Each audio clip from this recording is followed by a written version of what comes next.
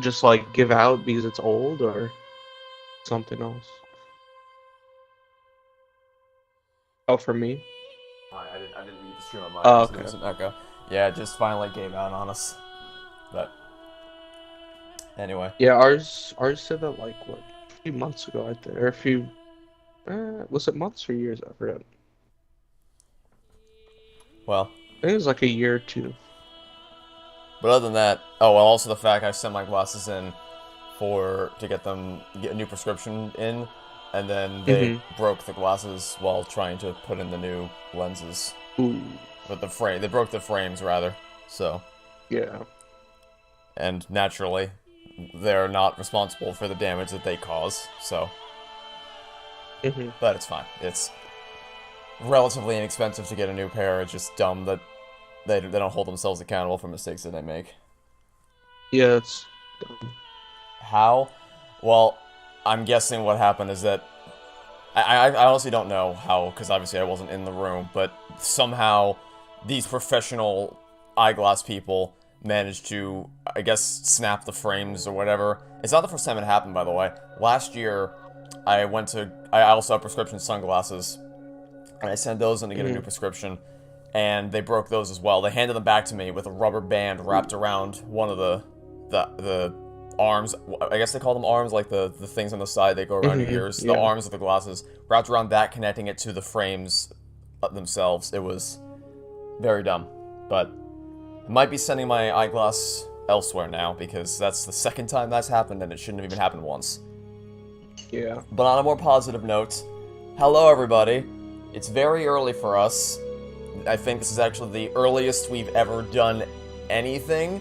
Well, there was one time we tried to do something earlier and it didn't work, but that's water under the bridge. As far as streams are concerned, this is definitely the earliest stream I've ever done, and it is in celebration of Halo 4 that was released to the world 10 years ago today, November 6th, 2012. It was 343's first attempt at making a Halo game, met with some relatively mixed reception from critics and fans alike, but it was back then, and still is today, a very important game to me in my life, and the campaign and multiplayer have both worked to just create so many memories, playing it alongside Neil for hours on end when we were back in middle school, so I wanted to celebrate that today by playing through the game on Legendary, of course, and we won't be doing it on the original Halo 4 disc because we're spoiled now and we have 60 FPS to work with, so we don't need to go back to those days. It is... I've tried going back... Is it 60 or 120? Well, for me it's 60 remastered? because I have to... It's running through the capture card, so I can't go any higher. Oh, but, yeah. But for standard gameplay, yeah, it'll be 120. Also, let me know once we get the game started, everyone in chat, if the audio levels are good, if I need to make him louder or quieter at all. Yeah, I'm just waiting for an invite. And I shall provide you that right now. Invite to game. And in the first cutscene, since I've seen it so many times, I'll probably go, like, grab breakfast or something. Yeah, I did that. I woke up at 6:30 this morning just to make sure I had enough time to get everything prepared. I am...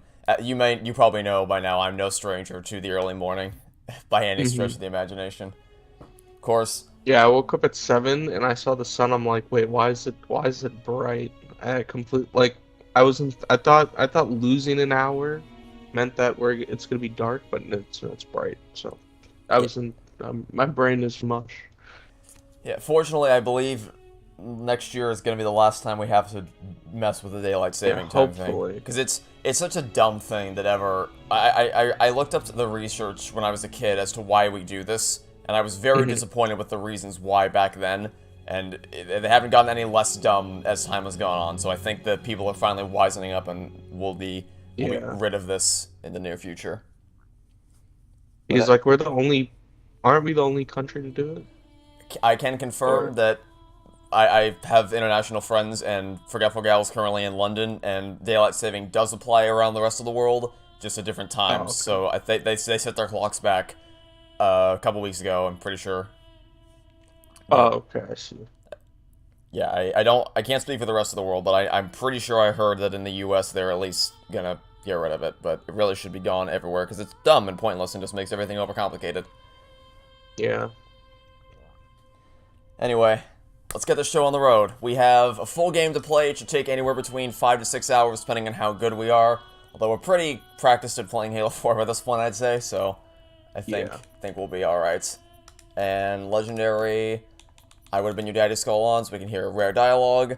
Let's begin Halo 4. 3, 2, 1, go.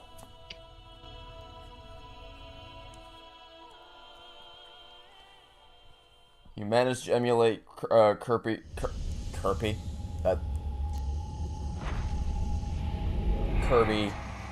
Treble Deluxe. Good to hear. Hopefully you enjoy that experience. I still need to finish Kirby in the Forgotten Land. Tell me about the children.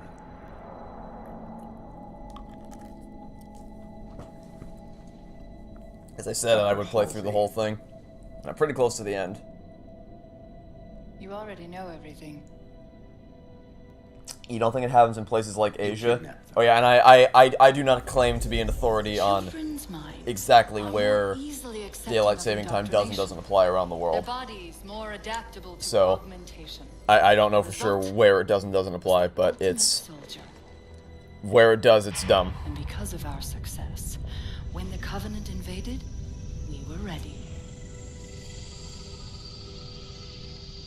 Dr. Halsey, you're bending history for your own favor, and you know it. You developed the Spartans to crush human rebellion, not to fight the Covenant. How are they not responsible for that? Human world after I evil fell. I don't know. I guess Stood between I think the humanity reasoning and might be that extinction. because the frames are Nobody was older, concerned they can't about be why they were they originally can't built. guarantee that they're safe So to you feel fix, in the end your but choices were justified. they're not that old. They're like 2 years old, I think. My work Yeah, it's just saved frustrating. the human race. At least it wasn't as expensive as Do you think the my Spartans prescriptions, lacked getting my basic prescription humanity sunglasses help? fixed. That was, or replaced rather. That What was are you after? a bit more expensive. The others before you were naval intelligence, but you're something else. Records show Spartans routinely exhibited mildly Graphics, sociopathic tendencies. yeah, they difficulty with socialization. 343 Records gave show Halo a bit of a Efficient behavior bit of a operating facelift in hazardous when situations. it's. I was gonna say when it got to new I hardware, but then supplied I the tools to realized maintain that's not exactly that true because efficiency. this, believe it or not, Do you believe the Master you might be able to Chief believe it now, but once we get into was at gameplay, his specifically core once we broken? land on Requiem, What does John have to do with this? you'd be hard pressed to believe that this used to be an Xbox 360 game because want to it looks replace him? gorgeous, and I don't know how the Xbox Master 360 Chief is didn't dead. explode These when I was running it. To be honest with you, files I don't know. in action. Catherine. Halo never 4 die. really pushed the boundaries of what the 360 was actually capable of. Is seeing Spartans as military hardware. My Spartans are humanity's next step. Our destiny as a species. Do not underestimate them. But most of all, do not underestimate him. It really is like night and day from going to Halo 3 to Halo 4, specifically in terms of the facial expression, or I say facial expressions, facial features, and just the fidelity of the human models. Did Halo 4 even run well on 360? Well, it's depends on how you define run well. There were no significant frame rate dips most of the time. It was capped at, it didn't ever go any higher than 30 frames per second, which at the time we considered acceptable because we didn't know the glory of experiencing a game at 60 FPS. Like, seriously, looking at this now, I don't know how we ever played it at 30 FPS. I really don't. I could never go back to those days. Especially when I play with my capture card unplugged and I can experience the games at 120 FPS because that's quadruple the original frame rate that this game ran at. It's absolutely insane. I think split screen ran poorly. In fact, I played Halo 4 split screen with my cousins. I went to go fly up to visit them like 5 years ago, and it was May of 2017. And while I was up there, we were just looking for something to play, and it turns out they had Halo 4, so I was like, hey, why don't we do that?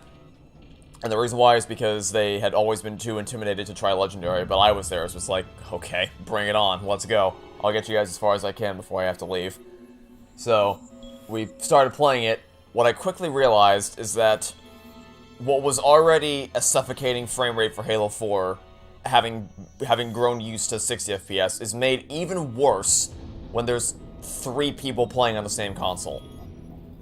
So that ran very poorly. Now, I guess what I should say is at least Halo 4 had split-screen co-op for the campaign.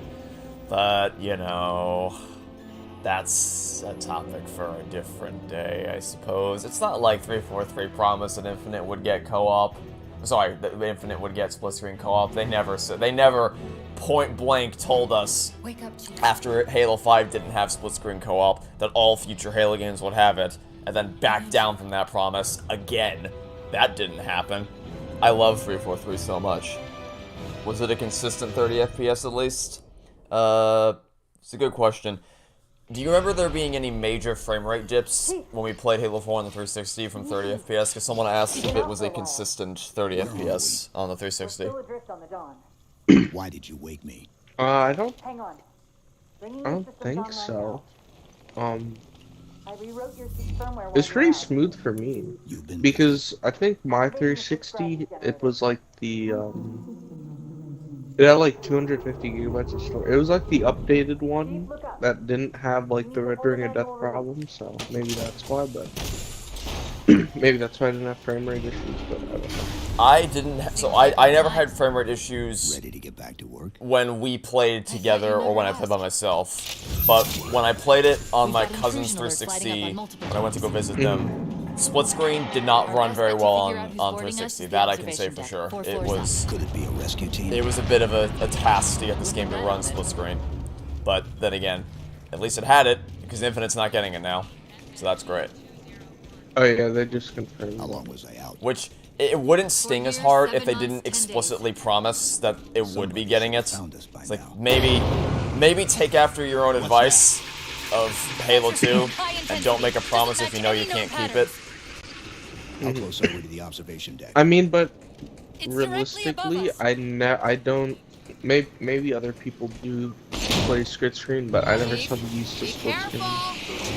At least for modern gaming, because I'm Well, like, you're right in that for nowadays, a lot of people, it's just ubiquitous that everyone plays games online with their friends. It's so easy to do it nowadays. But, and for us, it's not going to change anything, right? In the long run, Yeah. we're still going to be able to play it online.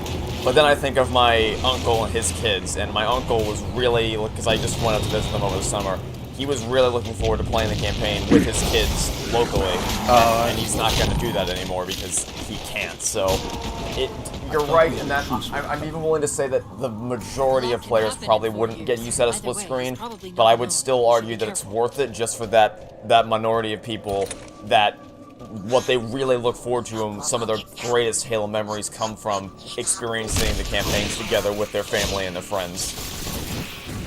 It's unfortunate. And like I said, I think the biggest thing is that 343 said, yes, we're doing it, and then they went back on their word. That's the last I think if they said up front that it won't have it, it probably would have stung less. Yeah, they should have said that first. They should have said that at first. Did they add split-screen co-op after release of Halo 5, or did it just never happen? It just never happened. Good news is these Covenant aren't outfitted like standard military. Halo 5 It's possible we continues just to came be across the a black rogue sheep salvage of the Halo franchise in many different ways. ship. Or we might have stumbled into an entire Covenant. One of those, of course, being the lack of split-screen. Alright, you want to take the left, Paul? I'll take the right one? Maybe they haven't recognized us. That's one possibility. Wake up, Landing Chief, we craft need you. flanking us. Yep, that's... I'm very glad they called back to that in the end of Halo 3. She woke him when she needed him. And... oh lord. Goodbye. Everybody on my side is clear. Except for this one grunt. I just have one elite that decides to like every time I fight an elite, no matter what game, it feels like they run away from me. They either hide in cover or they run away from We've got me, bigger problems. like when they're low. We've got a cruiser on an intercept course. Yeah, they've grown pretty Head adept for the doing elevator that. banks. I was actually pretty impressed when I played Infinite for the first time. The start of the second mission when they launched just one elite at you. Because Halo 5, the elites were kind of neutered in terms of their aggressiveness and their movement patterns. So to see him actively chase me down and try to flush me out of cover with a grenade, that set the bar immediately, like, okay, the elites are back. I'm ready for some combat. Oh, that's one thing about this game. Wait, I never noticed. There's a little, like, arrow on top of my gun. Is that telling you where to go, or is that just telling you where north is? I think it's just telling you where north is. Or actually, is it? Because it is pointing us in this direction. I'm not sure. I think it's just supposed to be a compass, but I'm going to keep an eye on that now. In case it is actually directing I never you. noticed that.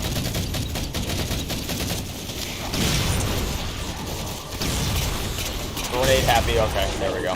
That cruiser's I got the shields grunts are down. behind you. Assuming they don't raise them, that missile's gonna be one heck of a surprise. Pepper him from this. Ow. Accidentally shot you. Okay, shield slow. He's down. Nope, you're good. Oh, that's Careful, okay, alright, let's let all of them have their explosion party. You're genuinely curious, why is it difficult to add co-op to Infinite? Could they not run the drainers consistently? Can they not split the screen for some reason with something different entirely? Well, here's the other thing that I probably should have mentioned earlier. Split screen works in Infinite. Oh, I died. Like, modders have actually... I didn't see that name. I don't know if you know about this, I don't know if I ever mentioned this to you. There is actually an exploit in Infinite that allows you to play split screen co-op. Like, it's in the game, and it works. They just don't. It's like, that's why... Are you still not in? Oh, there you are. It's still... I sent the, when the news came out that Infinite... Oh my god, hi, okay. He got super aggressive. When the news came out that Infinite wasn't going to be getting split screen co-op, I immediately texted my uncle and I said, so 343 did a dumb thing again. But don't worry, because there is still an exploit you and the kids can use to play it together. And it's not, because the immediate assumption is, oh, well, if it's an exploit, there's probably some game-breaking glitch, like it'll brick your hardware or something else that prevents it from being able to be publicly distributed. But no, people have done full run-throughs of the game on co-op, and they've gotten from Worship Gabrakan all the way to the Silent Auditorium with no issues at all, even on the original Xbox One. So at that point, my only question is, why is it not in the game? If it's been factually proven to work, then why not put it in? There's no explanation I can come up with for that isn't cynical. With those explanations being they want to sell more consoles. You'll have to prime the launch for ignition. But technically speaking, I don't know why they can't do it. Just get to the launch station. Okay. It's a little bit odd. There's more battle rifle ammo over on the right side if you want it, although I think you're too far away. Find the missile controls. This section really impressed me when I first played it. How all the sound is dampened significantly in outer space. Oh, that's a sniper. Did you get the sniper? Oh, never mind, that's a no. No. I can't see him. I can't see him. Okay, I think that's him. I think you got him. Yeah, that's it. He's down. Fortunately, Halo 4 snipers are a lot more forgiving in that it takes 2 shots to kill you instead of just 1. They're probably the easiest snipers to deal with in the series. Except for maybe Reaches, because Reaches... Although Reaches is an annoying laser cannon, the focus rifle. Yeah, I feel like balancing for games, if you balance it one way, you have to balance it both ways. So, like, if a sniper, like, let's say a beam rifle like Halo 2 one-shots you, then if I shoot an elite in the body, it should one-shot the or brute. Oh, absolutely. So that's why it's annoying. Like, I would be fine if it was like that, like, to, like, add toughness to the game, but if it's not consistent, like, between everything, it's annoying. There's the If that makes sense. Oh yeah, absolutely. That's actually one criticism I have of this game, is that the needler in the hands of the grunts does not behave the same way as it does in our hands. Like, the tracking on the needler is absurdly cranked up in the hands of the AI. That's a very quick and efficient way to annoy the hell out of me, is if a weapon that I have behaves differently than it does in the enemy's hands. Like the beam rifle in Halo 2. Like, I've shot a grunt in the back so many times with beam rifles and stuff, and they're just not dead. The fact that they can tank more shots than the Master Chief is like, alright, something went wrong here somewhere along the way. Yeah, and apparently in Halo 2, I haven't done... I think we, like, lowered a mission to Heroic, and that's why, like, my achievement progress on Legendary is 99%. It's either that...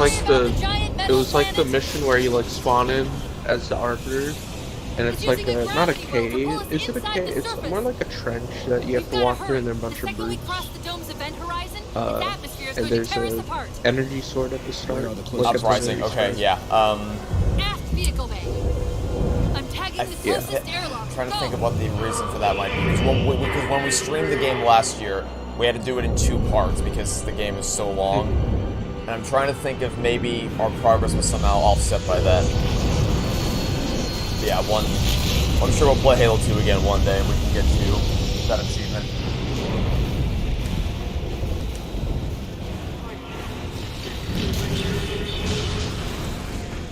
is it hard to aim in FPS games with a controller? I don't find it particularly difficult, but that's also because Halo does have aim assist, which makes it easier.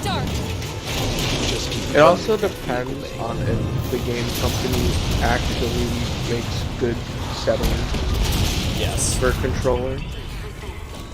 Like I always, oh my goodness, I just got blown to smithereens. I don't even, I've never died. In this escape sequence. Yeah, An explosion just happened in my face. Like, I didn't even know it was There's possible. also a golden elite floater. Oh, no. Did you die? Oh no, I activated Oh, the- you opened it. I was confused. I'm like, why was this guy floating? I guess it killed both. Yeah, it depends on how... But I know for We're Halo. caught in the gravity well. No, it's fine. I was just gonna say, basically, what you said. And Look out! I'll just keep it. I know for Halo 2, I think we were like fed up with the mission because it was like really annoying, and we just lowered it to heroic. But I know we played that campaign a few times, so I thought, you know, one of those times we would have done it in legendary, but I guess not. Hey, I think we just beat our high score from last time by a few points. Oh no. 44,494 versus 44,524. That's the other thing. There's an achievement for beating this game in under 3 hours in Legendary. I don't think we're gonna get that today, but Yeah, maybe, that might be a little bit. but maybe one day. You never know. Maybe. If Halo ever decides to fix its aiming settings.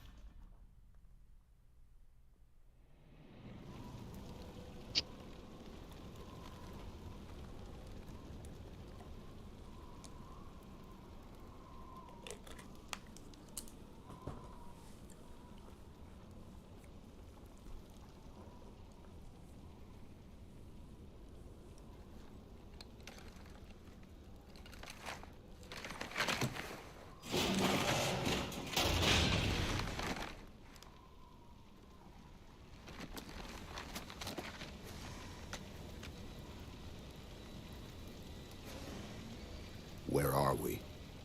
Checking coordinate impact data. We have asked you to give up your family, your childhood, your future. Cortana, I'm sorry. It's the crash. I'm fine. something was wrong even before we left the Dawn. Chief? Really? I'm fine. Cortana, I was put into service 8 years ago. 8 years. AIs deteriorate after 7, Chief. Halsey, Chief. we need to find Halsey. Chief, please. She made you. She can fix you. I won't recover from rampancy, Chief. If we can just get back to Earth and find Halsey, she can fix this. Don't make a girl a promise you can't keep. We need to move. Just imagine Cortana's talking to 343 about Doesn't look like the Covenant fared much better than we terrain. did. How many ships made it through the roof? Plenty. Did I ever get that achievement? I did, We still need a ride home. but it... Oh yeah, you 100% did. But it's not something I look to do again, and the only reason I was able to do it is because of speedrunning tricks.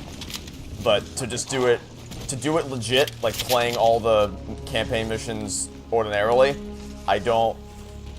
It might be possible, but we haven't done it yet. Also, do you want the sniper up here? I missed it. I will... I grabbed the battle rifle and... I will drop it down here for you. Weapon walking it in your direction. Alright, find you. Oh, hi there. Where'd my pistol go? Oh, It's rolling down the mountain. It's rolling down the mountain. It's right here. there you go. Oh, I just picked up. But you didn't grab all the ammo for it though, so we're good. Oh, okay. I was Oh, you can grab the ammo again because I forgot I was switching. Thank you. That was intense, yeah. It's a very powerful way to open the game. It's This section, the emotional pacing of this section is really great because it starts off in this really dire situation where you see just the I'm picking up crash a faint remains of the transmission dawn, on the high band. and then you get the reveal that Cortana's I don't going think so. rampant. The pattern's Oh, different. I'm sorry. Did I? Were you I'll like try to trying to get triangulate something? his No, I was just lagging behind. It's so good. Oh, okay. And then you go up to this section where they reveal the Requiem in all its majestic, beautiful glory, with that music swell as well.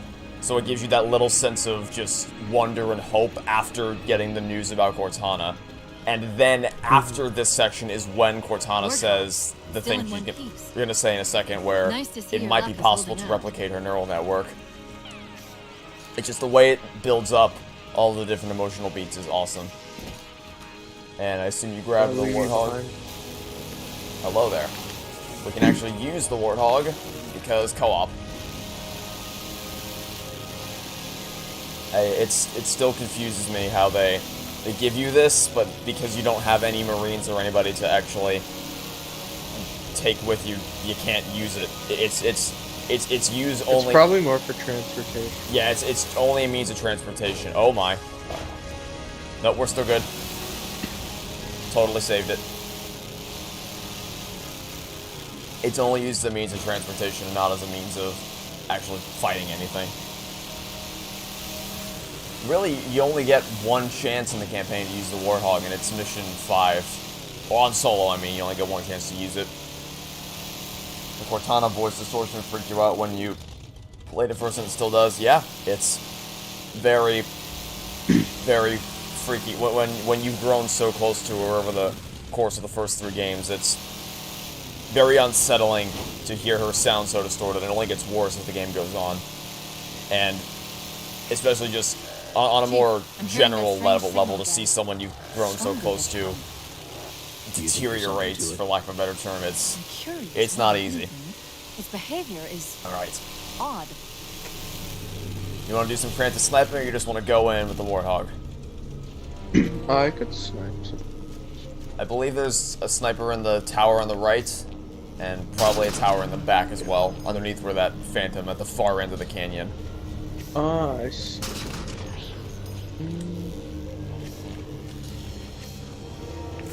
Other than that, yeah, we should be good to roll now. I'm not gonna like rush like a mad. Yeah, because they'll just EMP us to death. Hi there, Phantom. Because the EMP is really annoying in this game. Yes, it's really Or annoying. it's annoying in all games, but especially Especially in this one, because the grunt. It seems like the grunts are programmed to always overcharge the EMP constantly. No, I've always went right. I've never tried left. Oh my. And there we go. Right on cue. It wasn't even a grunt that got us. That time it was the jackal. Yeah, it's a jackal. And jackals are really annoying in this game too, since it's hard to hit their hand. In all of their Halos, it's like easy to hit their hand, but in this Halo for some reason, oh my goodness. That was it's hard to close. hit their hand. No! I'm That's gonna fine. keep moving, never mind. We got him. I think that's all the enemies in the area. Alright, you want to ditch your sniper for a beam rifle? Yeah, let me finish up using the ammo for this. Oh. And I'm stuck. There we go. Yeah, that's a known bug in this game. I think it's only on the MCC that it happens. But if you don't walk up the lift at a very precise angle like that, like if you try to enter it from, basically not exactly on where the ramps lead up to the lift, the game will just go insane. Apparently my character's going insane because it doesn't want to move. Oh, because I was stuck in the lift again. Yeah. I was trying to move. MCC, the MCC team at 343 has done great work to polish it up over the years, but they still have not fixed. There's 2 major things in Halo 4 they haven't fixed. They haven't fixed the lift bug, and they haven't fixed the thing in Halo 5. Sorry, in Mission 5 of Halo 4, where if the Lich doesn't explode, the second half of the mission just doesn't spawn in. Oh, I see. Okay, we're good. Of everything in I MCC, killed 2 other Steel rod carrying them, so hopefully... Oh, never mind. It's still alive. I think that should be all of them. I hear an EMP somewhere, though. Oh. Uh-oh. It's hiding behind the stupid... There we go. To our left, I think? I'm trying to get To our the elite left, to our for you. left, to our left, to our left. Yeah, but there's a concussion rifle in the back. Oh, okay, okay. And he ran away from me. My bad, my bad. It's alright. The jackal. I can't get an angle on the elite from back there. Where'd he go? Oh, there he is. Oh, no. Alright. I'm gonna go up and grab a beam rifle for myself from this tower. We're gonna fix this side or the other side that I used to get up here. Did they patch it? What? No way they patched it. In a 4-year-old game. Or not 4, 10-year-old. However. Yeah, 10 years old. Oh, Dude, oh. they added like a rock. They added this rock that like sticks out. Do you see that? Yeah. That's so, like, why would they do that? It's so weird. But we still got it up here. That's Yeah, what I we're gotta doing. use my two Blast it skills. Oh my immediately. goodness. If we're going to hijack a ship from these Covenant, we're going to have to find where Oh, they're landing. looks like a grunt survived back there. Oh well. Suppose you have a plan. That's like one thing I hated about like all could always Halos. ask- Or Oh. not Oh my- hated, but like Asking's not my strong suit. severely disliked. This is probably gonna be a reset. Or not, somehow. Miraculously, the Jeep, or the Warthog barely survived. You know, what were you gonna say? That's one thing I kind of hated about, or not hated, but like disliked, is like some of the creativity you can't do because the vehicles are just like blocked off. Like you just can't use them. That's- in some sections. That's what I really like about Halo 1 and Halo Infinite, specifically, is that because they're so open and there's like no invisible barriers anywhere, you can pretty much take them wherever you want. Oh, were you dead? Yeah. I was not paying attention. No, I died pretty much right before you. Oh. I died was by the not- elite, and then you died right afterwards. But yeah, that's the only exception to that rule in Infinite is aerial vehicles, because if you spawn in a Wasp, there's 2 Banshees immediately spawn right afterwards. I think if I have to pick one thing about Infinite that I absolutely cannot stand, it's the fact that the second you call in a Wasp, 2 Banshees just apparate out of thin air and try to blast you into smithereens. And what makes it even more... And like I said, I would be fine. I would be completely fine with that. But the thing is, vehicle balancing on Legendary is terrible. Yeah, it's... Like your vehicles have literally, like you take like 3 shots and the thing's like about to blow up.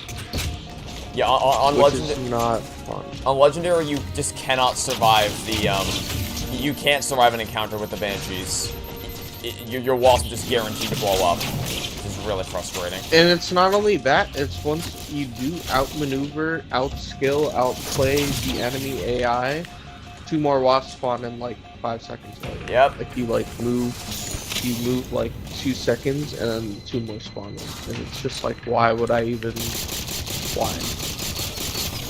And the other thing is that you have to use the Wasp to get to some areas of the map, which makes it even more frustrating. Okay, where did this invisible guy go? I saw him and then he just disappeared. Keep my eyes peeled. Okay, he's in the direct middle of the back of the area, I think. Yeah, I see his little... Okay, his Cinder Charge is down, and he's down. Alright, cool. It's a needler or... That elite dropped his camo module. Alright. Let's have a look. You can take the active camouflage if you want. Okay. You could pick it. Alright. I'm just picking up this beam rifle. I'll go sword active camo then. Oh, there's another beam rifle. I'll Actually, run you a soft probably patch dropped to it that. from the suit. Yeah, Never know what it's might running come low on in ammo, handy. so I just left it behind.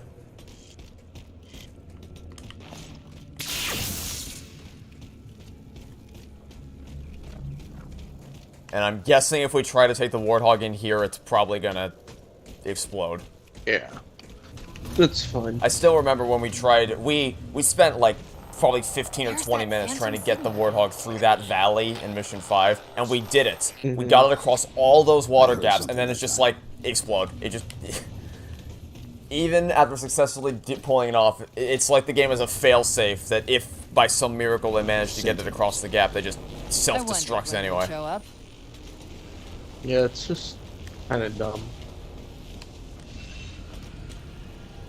Yeah. Because I Because guess... it kind of kills creativity. There, Chief. Yeah, A that's... console in You the back. try to do something cool that no one's done before. You know, you try to use the physics to your advantage, and then no, it says no. And like I said, that's what I love about Combat Evolved and Infinite, that both of them just, they go out of their way to not In restrict service of those Forerunner things in Shield, as many ways as they can. designate Requiem.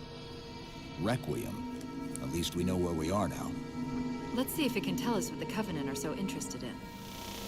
I was especially fixed the balancing for What happened? legendary vehicles. I don't know. Like, Yeah, It if locked vehicles didn't blow up that quick, it would be more up. fun. I'm detecting power fluctuations. absolutely. in That's my several my locations. biggest change I would I'll put make them up is for to you. the vehicles. Also, do you want to take the left one and I'll take Hopefully the we right can one? find some way to get this Yeah. cartographer back online.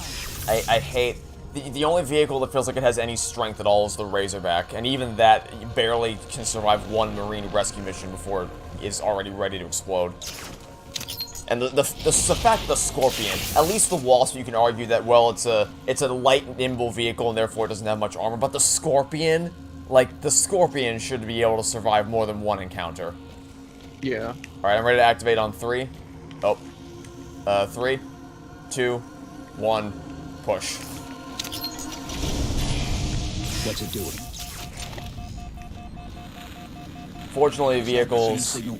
are much more durable in this game.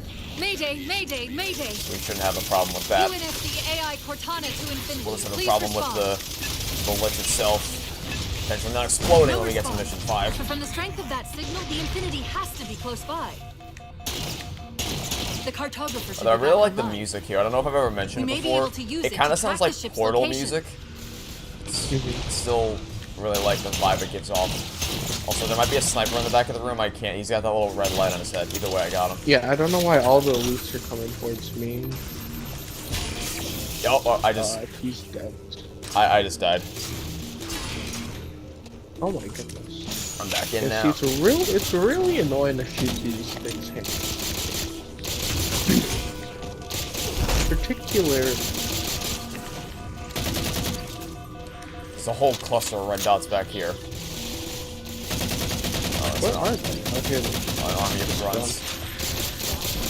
Just a few measly grunts. I think there's one elite still alive at the very back of the room that I have not yet killed. Yeah, I see him.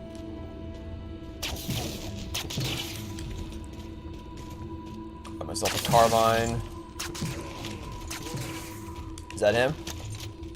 There's one more. It's a gold. Okay. Oh, Jackal Can't Can't give the Needler. Covenant access to the cartographer. Clear them I'll out. try to draw the attention of the other elite onto me.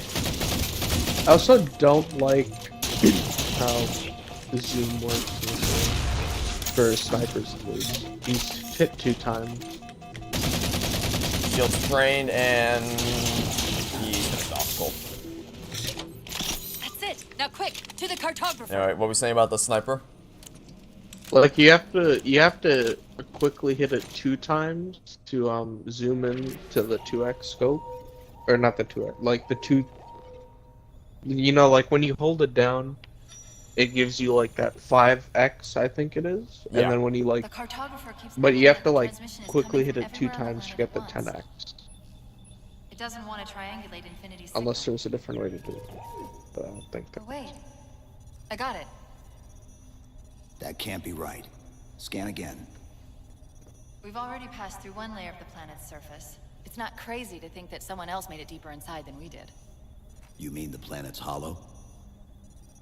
Let me see if I can figure out a way to reach these coordinates that doesn't involve us digging a really big hole. There's a terminus on the far side of the complex. We can portal to the planet's core from there. What? I don't know. If we have a shot at getting you back to infinity, We're taking it. Okay.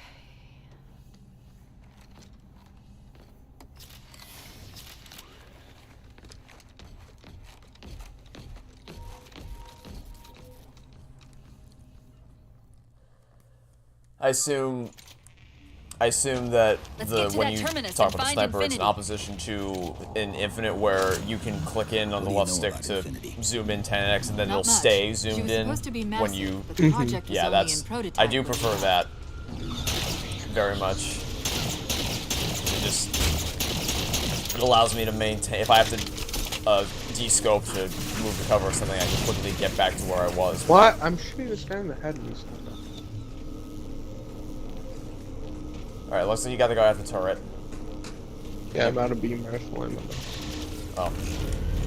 Unfortunate.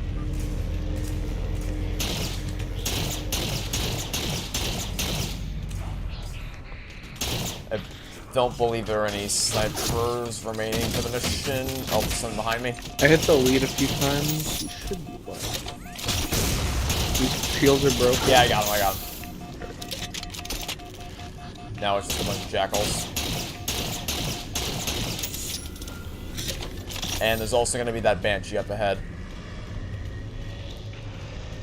I'll try to take this guys if I can get inside that banshee and deal with them as efficiently as possible.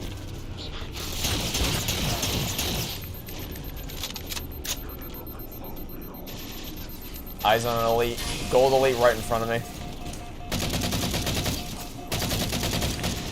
Shield's draining down a little bit. I think it's about ready to pop. Did it stick me? No, it stick me. Shields are popped. Yep. He's clear. Kill the sniper. Cool. Alright. We just have to get through this valley, and then I'm gonna go jump in that banshee to deal with Mr. Phantom. Oh my lord, I didn't realize I jumped into an army of grunts. You good? Yeah, I'm good. Just had to get to cover real quick. Alright, banshee time. Where did he go?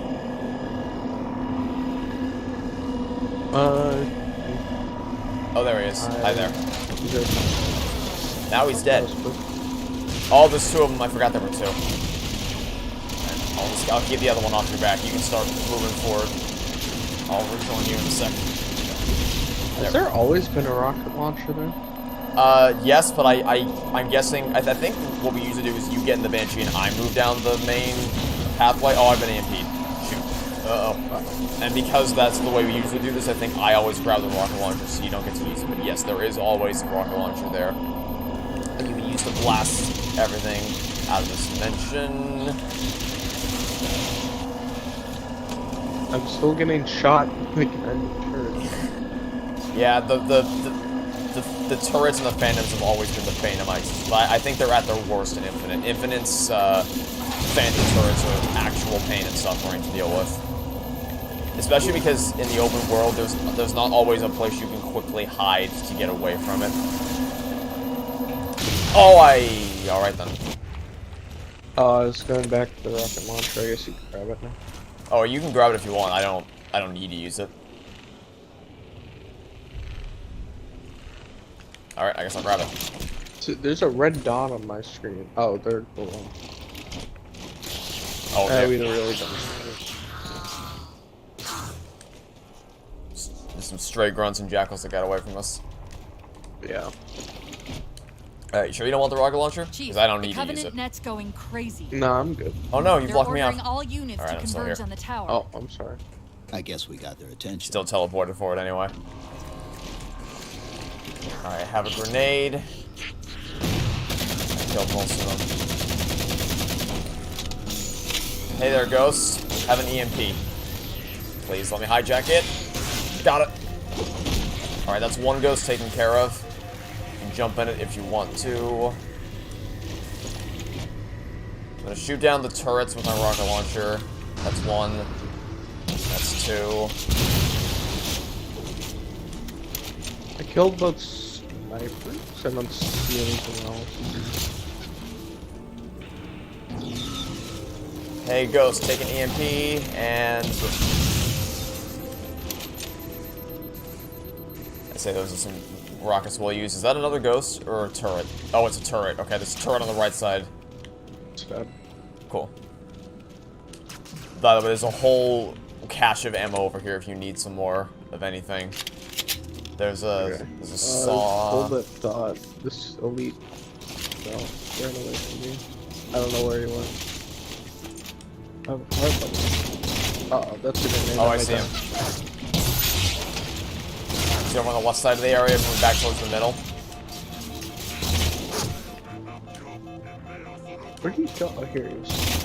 There he's looking. Nice. He's dead. So where's that ammo thingy? It's over back behind the rock where I'm shooting right now. Oh, okay. I don't think there's a sniper there, but there is a saw, plenty of battle rifles, assault rifles, plenty of that stuff to go around.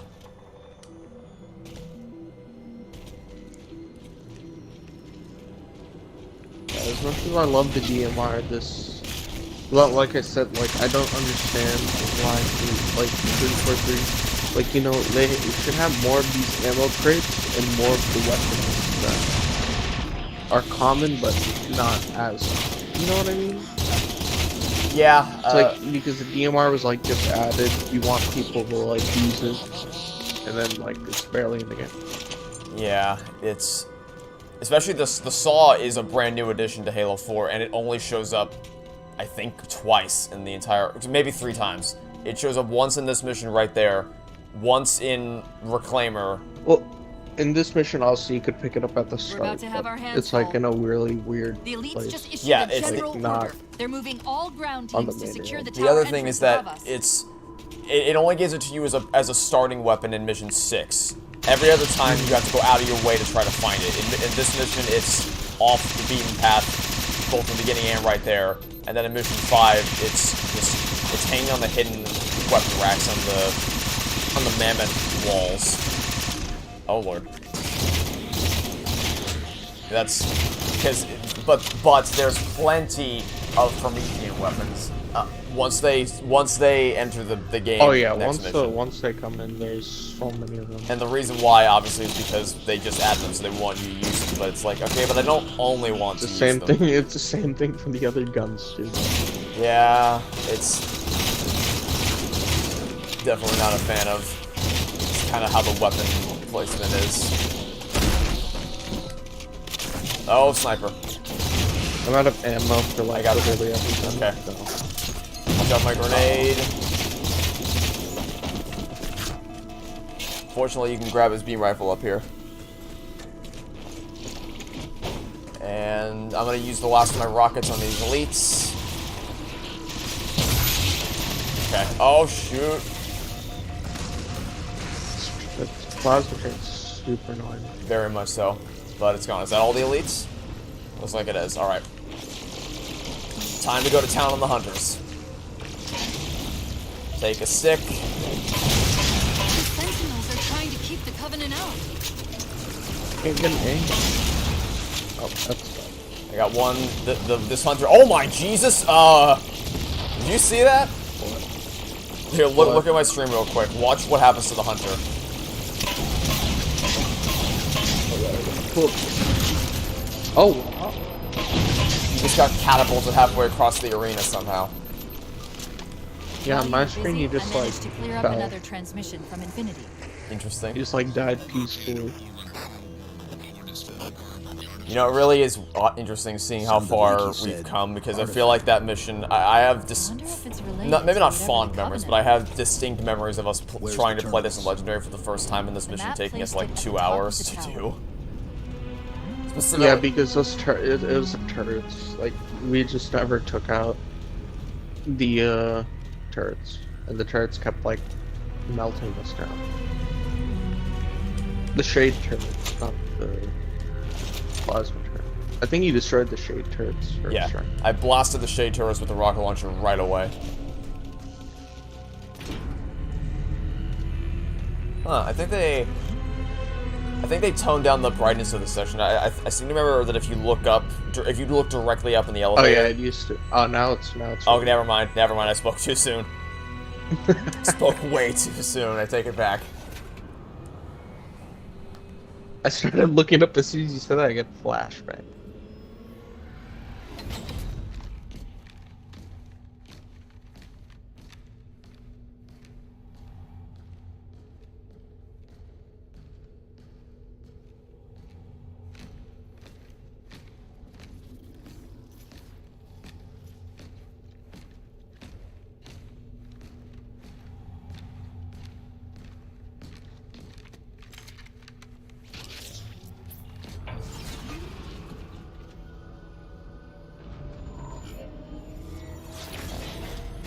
According to the cathedral, this terminus is just one node of a larger transit grid that spans the entire planet. What? When I tried to access the outlet closest to Infinity's transmissions, the system responded with this. What is it? That's the kicker. It's the Forerunner symbol for Reclaimer. Humanity. That's got to be Infinity. Can you get us to those coordinates? Let me try to open a portal.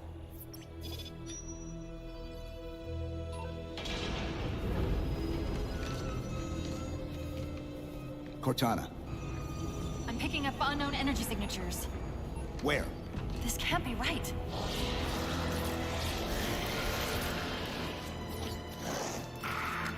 Set a waypoint out of the tower. Cortana?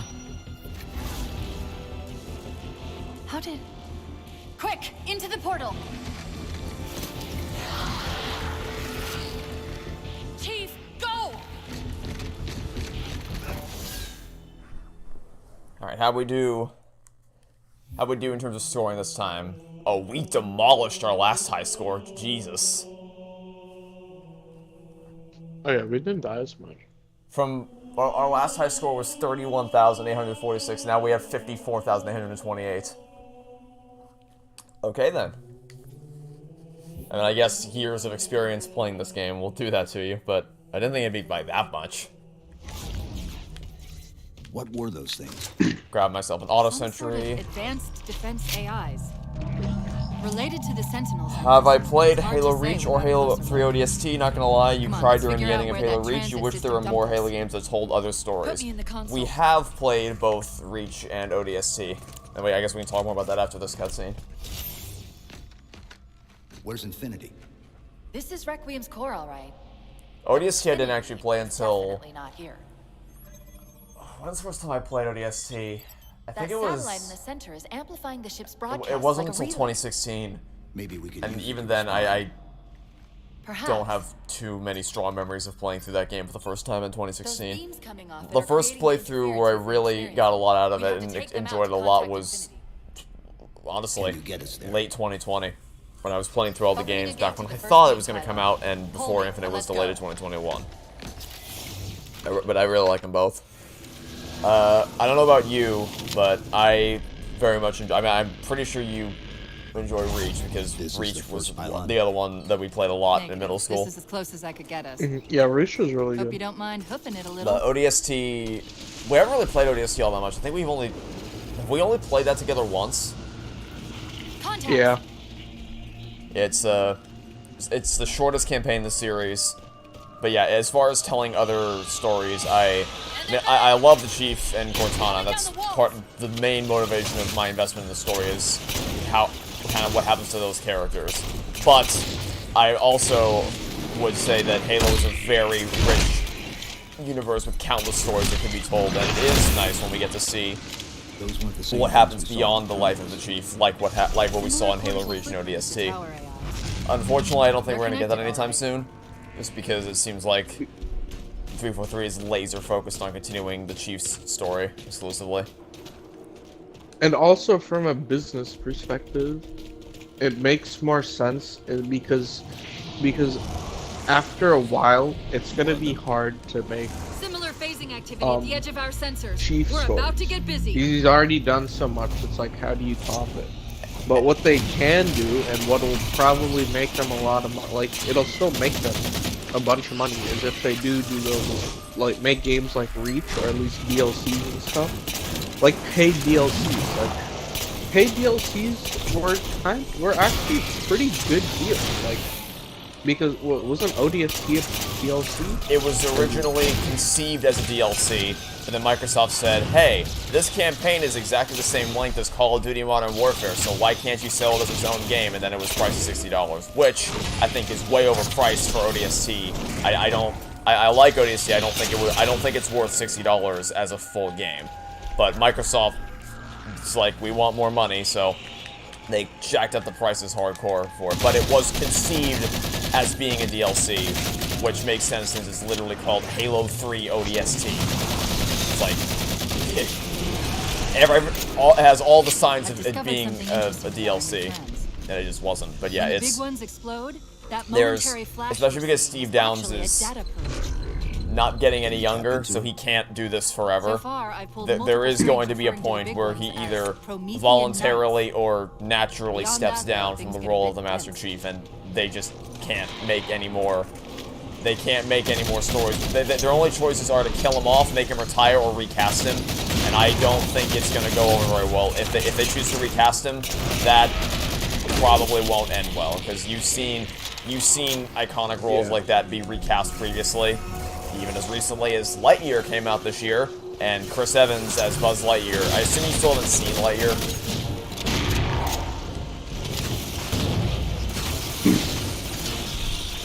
I assume you still haven't seen Lightyear. Oh yeah, I'm sorry, but I didn't notice your asking the question. I like zoned out. It's alright. Yeah, you said Chris Evans as Lightyear, and I was thinking like in my mind, like what was going through my mind was I feel like Chris Evans like not in like a Captain America role just feels odd. And then you asked me a question, I was just zoned out. It's all good. So, but you haven't seen Lightyear then, I assume? Yeah, I haven't seen it yet. You're not missing much. I have a lot of problems with that movie, especially from a scientific, We must like, be getting close to the pylon. understanding of time travel perspective, because yes, there is time travel in that movie, and it's a mess. What? Yeah. Oh god. Do you want me to tell you what the big reveal is of that movie? 'Cause I feel like you don't. Yeah, I don't mind. Okay. Anybody in chat, if you don't know what the big plot twist of Lightyear is, run away now. Not that any of you give a shit, and if you do, well, oh well. So, Zurg is revealed at the end of the movie to actually have been Buzz the entire time, but from the future. See, Zurg is a future version of Buzz, who traveled back in time so he could... Oh wow, He traveled back in time so that he could get the fuel source that Buzz put into his ship, so that he can take that even further back in time to put into the big ship that caused him to arrive on the planets. Not understanding the fact that if he goes back in time and changes what happened, he's going to erase himself, but... oh well. Because, like, in Toy Story 2, they say that Zurg is Buzz's father, and that's obviously a tongue-in-cheek joke to Empire Strikes Back. Getting close to the pylon. But it is still what it's presented as being the case, so they obviously changed that for the movie, and what they changed it to is something that breaks the fabric of space-time entirely, so... I don't know what happened with that movie. That was a disaster. And more on the point of what I was saying, Chris Evans, I don't think Chris Evans does a good job as Buzz Lightyear at all. I don't know what they were thinking with that casting choice. It just... hearing any voice that isn't Tim Allen come out of Buzz Lightyear doesn't sound right at all.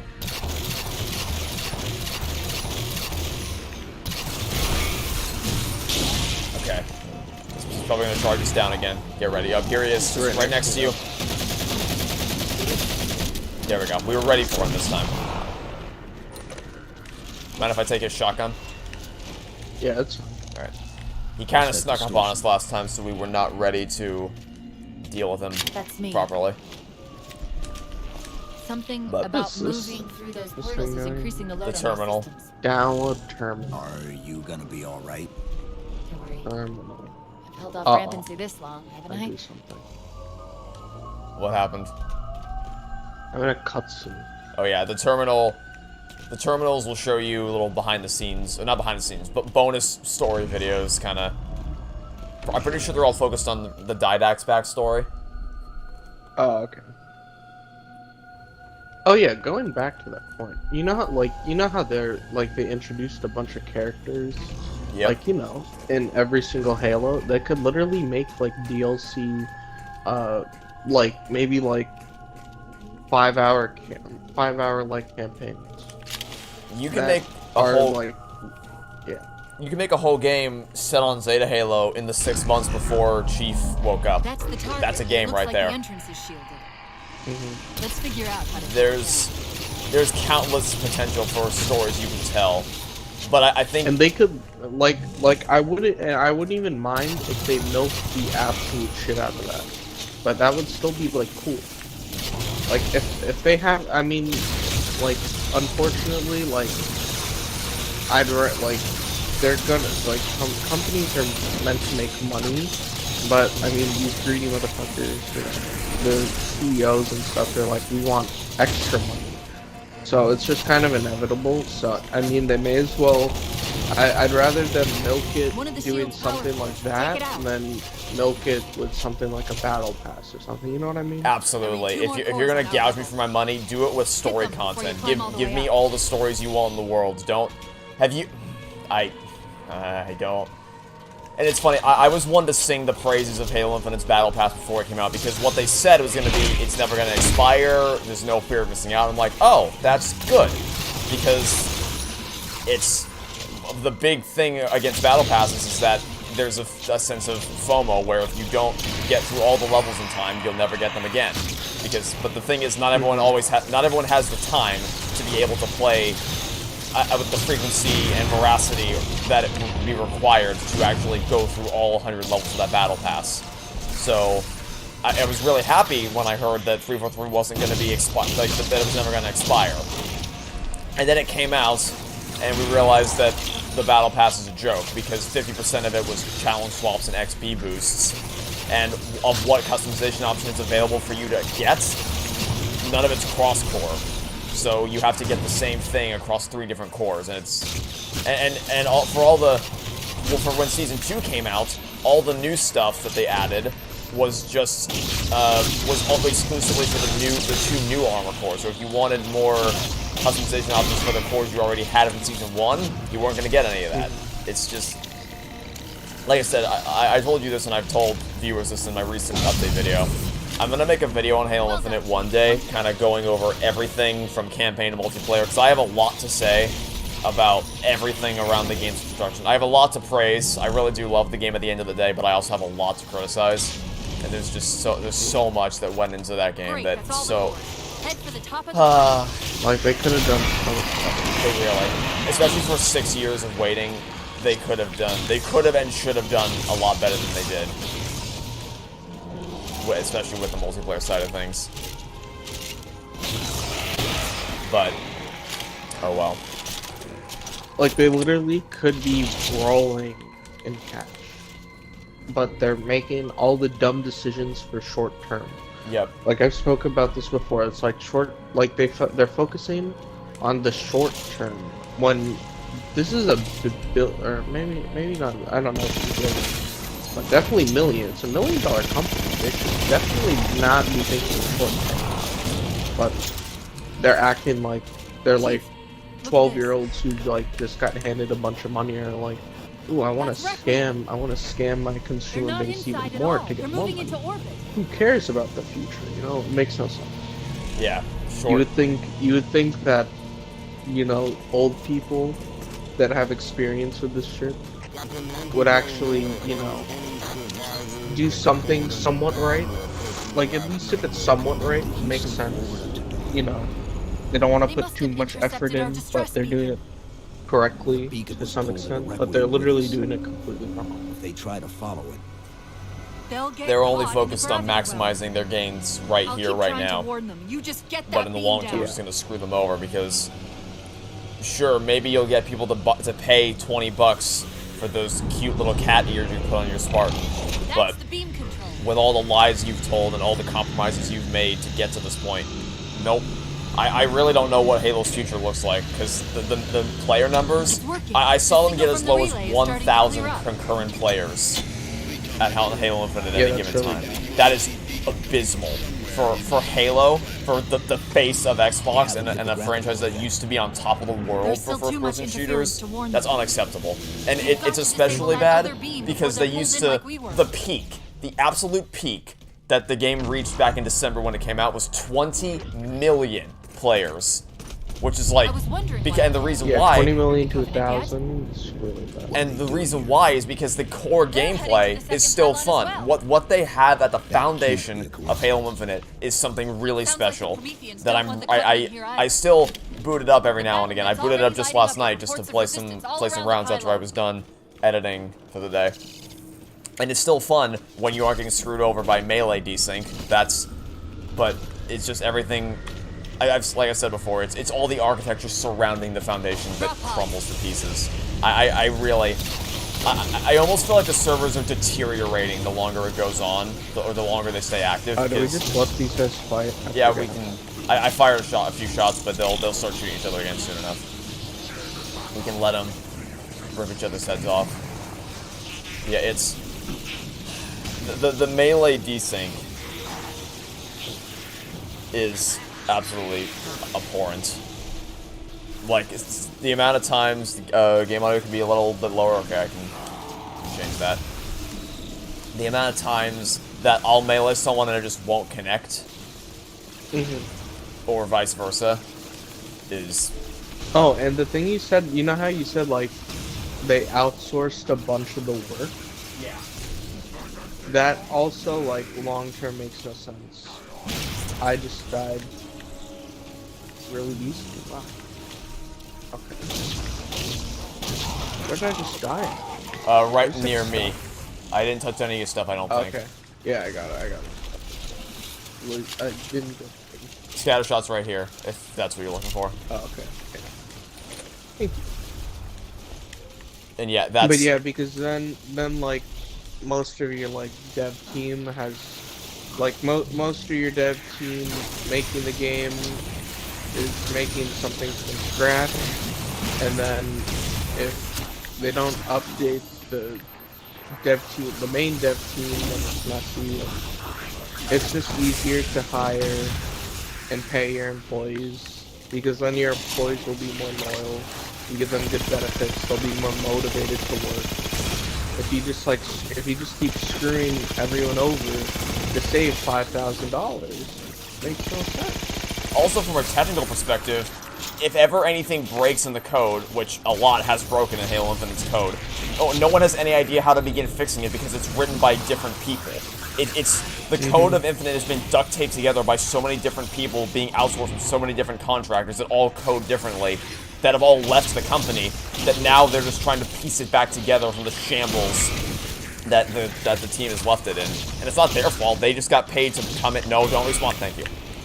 They just got paid to come in and write code or design something for the game, and then they went on their merry way. That's why the credits of Halo Infinite are 30 minutes long, because it's all different companies that were brought together to make a single game. Whereas Halo 4 and Halo 5, I think they're like 7 or 8 minute long credits, maybe 10 minutes maximum. It makes more sense to have, you know, you don't, and it might lead to overworking, which is like also not as good, but I'd rather be overworked than restart from scratch, if that makes any sense. Because if I'm being overworked, I'm in the sense of like, it's hard to explain. It's like, if they didn't outsource everything, then the base employees would be getting, you know, a decent salary and good benefits, and they should give them good benefits and a decent salary. And if they're going to overwork them, you know, give them overtime and stuff like that. I like really good rates, but I don't understand why companies don't do that. Like, they should be doing that, but they don't. Because they risk what's it called? Getting into like lawsuits with like employees for like, what is it called? Like, I forget like what it's specifically called. But, crunch. You know, it's like Blizzard and Activision and stuff. They got on like hot water for like mistreating their employees. Yeah, that. Whatever that technical law. Workplace misconduct. Yeah. Because technically, the employees, they get more money if they sue the company. So now there's like an incentive to like, I don't know. It's just really complicated, weird. It shouldn't be like that. I don't understand why America's like that. Breaking up again. We're almost to the beam. Yeah. Yeah, I would just, as far as workplace conduct is concerned, I know on overworking employees, I would always advocate that if you're in a position between where you have to overwork people or you have to delay it, I would always choose to delay it. But if you're gonna go to that extent, then at least compensate people for it. But it's also in the sense like, if the employees are actually, they care about their craft, I feel like if they were, they would be like more motivated. You know, if they're overworking, they would at least be like somewhat motivated because they're also, you know, they're also building the game. They're also building the game like they like. So maybe not motivated, but I don't know what the word is. I don't know what words are. But well, I guess what I can say to that front is that something Marty O'Donnell said is that crunch in a project is unavoidable. Not from a business perspective, but from the perspective of the employees themselves. Because when you have a team of people that's really passionate about what they're making, they're 9 times out of 10 they're going to want to stay late and work a little bit longer just because they want to finish what they're working on, because they believe in it so strongly that they want to get it done out for the world at the best quality it can be. And I feel that same way for the videos that I make. Like I said to you, I got a maximum of 16 hours of sleep over the course of 4 days, which is not a good amount of sleep to get. But I did it because I wanted to get it done in the amount of time I said I would, and I wanted to push myself to make it as good as it could be. So, it's... Ow! oh, The door killed me. Oh. Well, moving along then. So that part of it, in terms of employees voluntarily choosing, I want to stay, I want to work on this more because I want to make it good. That probably is something that just comes with the territory. Where people have issues is the fact that higher-ups and employees don't care about the well-being of the employees. All they care about is making sure it gets done on time, and that come hell or high water, no matter how it affects the well-being of the employees themselves, which is not a good business practice to uphold. It's unethical for starters. But even if you just if you want to look at it exclusively from the perspective of, well, we have money to make, we have a product to get created, it's gonna harm the quality of the product in the end, because employees aren't gonna be doing their best work when they're working under terrible conditions. It's a mess. Like someone said in chat, there's a difference between overworking or out of passion and getting told that you have to overwork because otherwise the product won't be completed in time. That's the distinction to be drawn. Also, that looks like the Banshee. Ghost is a little bit low. Yeah, I think I can blow it up right. Oh wait, that's your Banshee, I think. Never mind, I was shooting the Banshee. You could blow it up. I was trying to kill that ghost. The reason you said it was low and your Banshee looked like it was ready to explode, and because the Ghost and the Banshee look so similar color palette wise, I couldn't tell from a distance whether it was the Ghost or the Banshee.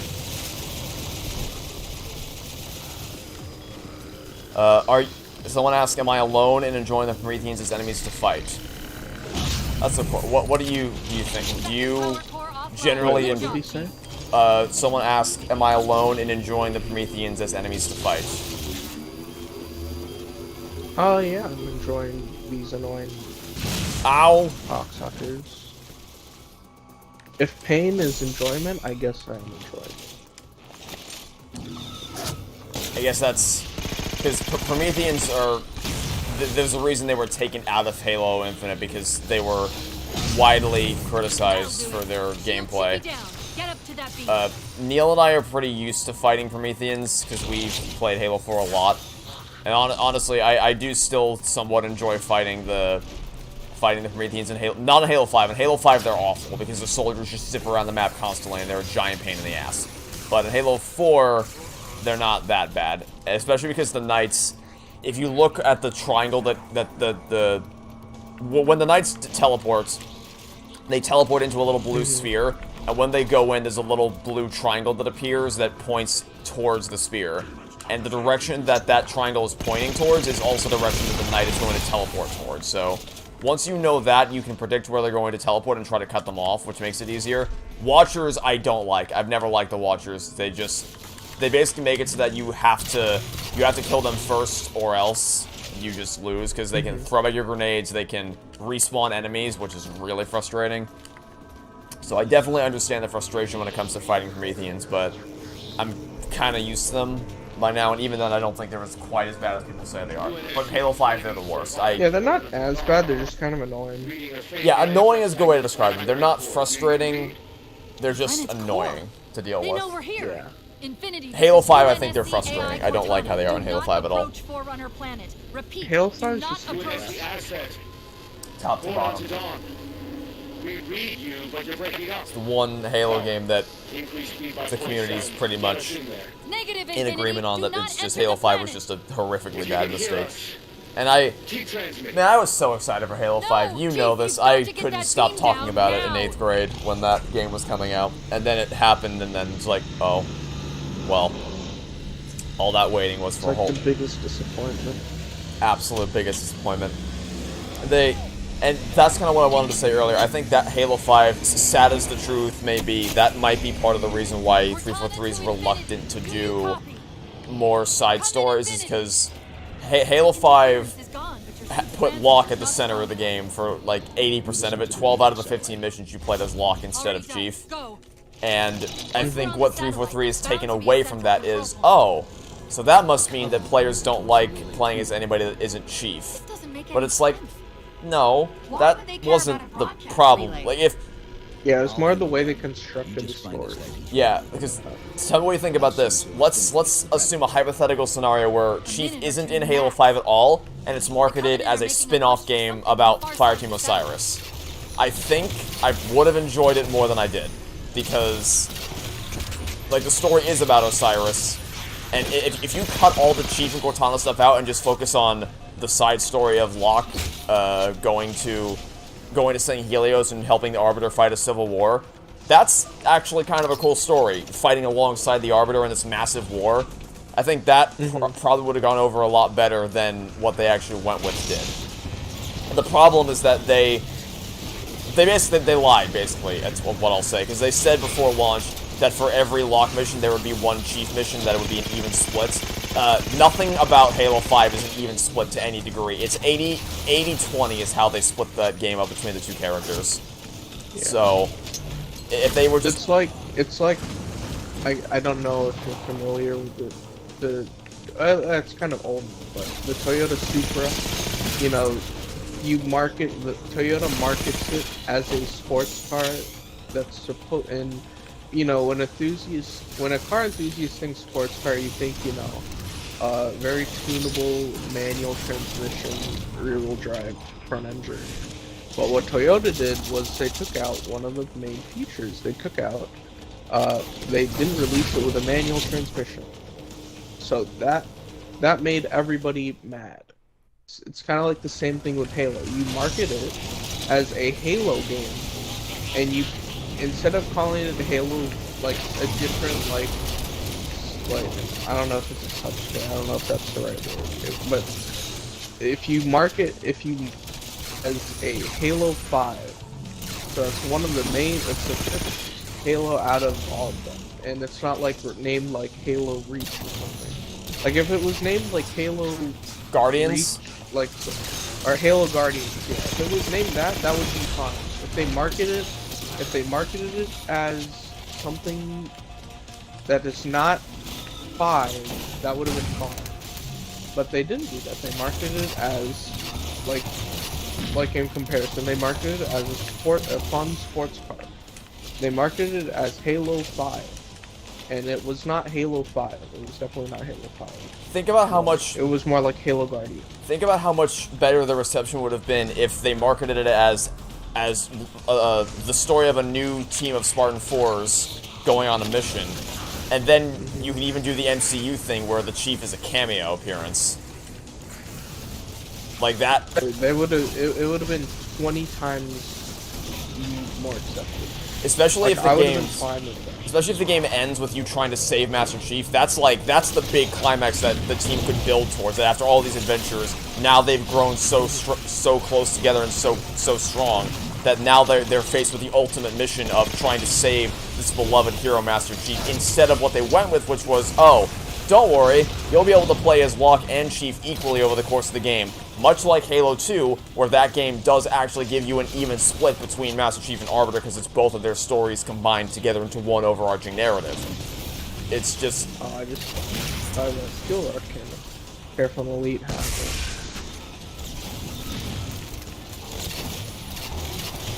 That's a lot of I was grenades. dead. I got him, but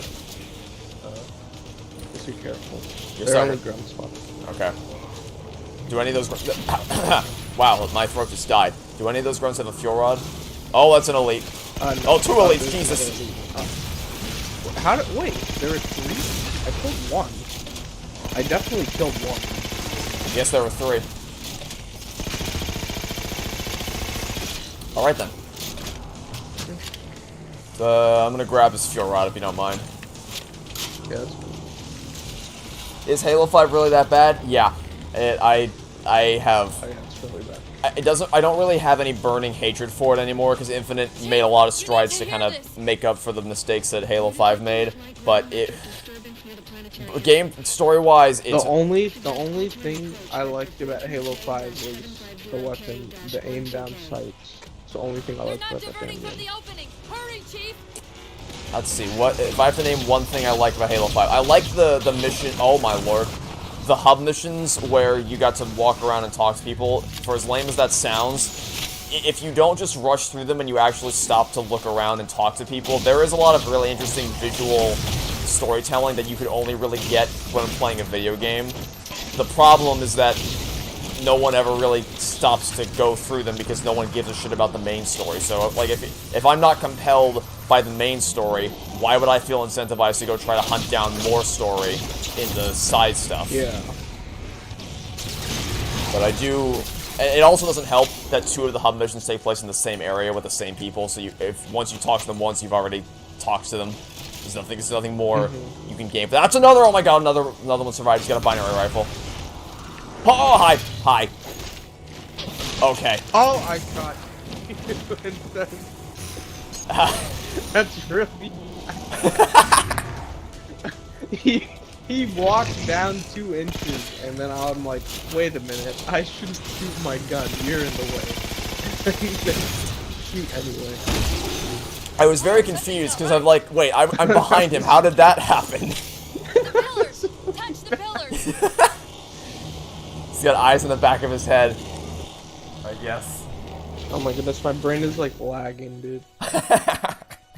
Infinity, this is Sierra 117 of the UNSC forward unto dawn. Do you copy? Infinity, this is Sierra 117.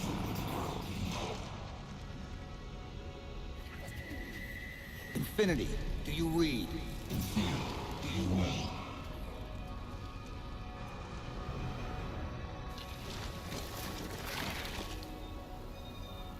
Chief? Chief, let go of the contacts. Find us an exit. Don't wait around on my account.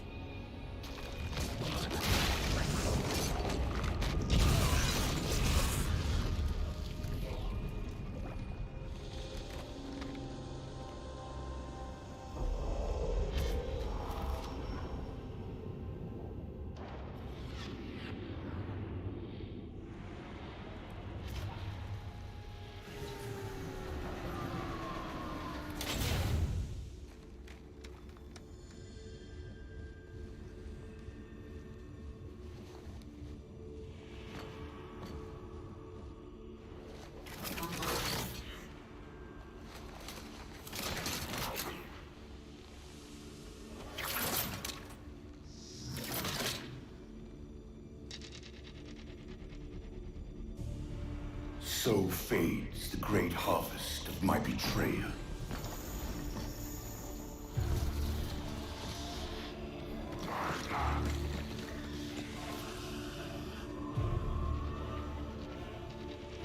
Even these beasts recognize what you were oblivious to, human. Your nobility has blinded you, as ever.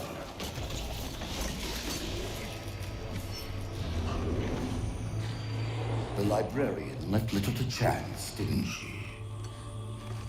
Turning my own guardians, my own world, against me. But what hubris to believe she could protect her pets from me forever. If you haven't mastered even these primitives, then man has not attained the mantle. Your ascendance may yet be prevented.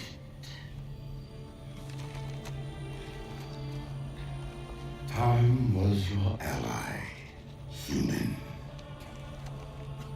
But now it has abandoned you. The foreigners have returned. This tomb is now yours.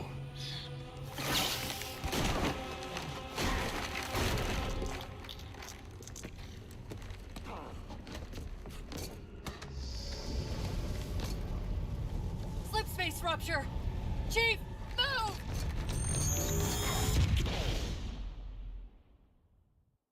Chief, please.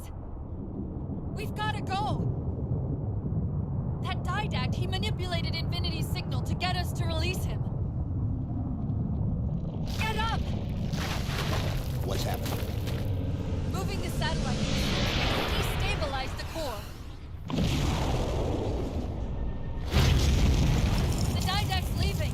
The Didact is the most misunderstood villain in the entire franchise. I agree wholeheartedly, because the Didact, there is so much about the Didact's backstory that is so interesting, that there's a whole trilogy of books about the Didact, and they're really, really good. Here's the problem. Nobody's read them, because 90% of Halo players don't read the books. So the only way you're gonna get his backstory is to read the books. And it's like, I don't understand, because I like the fact that it's just two different sets of players. The players who just want to get the game to the surface level, and then if they want more story, they can go read the books to get gain a deeper understanding of the narrative. I'm probably gonna die. Yeah, I don't. Oh wow. Oh my God. Oh. I don't know what's happening. What the? Okay. I'm spawning in. What just happened? Why? What? I spawned like 3 times. I just died.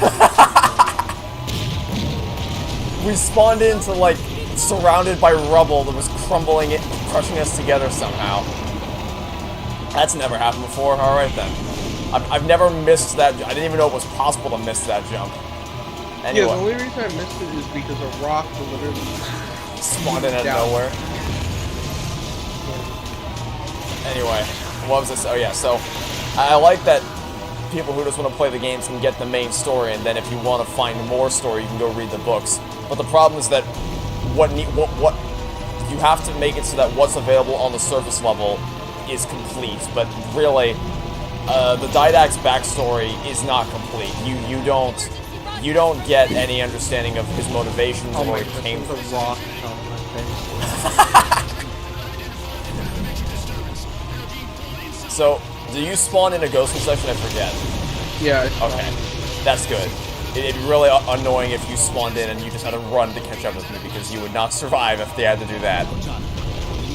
The thing is, you're now you're even further ahead, so all the rocks are literally closing.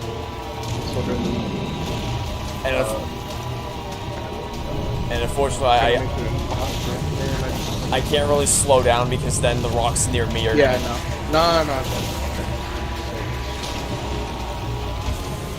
Yep, I just got crushed by the rock. Damn, this is really fun. I'm having a fun. Fortunately, we're almost at the end of the section. Do the terminals please give good like a decent backstory of the Didact? Yes, that's the next thing I was gonna say is that the terminals. Someone mentioned in the chat, the terminals do a sufficient enough job of giving you a taste of this backstory. However, what I will say to that is that put those in the main campaign, because again, not everyone's gonna go hunting those down. They probably should have done kind of what Infinite does, where you have scenes that show the Didact just by himself and have that lead into his backstory somewhat.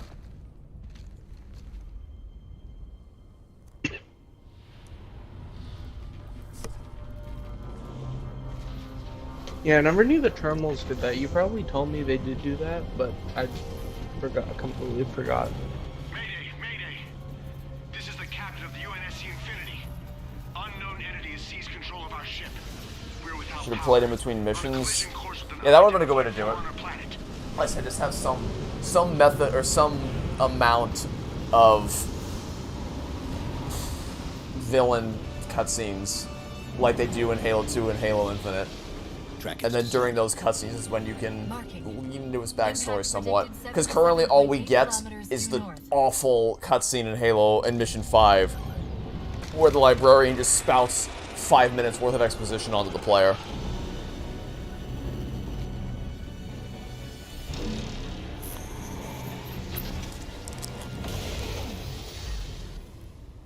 You know where he's heading.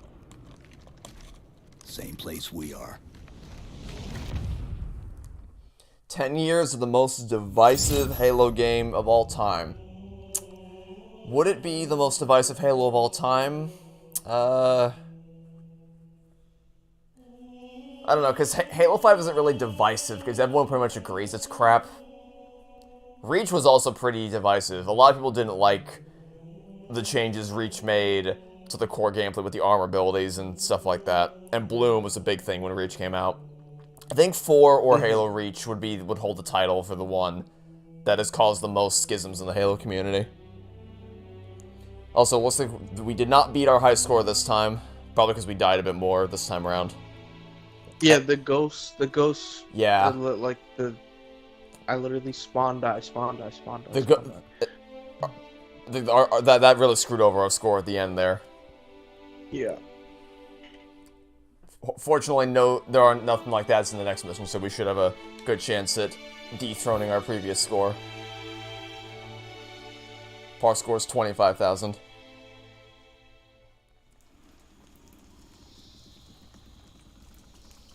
You hate how 343 revived 343 Guilty Spark in the Didact in the books. Yeah, I don't like that they did that either. 343 has done so many good things for the story of Halo, namely humanizing the Chief and fleshing out his relationship with Cortana in 4 and Infinite, to be precise. But they've also done so much that is just so questionable. It's only because the Didact wanted it that way. To say the least. This is Sierra 117 of the UNSC Forward Unto Dawn. We're on station, ready to assist. Negative copy. Sounded like you said forward at the dawn coming in. Signal's bouncing in and out. I can't clean it up. Light up their friend or foe tags. We're gonna need something to zero in on.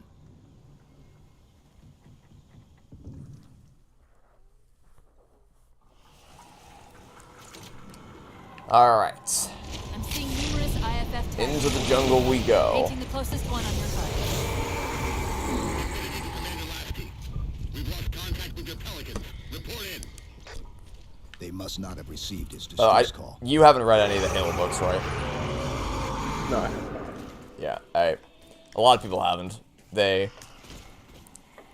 A lot of people, seemingly including the people who wrote the Halo show, have not read the Halo books. They like never acted them. Like I didn't even notice there were books until like the first time you may have like talked about Check it. his IFF tag. Ooh, Neymar. Yeah, wanted to save that for you.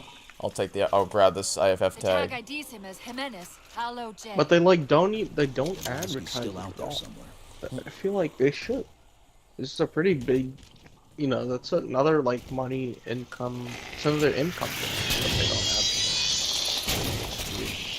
I think they did do some on the Halo YouTube channel. They had some. They did a reading of Chapter 1 for the most recent book that came out, So that's something, at least. And I think... But, like, for, like, social media, maybe not Twitter, but, like, I know for Instagram and, what's the other one?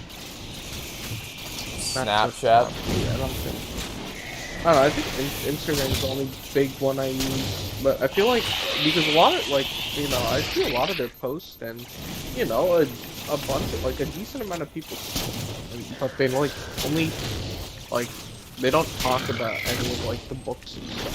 They just, like, I don't know, like, social media it's hard for some companies because it's like, why invest in something that's only been around for such little time, but they should. Like, I feel like social media advertising is like, really important, but companies don't do it, so. And as far as Twitter is concerned, Twitter has been going through... Can't really advertise anything. See, the issue with Twitter is the people that use it. It's not that it's censoring, it's not that it's, you know, it's not that there's censorship or there needs to be free speech. It's just the people who use Twitter are just dumb. They're just dumb. Like, the majority of people who use Twitter are just dumb. And you can't really change that. That's the issue. That's the issue with Twitter. Yeah, it's a breeding ground for people to just rapidly scream at each other about things and then no actual progress gets... I just died. You get sniped? Something. Yes, but I don't know what. The, trying to have a meaningful conversation with someone on Twitter is like trying to eat rice with a rake. Hold up. What was that we dropped Yeah, in the and ground? misinformation spreads on both sides because Twitter is an echo chamber. It 100% Because is. you follow people that you agree with, and then Twitter gives you those tweets, and then you like those tweets, and then it gives you tweets based off the tweets you like, and it literally does not allow This is what they've been for using to any, keep the fog. what's it called, like not diversity, but like Varied perspectives on things. variance, I guess. Like, you only get one opinion, and it's just whatever side you follow. You don't get opinions from multiple sides, so it's just really dumb. And Twitter... Yeah, it's just a big echo chamber. And how do you feel about all the recent changes that have been going down ever since the takeover? Because Twitter's been going I through a have bit no of a... idea what's happening. I have not been keeping up with that at all. Oh, all I know for sure is that you're now going to have to pay to be verified on Twitter. Yeah, they're basically restructuring it so that you have to pay $8 a month to be able to keep your blue check mark. And if you already have it, you have to pay to keep it, and if you don't have it, you can pay $8 a month to be verified. I can't think of any ways in which that could be potentially exploited for misidentifying people. I mean, people. I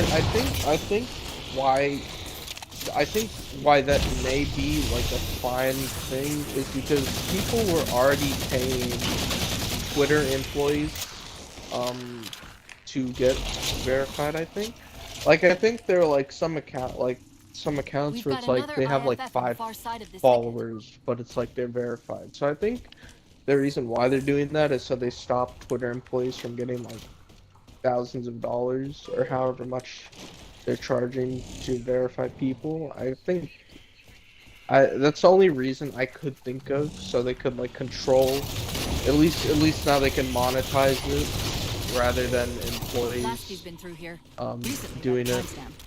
which is, I guess that's but then again, it's like the only reasoning I could think of. If that makes sense. The thing is, I don't know all the details about it, because I don't really care that much about Twitter. Like, Twitter's brought me nothing but suffering, so I'm like, I don't care if it goes down in flames. That's what the only thing I know for sure that I saw this morning is that they mentioned how accounts that aren't verified are going to be less prominently displayed and like sent through the algorithm than the accounts that are verified. And hiding that behind a paywall, I'm not too keen about at all. Like you're... Yeah, it's kind of weird. Especially because, like I said, it wouldn't be hard for me to set my handle and my account profile picture to something similar to a famous celebrity or somebody like that, and then post something, and then pay $8 a month to be verified, and then spread misinformation, say things to try to mischaracterize the person I'm pretending to be. And that's kind of why the verify account, the blue check mark exists. Obviously it has a negative connotation to it now because obviously there's the blue check mark meme and people say I don't want the check mark anymore kind of thing. But conceptually it's designed so that you know for sure who you're talking to is actually the person in question and not someone trying to pretend to be you. But now if all it stands between you and pretending to be that person, it's $8 for 1 month. You can do a lot of damage in 1 month. So I feel like the barrier of entry to that has gotten alarmingly lower. But Twitter's a shit show anyway.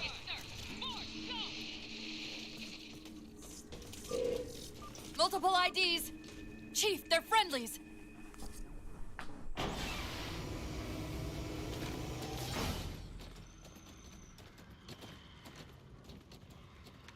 Afraid we're gonna have to give you an IOU on that welcome home party.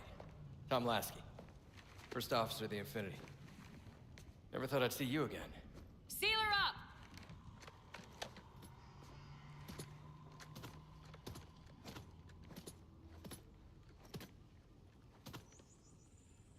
I thought you'd be taller. Ground forces ordered to return to Infinity immediately. Commander! Radio's hot!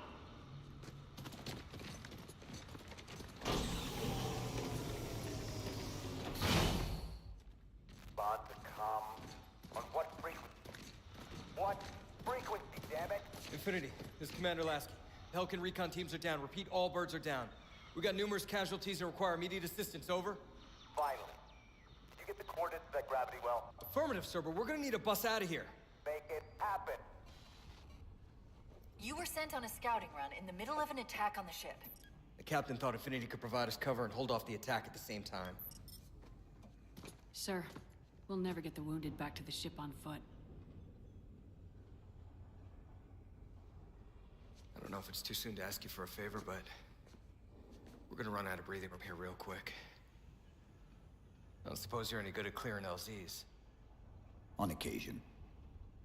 I'll send out an all clear once the area's secured. I hope Lasky's still alive. A topographical scan of the area shows a break in the foliage north of here. Yeah, I also Should be big enough to bring in a question dropship why for evac. that the I forget what the female Spartan's name is, but why the hell is she not wearing a helmet in a jungle? Yeah, I mean... I don't understand that. It's like the dumbest thing I feel like I've ever seen in a cutscene. Or like one of the dumbest things. It's literally a jungle. There were literally Prometheans everywhere. And they literally have precision rifles. It's the same thing, if not, it's even worse in the Halo show, where, like, the Chief never has his helmet on, ever, in, like, any situation.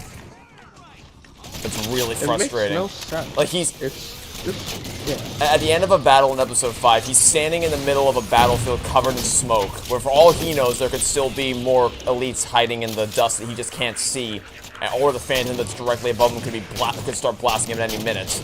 Or the Covenant refugee that just got dropped out of the Phantom could attack him while he's down, and he just takes his helmet off. It's not just... Like, people's aversion to the Chief taking his helmet off isn't specifically that he just can't ever take it off. It's not that. It's the situations in which he chooses to take it off are ridiculously stupid. Like, no real soldier would ever take their armor off. Like, obviously doesn't take all his armor, but take any piece of protective armor off in such a dangerous situation. They would just never do that, because it doesn't make any sense to willingly put yourself at risk like that. There's a lot about that show that's just immensely frustrating to have to sit through. This is probably the easiest Halo game. What would you say to that? Would you say this is the easiest of all the Halo games? Commander, this is Cortana. Definitely easier than Halo 2. I wouldn't say the easy. I feel like I think 3 is a little bit not as bad. Yeah, because I guess what I'd say about 3 is that because the Brute's power armor doesn't regenerate, which already gives it a big leg up on the others. Yeah. Because in this game, you have to worry about the Elite's shields recharging and the Knight's shield the Knight's shields recharge, and the Knights can teleport, and the Watchers can revive the Knights. I think 3 would probably... Either 3 or ODST. Because ODST... Like, conceptually, ODST is supposed to be a game where you're playing as... Well, obviously an ODST, so you're weaker than the Chief. And you are weaker. Like, you can definitely feel that you're not as fast, you're not as nimble, you're not as agile, and you're not as durable in a battle.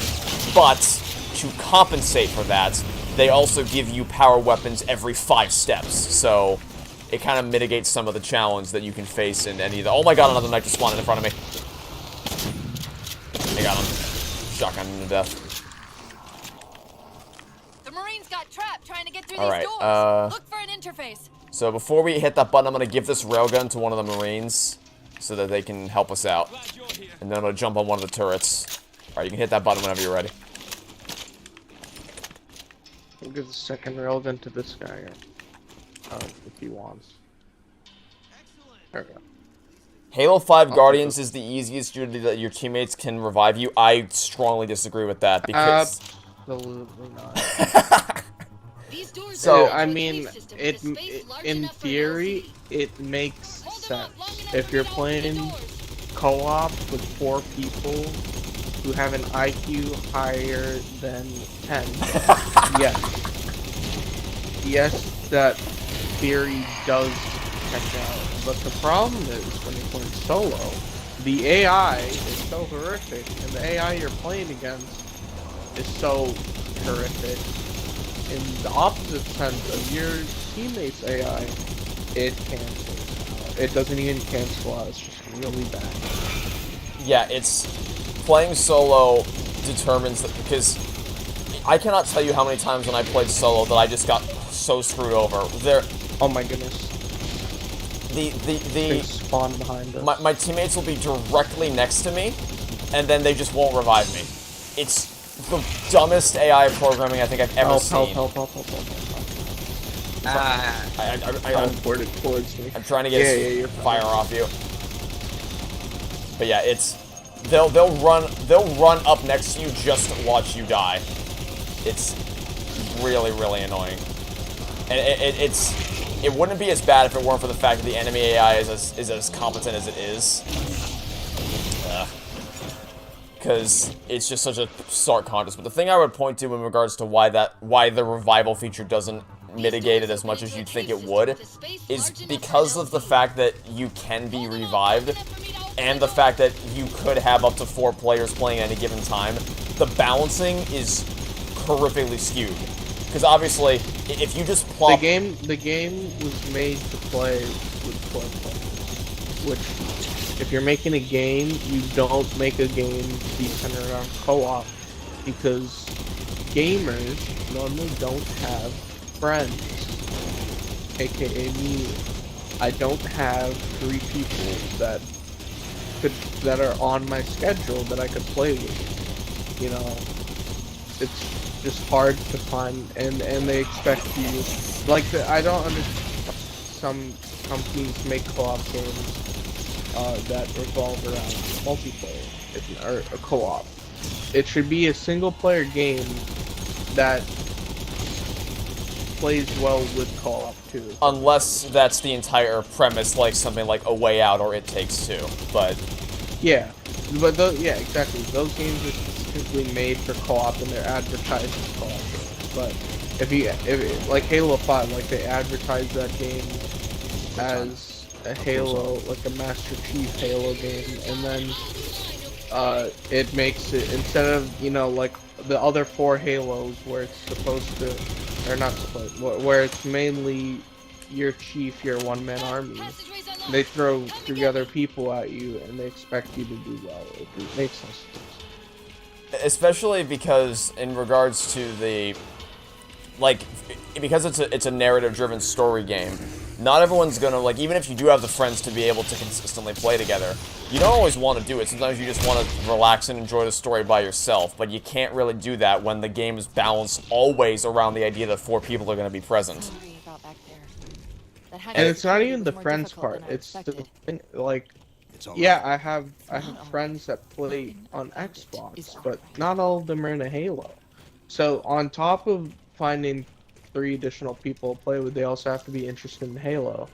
And on top of that, they also have to be interested on playing the Legendary mode. And on top of that, they also need, you know, a 10 plus IQ, so they're not running around and dying like morons. So, you know, once you add all those factors in, it's like the more factors you add in, the worse and worse it gets. And it makes no sense. If I have to boil it down to one thing that is so obviously skewed in favor of co-op specifically, it's the fact that every single goddamn weapon has homing is capable of homing in on you. Like, plasma pistol, suppressor, bolt shot, all the small arms weapons that the infantry carry. It all locks into you. It all homes in on your position, which is immensely frustrating to deal with. But the reason why it does that is because it's designed to be played cooperatively, where you can be revived by your friends. Because obviously, if you plop the revive mechanic into any of the previous Halo games, I died. All right, I'm gonna fall back a little bit if I can get out of here. If you plop it into any of the previous Halo games and all else is held to constant, then the game becomes a cakewalk. Like Halo 4 with revival just becomes way too easy. So to account for it, they artificially increase the difficulty balancing in all the worst ways possible. You make a whole documentary about all that went wrong with Halo 5's campaign. I died again. I got the knight that killed you. I think I shot one of them. And I finished him off. I finished off the knight that got you. I shot the other knight with a railgun once. I think he's gonna charge me down in a second. Yeah, okay, he's right next to me. Hold up. I got him. Oh, there's another one. He's rushing us down. Damn it. Okay, he rushed me down hardcore. Okay. Nice, nice. Oh my god, run. That's another one. Okay, I'm back in. Good.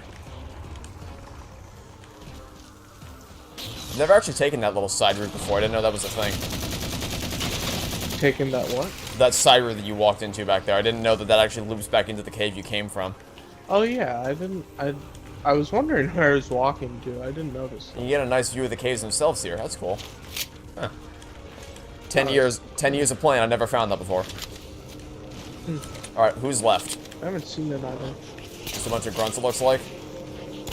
Yeah, I think. Okay. I think all of them. Oh, okay, a couple of jackals too.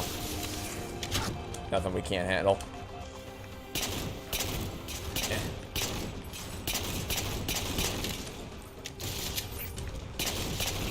There we go. Cortana to Lasky. LZ is secured. Roger that, Cortana. I'll give you the coordinates. Mayday! Mayday! Code red! Hostile elements attempting to gain entrance to the Infinity Bridge. They're outside the hatch! Glad you skipped the Halo show? Yeah. Skipping the Halo show is a very good choice for your mental health. That's an order. Chief, I'm redirecting the Spartan And it doesn't even... Whether you're a Halo fan or not... They could have made a shit ton of money off the Halo show. Like, because it's on Paramount Plus. You know, people have to buy it.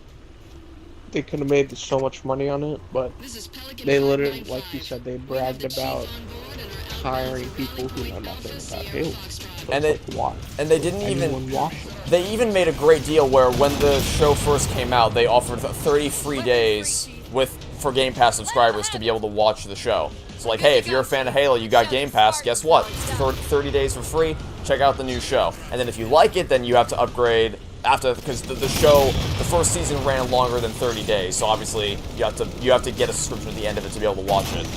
But if you're into it, then it's like, hey, that was awesome, I want to see more. So business-wise, it would have been a really great decision. Unfortunately, the show was crap, and no one wanted to keep watching it because, like, as a Halo fan, it was really infuriating to see how they just kind of didn't care at all about the actual story. But, like, my parents watched it because they know I love Halo, but they never play the games because they're just not into that kind of thing. But they wanted to give the show a shot so that we could find some common ground to talk about, at least in that regard. But it's just, even just by the standards of a sci-fi show, it's not good. Also, do you want to drive this thing, or do you want to jump in the turret? No, you can drive it. Alright. I'm looking around for weapons to see if there's anything cool that I can pick up. There is so much potential to be told with a Halo show. Especially one with a budget. Like, it had 9 episodes, $10 million were allocated per episode for budgetary concerns. That's... Dude, I mean, please sue me, if I say this, but 100% most of the money probably went in the pockets of some of the producers or something. Because there's no way you're spending $10 million per show and using cardboard cutouts of that. I'm sorry, but like, unless you have a toddler running your financial department, I mean, if they have a toddler running the financial department, I could see how $10 million per show makes sense. But I'm going to assume they don't have a toddler running their financial department. Well, I think that's a pretty safe assumption. I'm pretty sure someone, you know, with a degree, probably, maybe, you know, 30 years old, probably have a couple of years of experience in TV shows, because 343 is not going to hire some idiot. I guess they hired some, I mean, I guess they would hire an idiot. So. But you know, it's like, you expect so much from a $1 million company, and then they provide that. Kind of like, what are they doing? It feels like I was gonna say it feels like a fan project, but that feels like it's insulting to... I feel like a group of dedicated fans could... Dedicated fans would do, like, way better than that with, like, 100. If 343 gave fans 100K that make a show, they would literally do 20 times better than whatever the hell that $10 million Yeah, because something a lot of people will say is like, oh, you think you can do a better job? It's like, well, if you give me access to all the resources that they had financially, then yeah, I think I could do a better job. Because the only thing stopping me is the fact that... Someone gives me $10 million for the whole season, hell, I'll do a better job than what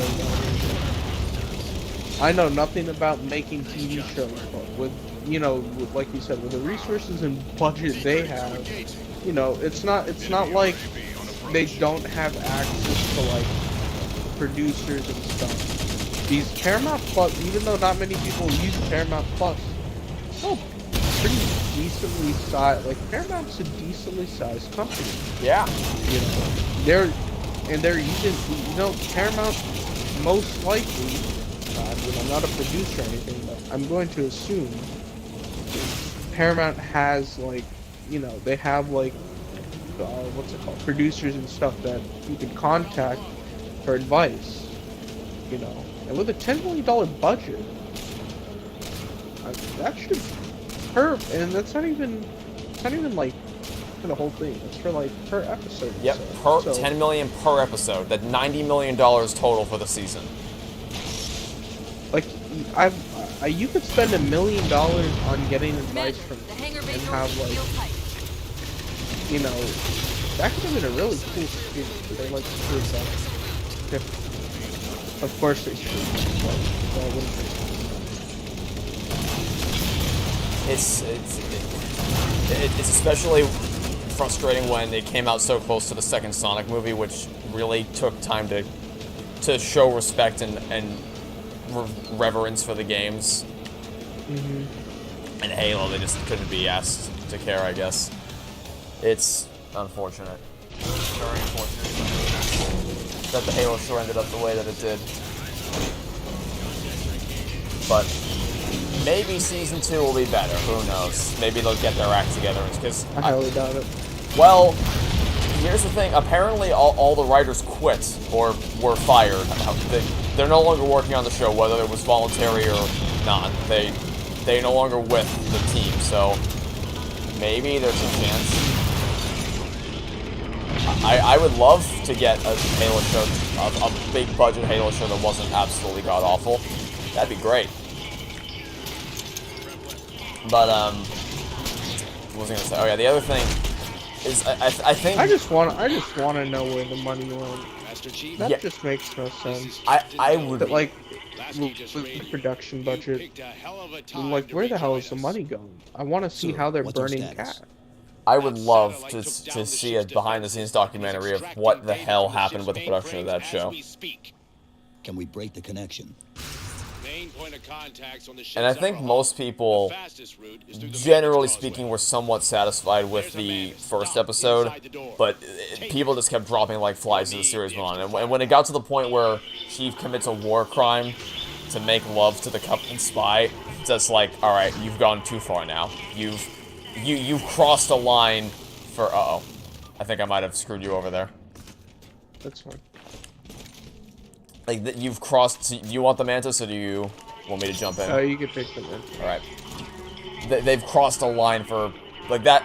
Everyone had a different line for when they gave up on the show. My line was episode 1, where it was a disaster within the first 10 minutes. But a lot of people...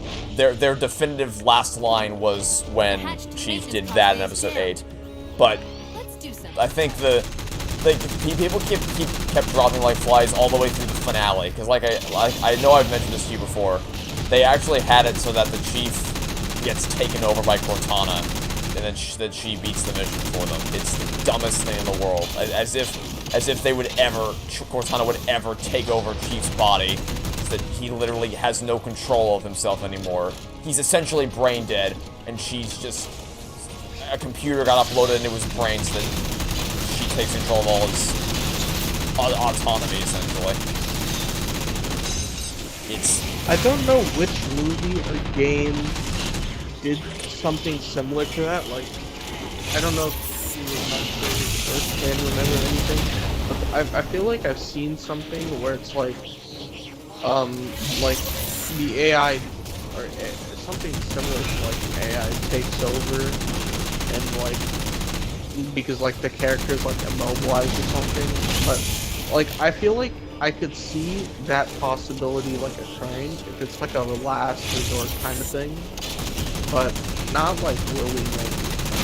I don't think Cortana would do that willy-nilly. Well, because they want you to believe that it's a last resort, but nothing about the situation indicates that it should be a last resort. It's all...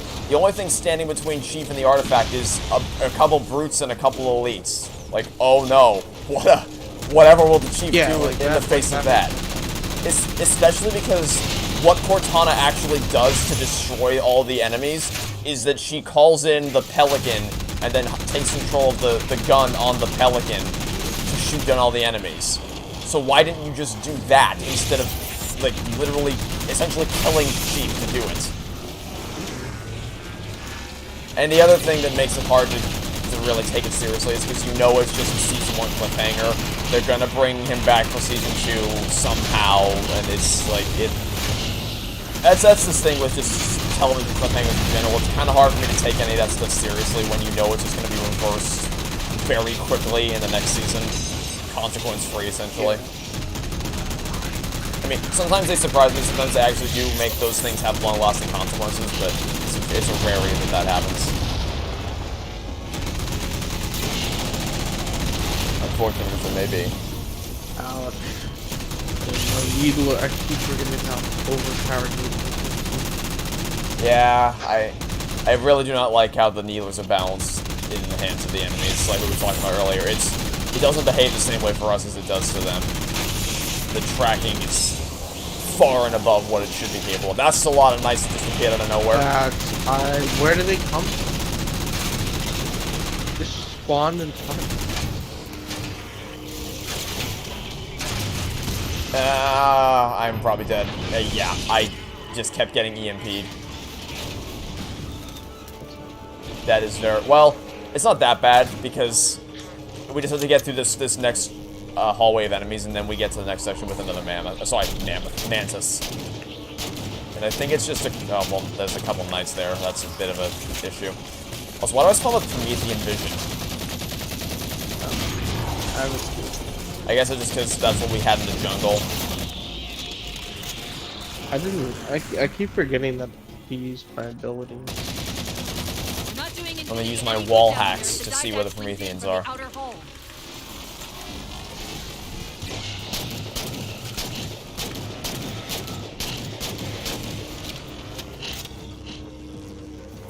Am I thinking of the movie upgrade? I'm not sure what you're referring to. Oh, I just teleported you, I think. You realize that was a teleport point? Movie upgrade for what? I'm not sure what they're referring to. I'll have to wait for further clarification. Where the hell did I just fall? What did I get out? You made me teleport. I'm like stuck. I'm pretty stuck. Crouch jump, maybe?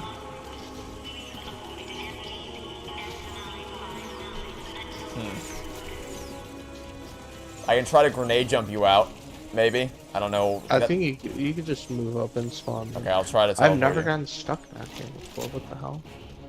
Like I was trying to move away from a jackal, and I literally stopped. Oh, hey everybody! There's a lot of grunts that are now dead. Wait, there's a mantis here. Wait, there is?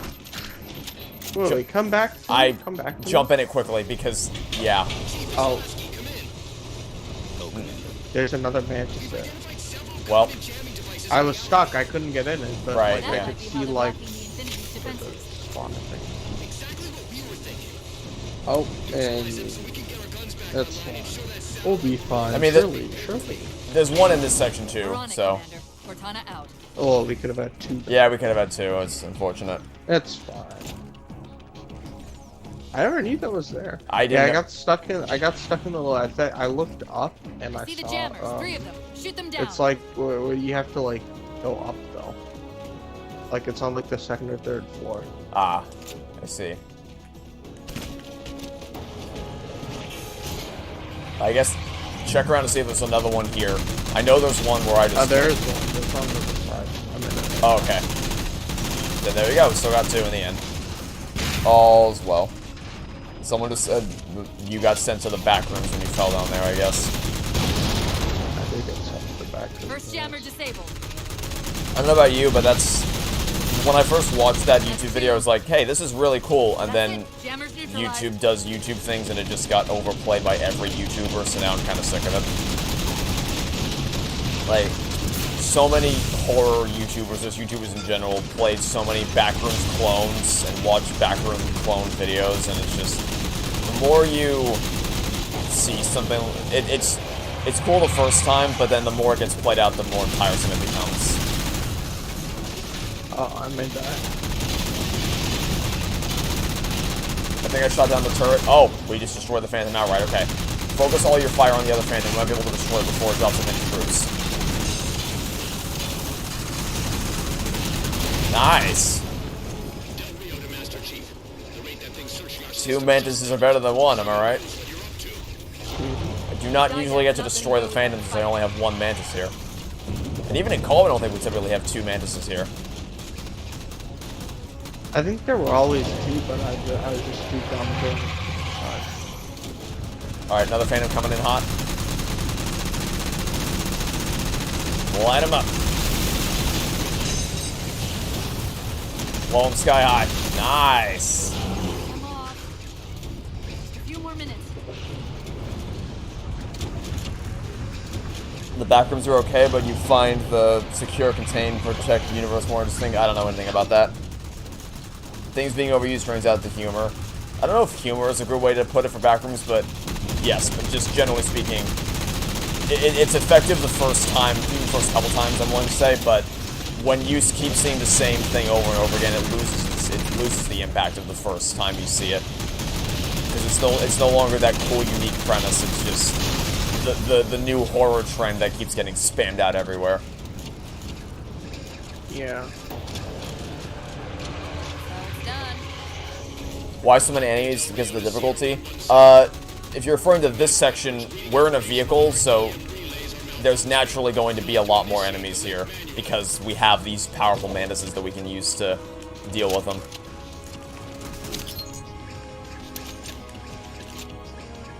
And I think that's the fastest we've ever cleared that section, just because we've never had 2 mantises before.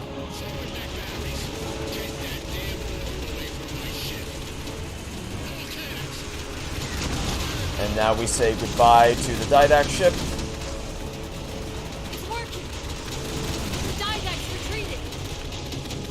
I mean, he probably didn't take like any damage. But... No, but we think he took damage. We think he took damage. Definitely did not. And he learned he wasn't getting anywhere with us anytime soon. What I want to know, people, is where the hell did those things come from? It's possible that they're native to Requiem, or whatever counts as native for a Forerunner AI. We've never seen this type of offensive reaction from any of the other installations. Other installations? Mr. Lasky. Infinity's mission has been to locate the remaining Halo rings and establish permanent bases to study them for decommission. We got locations up and running around installations 5 and 3, but lately they've run into some setbacks. A science team got zapped excavating a Forerunner artifact.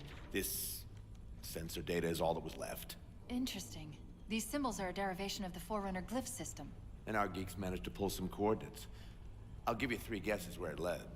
Sir, Gypsy Company is prepped and ready to roll on your orders. Thank you, Palmer. Mr. Lasky, you take point. I want boots on the ground in 60. Captain. This is a first contact scenario, Master Chief. Priority is to free Infinity from Requiem's gravity well and file a threat assessment back at FleetCom. You mean we're leaving? Sir, Infinity drove the Didact back. He's vulnerable. He isn't the only one. You know, I think you, of all people, would appreciate the benefit of living to fight another day.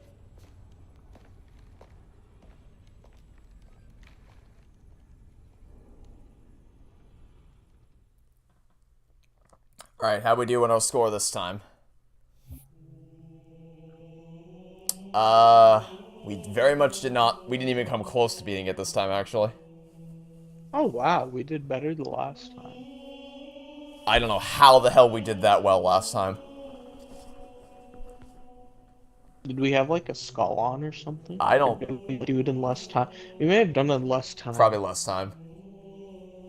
That's my best guess. Alright, next mission is gonna be my favorite of the campaign, just because of the endless vehicle fun you can have. I just hope that we don't get bugged out with the Lich not spawning in. Hopefully. Or not blowing up, rather. How are we doing on time? Are you making good time? I think we're making great time. How long have we been streaming for? We've been streaming for like just over 2 hours. Let me compare that. Oh, so yeah, we're making decent time. I'll just use our last stream as a benchmark to compare. Infinity to Gypsy Company. So when we streamed this game last, by the time we got to mission 5, we had been streaming for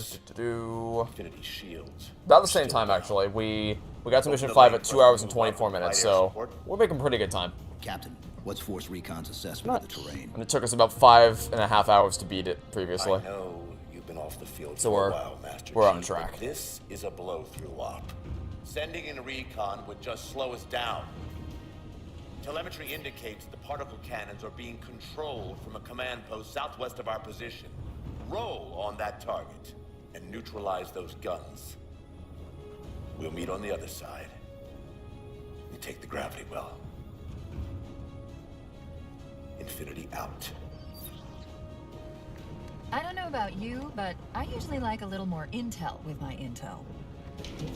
We'll make it work.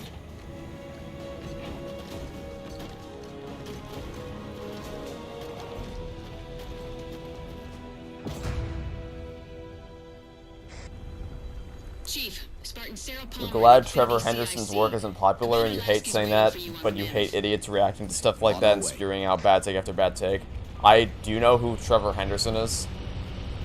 Well, someone's No. overcompensating. Yeah, that name doesn't ring a bell for me either. Foxtrot 766 to Spartan Palmer. We're finally in the air. Alright. Grab myself a rocket launcher so I can prepare for Rocket Hog soon enough.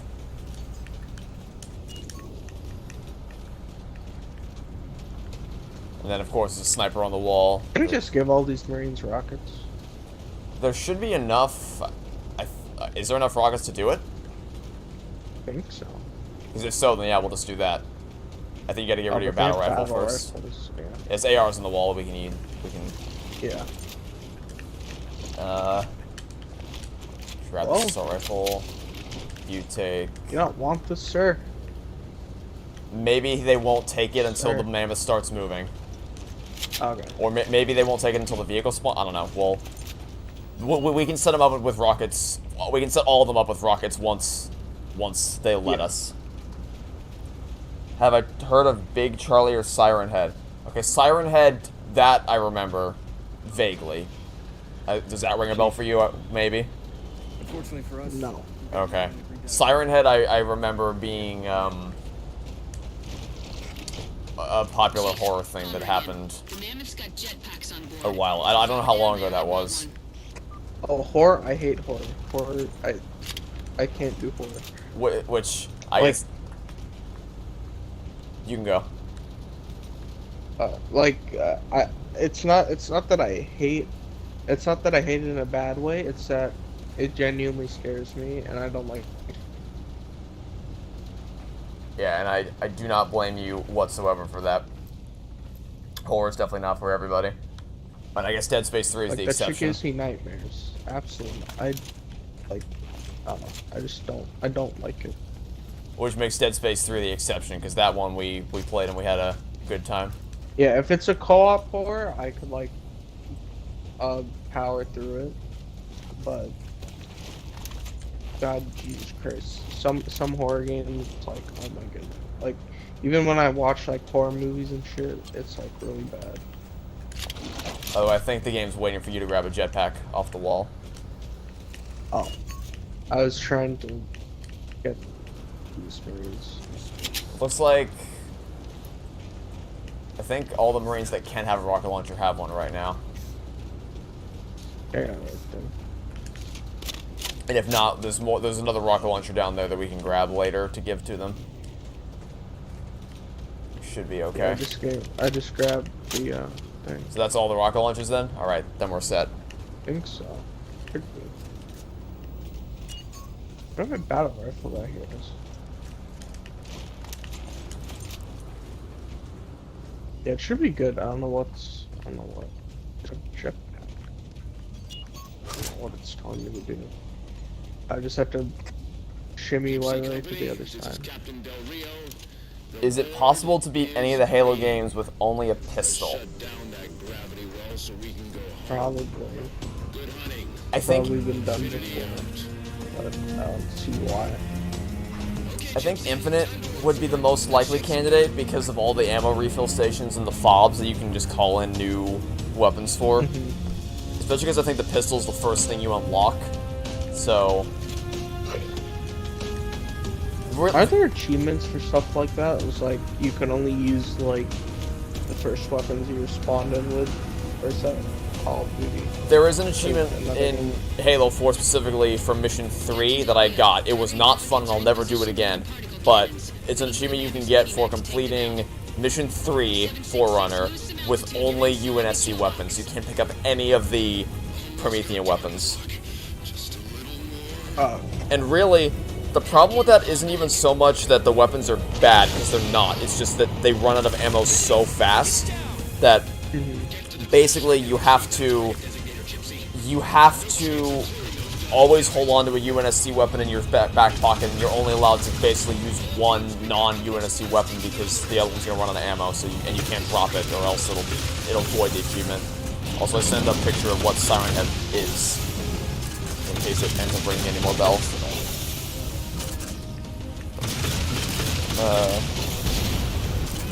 You don't think so, because you often get your weapons taken away because between missions and not all missions have the pistol. That's why I think Infinite's the most likely candidate for where that could be realistically possible. Yeah, I've never seen that.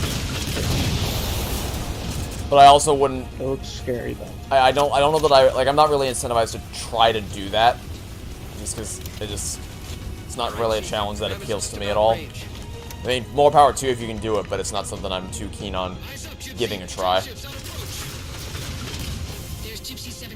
Like I know that people have done a challenge for trying to beat a Halo game without ever firing a single shot, it's like melee only.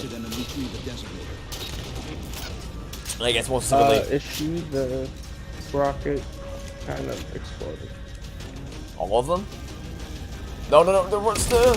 No, the rocket. Okay, well, fortunately we have a rocket now, so... Or rocket hog, rather. What? Why did the sniper only get one bullet? Do you want to stay on the ship and sniper, or do you want to come down with me in the Warthog? One of the snipers only had a bullet. The other one's full. I don't know why the sniper. I guess he used. Yeah, probably because I grabbed. Although, it wouldn't have been on the wall if I grabbed it. I guess maybe I walked into it for some more ammo. Yeah, I literally picked up the sniper. I shot one bullet. I was like spamming the trigger, like why is this not killing the elite? And then all of a sudden, oh, I've been EMP'd. I also like how these Marines have rockets and they're not doing anything. I think it's because all the Marines with rockets are in my Warthog right now. No, there are two on that. There's two on the big conference. That I can't explain. Can you beat Halo 2 using only the Scarab gun and not have your game crash? The hell is a Scarab gun? It's it turns your gun into the beam of a Scarab, basically. I think you mentioned that you turned on all skulls in Halo 2 to see what it'd be like, and that you had that gun at one point. I think maybe. Basically, it started as an Easter egg in Halo 2 where you have to do some really crazy bullshit in order to get outside the map geometry on top of the tallest building in Metropolis in Halo 2, and then it spawns there. It's like a plasma rifle that fires Scarab shots or whatever. And it's not fun to get that at all, but now you can just turn it on with a skull, I'm pretty sure. Oh my god, the Wraith isn't dead somehow. Okay, I didn't realize that the Wraith, the pilot of the... Well, I killed the Wraith pilot, but the guy in the turret was still shooting out of the turret. It just wasn't moving. What is this Marine doing? He's just driving around. He's gonna get himself killed in a second. Yeah, I just saw that. I don't know what he's doing. Oh, I guess he's driving me around. Alright, I got the other Wraith killed. Is that everything? I think that's everything. Okay. I'm gonna park myself right here and then go grab that target locator. Target locator. Fire away, Mammoth. Target those phantoms for the railgun to shoot down.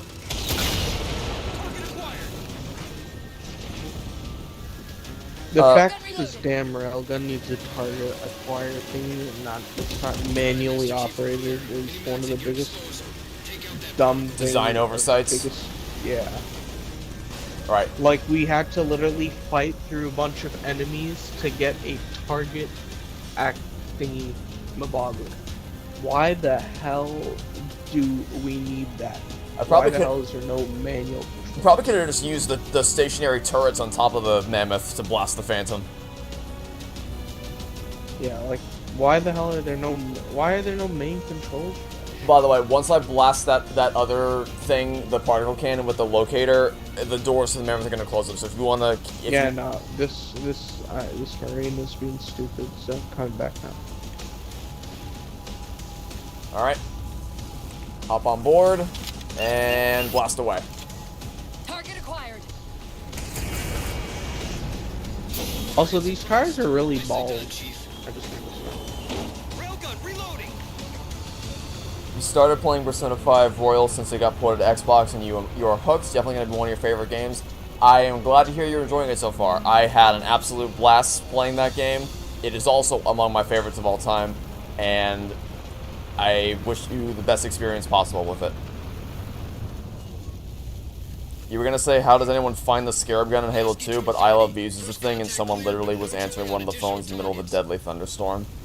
Yeah, a lot of people don't remember that was even a thing. The ARG game, the I Love Bees campaign before Halo 2 came out.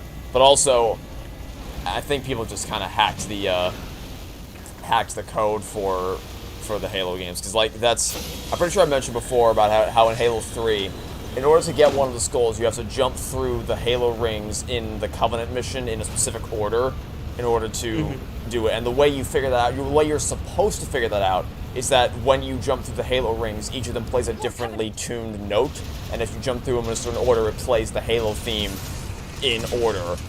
But no one did that. They just hacked the game and figured out, this is the order you have to do it, and then they did it, so.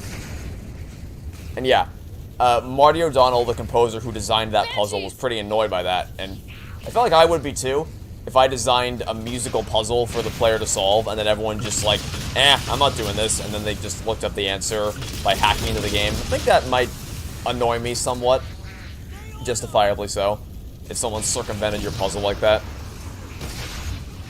I mean, humans are gonna be humans, so there's no stopping it. Like, if humans want to, like, if achievement hunters want to be lazy, there's... Yeah, I mean, it's kind of like the... Barricading the far side of this canyon. There's nothing you can do to stop them, but at the same time, I think it's I think it's justified to feel some level of disappointment, and that you... Oh yeah, 100%. You spent so much time creating such a creative puzzle, and then everyone just completely discards it in favor of getting the easy points for achievement hunting. That's gotta sting. Alright, I'm going back out with the Warthog to take down those shield generators. I make no guarantees as to my survival, but I'm gonna try it. There's 2 ghosts. I damaged one significantly with the rocket launcher. Now I'm gonna drive away because I'm very low. I at least got one of the shield generators down. I think that's the sound of a ghost blowing up.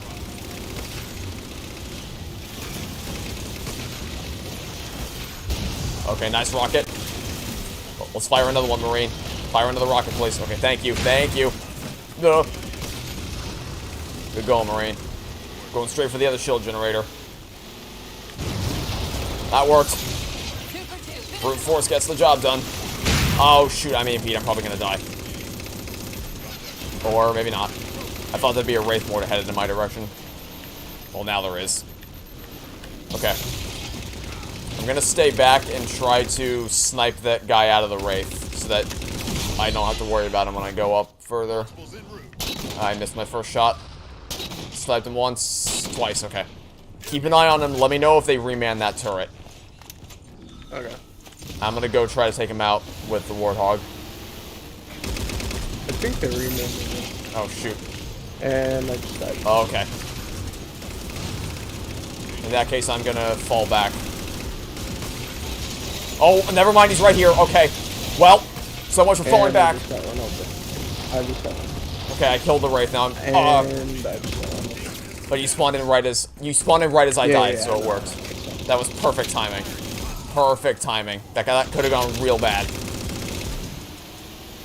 So my plan there was to fall back and snipe the other guy out of the turret, but then the Wraith just charged us down hardcore. So that plan went to shit real quick. Shield disabled. Mammoth, the path is clear. Mammoth holding position. Whenever you're ready to proceed, Chief. Alright. Careful, there's a thing in this turret. Oh my god, I'm stuck. Yeah, I really don't like that glitch. I mean, I don't think anybody does. Do I think Nintendo will ever release their games to the PC? I think there's a snowball's chance in hell of that ever happening. Gypsy Company moving out. Return to Battlefield. Oh god. That's, you know how earlier we were talking about kind of... I'm dead. Okay, I'm not done. You know how earlier we were talking about limiting player creativity with restricting certain things? I died! I really don't like... Nope, wrong seat. I want the guy with the rocket launcher in this side. I really do not like the return to the battlefield timer. Especially because, like, I get that putting it in some areas, but, okay.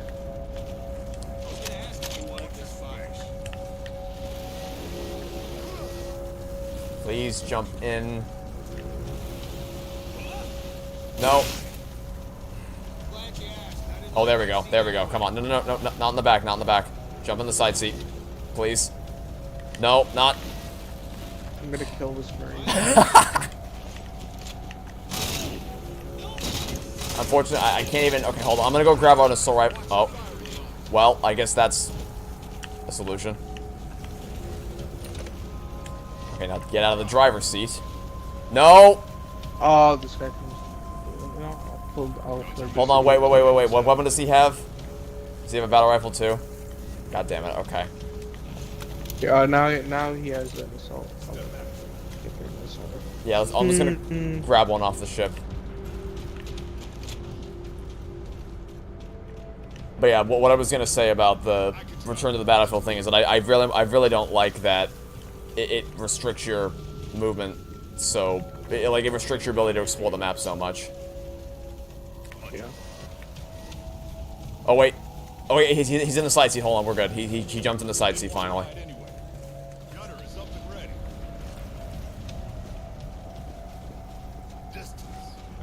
Now.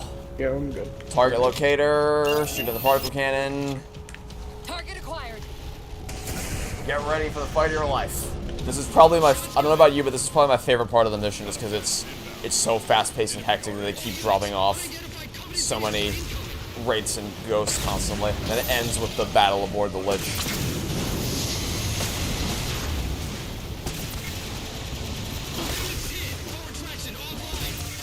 Oh lord. Mammoth won't last long out in the open like that. We'll have to find a way to keep Nice. the Covenant off them. I was getting nervous there for a second.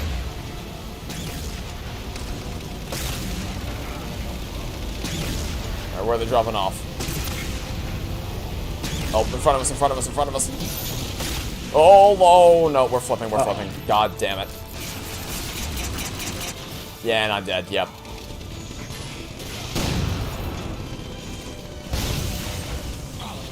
Okay. That's yeah, that's a mulligan. We'll try it. Redo. Take two. Take two. Shot's good. Dropship inbound. All units, unidentified Covenant vehicle incoming.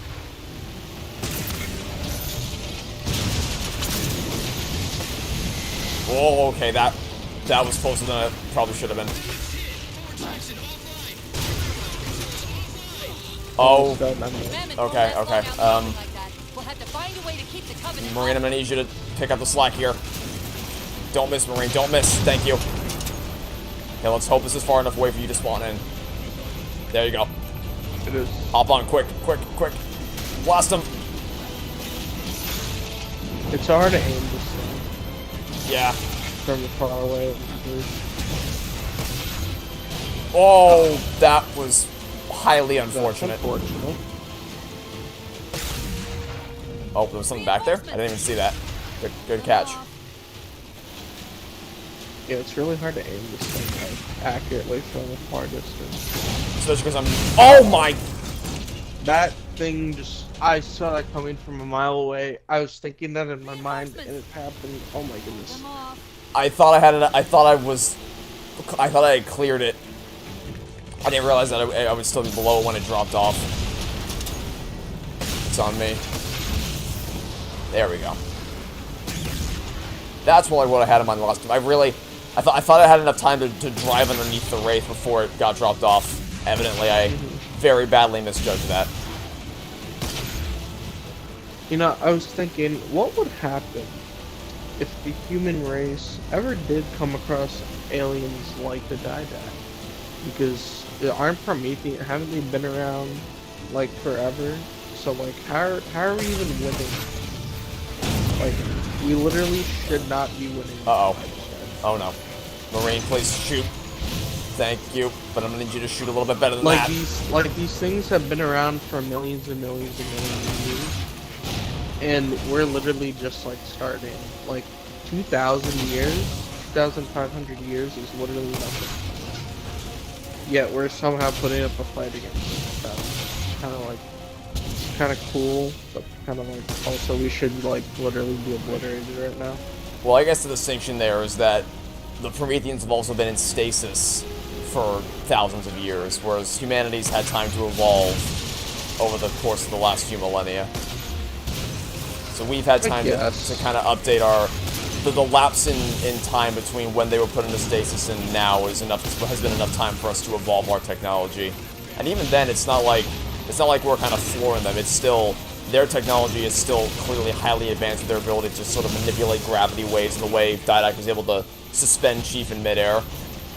That was also a completely planned flip. We're not going to talk about it. It was for style points, you see? Yeah, 100%. So, I think it balances out somewhat nicely. Oh, there's a Wraith alive somewhere.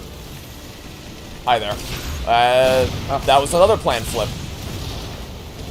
We're going for all the style points. Hi, ghosts. This Marine is on fire. Man, tell you what. Compare this AI to Halo 5. This Marine is hitting all his shots. Okay, this one was not a planned flip. This was not for the style points.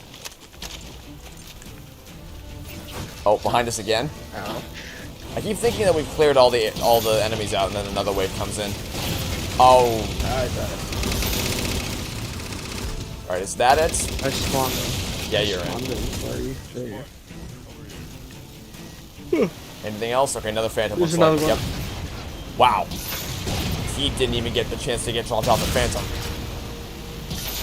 There's another one. Wraith this time? Yep, it's a Wraith. Perfect synergy. One rocket from the Marine plus one gout shot from you equals a very dead Wraith. Alright, let's not... I'm not gonna try to flip this time. I'm just gonna try to squeeze... Settling in over the mesa. I do not have the vehicle maneuvering skills that you do. Oh no. Careful, this one's gonna... I'm this grenade. Okay, I don't know how we survived that. Aren't there hunters here? Or is that just... No, there's no hunters here. Isn't that like the, Comet Evolved, Truth and Reconciliation at the bottom of the... No. It's in Halo 4. Remember there's like co-op multiplayer? Oh, Spartan Ops! Ah, yes, Spartan Ops. Yeah, remember the map being one of them. Yeah, because a lot of... They reused a lot of the campaign stuff for Spartan Ops. I don't think we ever really did play Spartan Ops, you and me. Maybe like the first couple yeah, things. Yeah, we played it like one time, but that's really it. They were like a decent alternative to like multiplayer games. I know me and Zach played it alone. Yeah, I do remember you and I playing it a little bit, but I don't think we ever completed it together. Yeah. That might be something we can look into one day. Are there Spartan Ops? Is there Spartan Ops on MCP? Yeah, they have all 10 Spartan Ops episodes. There's a lot of Spartan Ops stuff. How did I die? Oh yeah, I forgot this fall damage. I forgot to. We're gonna have to drop back. Now, I'm so used to Infinite not having fall damage. Yeah, I love the no fall damage in Infinite, especially just because it's the open world. Alright, now's the part where we sit and hope that the lich explodes. Yeah, there we go. First try. Nice. I remember last time we played this mission, it took us a couple tries before it actually exploded. One day they'll fix that glitch. This is Infinity. Status. What'd you miss? You missed the first 4.5 missions of the campaign. Ow. What happened? I was getting run over by the wheel trying to jump back in. I see. Alright. Is there any BR ammo up on the upper ledges? Oh, hey, look at that. One of the rocket guys actually survived. He did nothing to help us, but he survived. He's up here. No, that's the guy who I was complaining about. He's just like sitting in here the whole time doing absolutely nothing. I see. Yeah, see, like all this, there's infamous videos online that this whole area we're going through right now just doesn't spawn in. You're just driving through a void if that lich doesn't explode. Oh. It's really bad. I don't know how. Also, what kind of water is this? Shrek No, water. it's not water, it's liquid. It's like poisonous or something. Yeah, like I said, it's Shrek water. Because I feel like if it can eat through our armor, how the hell does it not eat through rubber? And in that case, why the hell is our armor not covered? Blast it! Spartan Ops has decent missions, but a great story which Halo 5 ruined. I never really looked into the actual story of I know a little bit about the Spartan Ops story, but I've never actually watched the cutscenes. I've only played the missions themselves. But I do know that Jul M. Dama got completely screwed over. Like, I think he was the main villain of Spartan Ops, and 343 just said, what if we unceremoniously had Locke stab him in the first mission of Halo 5, in the lamest fight scene ever? Does that sound like something you guys would enjoy? I think we should do that. Yeah, it kind of felt like, I guess it's not related because in a way, but it kind of is. It kind of felt like, Endgame? Go, Commander. No, it's a video game on PlayStation. The command post for the particle cannons It's is through like, that trench. is it a zombie survival game? The Last of Us 2, how they kind of like just killed off the main character in like the first few missions, and then they made you play as the person who like killed off the main character. I just found that weird how they would just like kill off the main character like that, because it's kind of similar, no? I think it's worse in Last of Us 2 because it's the difference between the main character versus the main villain. But oh yeah, it's worse, but it's kind of like it's a similar thing, yeah. Where it's like you take this character and like, then why would you build up a story for something and then like just murder it in like 2 seconds? Yeah, that is very bizarre. I'll fully admit I've never played Last of Us 2. I don't know all the details of the story, but I know the big highlights in terms of just because I've seen the discourse about it, and that yeah, it's questionable. Some of the decisions they made with that game, but I still haven't played the first Last of Us. I've considered playing it and its sequel just to see, but because I do own the Last of Us, the remastered version for PS4, not the remaster of the remaster they released for PS5. That I do not own. That I will not buy because that's really dumb. I assume you saw that, how they announced that they remastered it again. Yeah, they released The Last of Us Part 1, which is a remake for PS5 that looks worse than it did on the PS4 somehow. Oh, nice. It's ugh. Oh, and there's also we were dunking on the Halo show earlier. The fact that I don't have any hope in the Last of Us show either. Oh, that's a lot of snipers. Wait, you spawn with a sniper?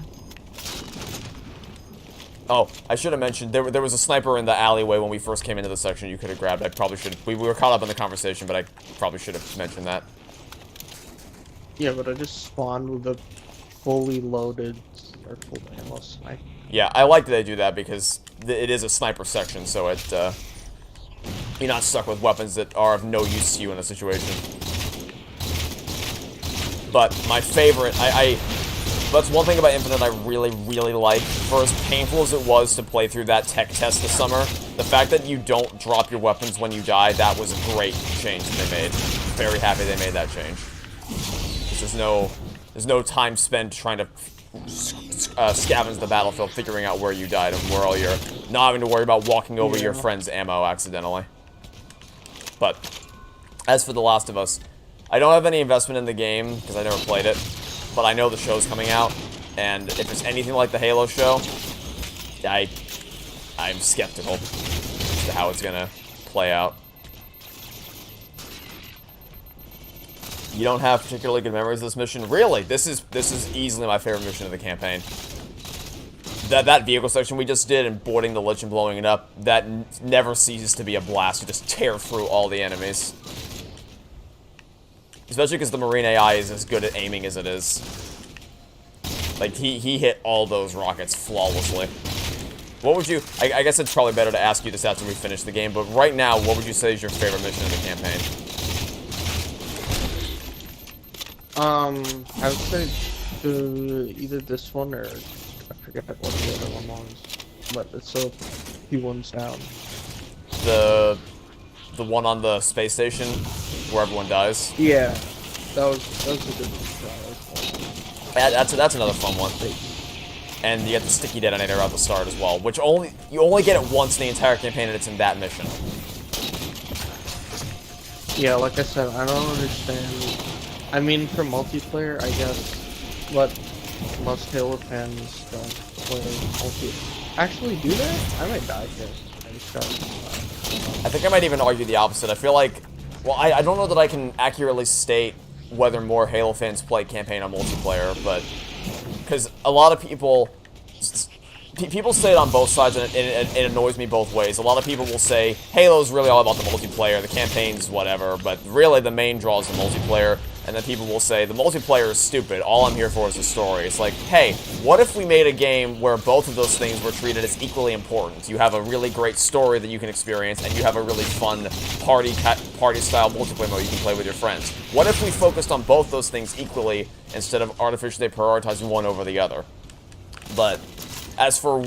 Unfortunately, I know that a lot of Halo players don't think that way, and they will have their preferences one over the other. I mean, obviously, I prefer campaign over multiplayer, but I still enjoy playing multiplayer a lot. But as for the general Halo population, I don't honestly know whether people generally prefer campaign to multiplayer or vice versa. I'm not sure. Also, the Halo franchise is really, or not, the community is really odd, because you have, like, the fans that are fans who played, you know, who actually, like, enjoy the campaign and have played it, and then you have, like, the Zoomers that are just recently liked Halo because it was a trend with all the, not the old folks, but the, whatever the generation that grew up with Halo was. We're entering the So Forerunner it's, like, structure. it's really odd, because this game has lived through so many, generations. What's it called? Yeah, generations and, like, cultural... But coordinates received, not Infinity. cultural changes, but... I don't know, you know what I mean? It's lived through, like, a bunch of phases of humans. In the modern day, at least. So, like, the community's, like, really diverse. And diversity is a good thing, but it's also a bad thing in some cases. It's everything has. It's great that there's such a diverse group of people that is interested in Halo, and I hope that, because I believe that everybody on this planet deserves to play Halo. I love this series that much, and I hope that everyone gets the chance to experience it. But I assume what you're referring to is that because so many people want so many different things from the franchise, it's hard for 343 to try to appeal to everyone equally. Yeah, it's hard to appeal to everybody. And some people like Halo for the wrong reasons, and if those people speak louder than the actual fans, then it leads to stuff like Halo 5. For instance, people saying that Halo Infinite would be dead on arrival without a Battle Royale mode. Like, those are not the types of people you need to be listening to. Like that is the reason why, like, games fail. Because sometimes the higher ups are like, oh, this is what people want, when it's absolutely not what people want. It's just a really loud 1% of people that know how to weaponize their voice. That's what they want, but that's definitely not what everyone else wants. You know what I'm saying? It's become abundantly clear to me that higher-ups at companies have no understanding of social media and just community interest at large. Yeah. Which is what leads to games. It's kind of like voting. It's like most people could care less about voting, but everybody acts like voting is such a big thing. It's kind of like that, you know, in a sense. It's like the really loud, small communities are the ones that get the most, whatever it's called, like the most traction.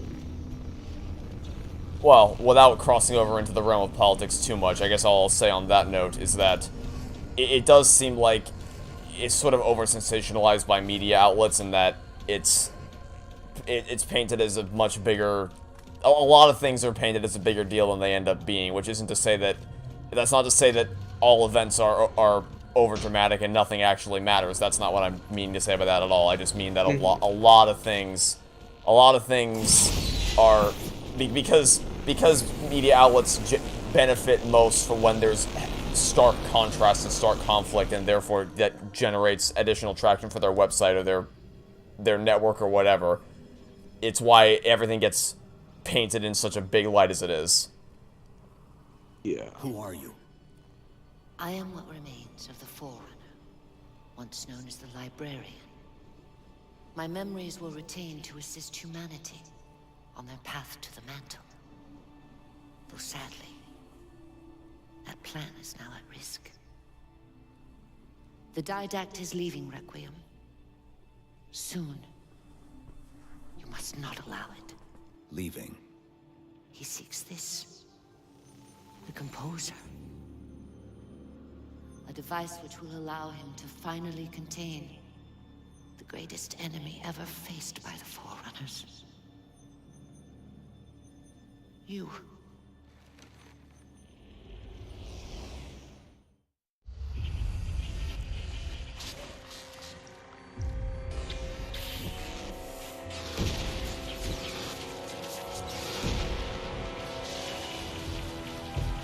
Mankind spread into the stars with an unexpected, desperate violence. Entire systems fell before the Didact's warrior servants rose to halt the aggression.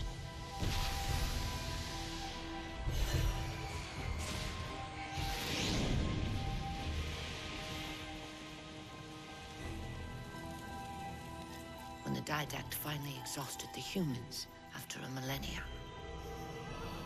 his sentence was severe. We had no way of knowing that the Forerunners were not your only enemy. Humanity hadn't been expanding. They were running. Weakened from our conflict, we were no match for the parasite which pursued you. The Forerunners made plans for a final great journey. But the Didact refused to yield our mantle of responsibility. He would save all life in the galaxy, at a cost. In the Forerunner's quest for transcendence, the Composer had been intended to bridge the organic and digital realms. It would have made us immortal. But its results soured.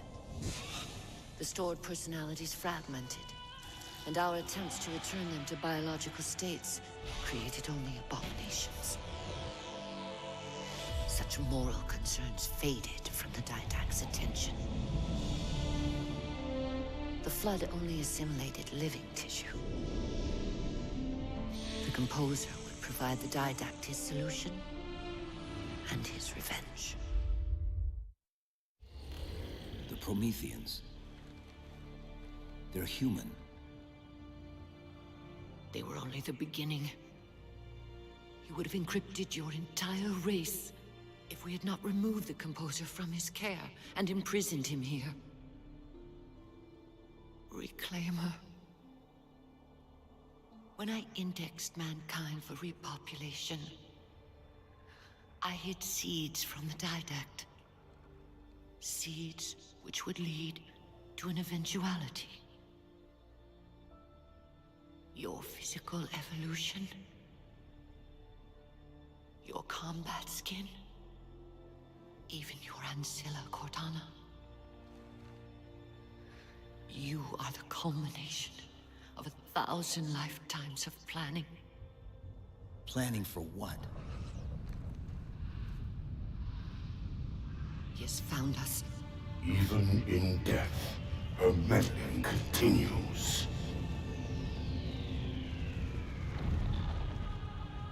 Reclaimer. The gene song I placed within you contains many gifts, including an immunity to the Composer. But it must be unlocked. How? Relinquish your contact essence. Your evolutionary journey must be accelerated. Can I defeat the Didact without it? No. Then do it. Prepare.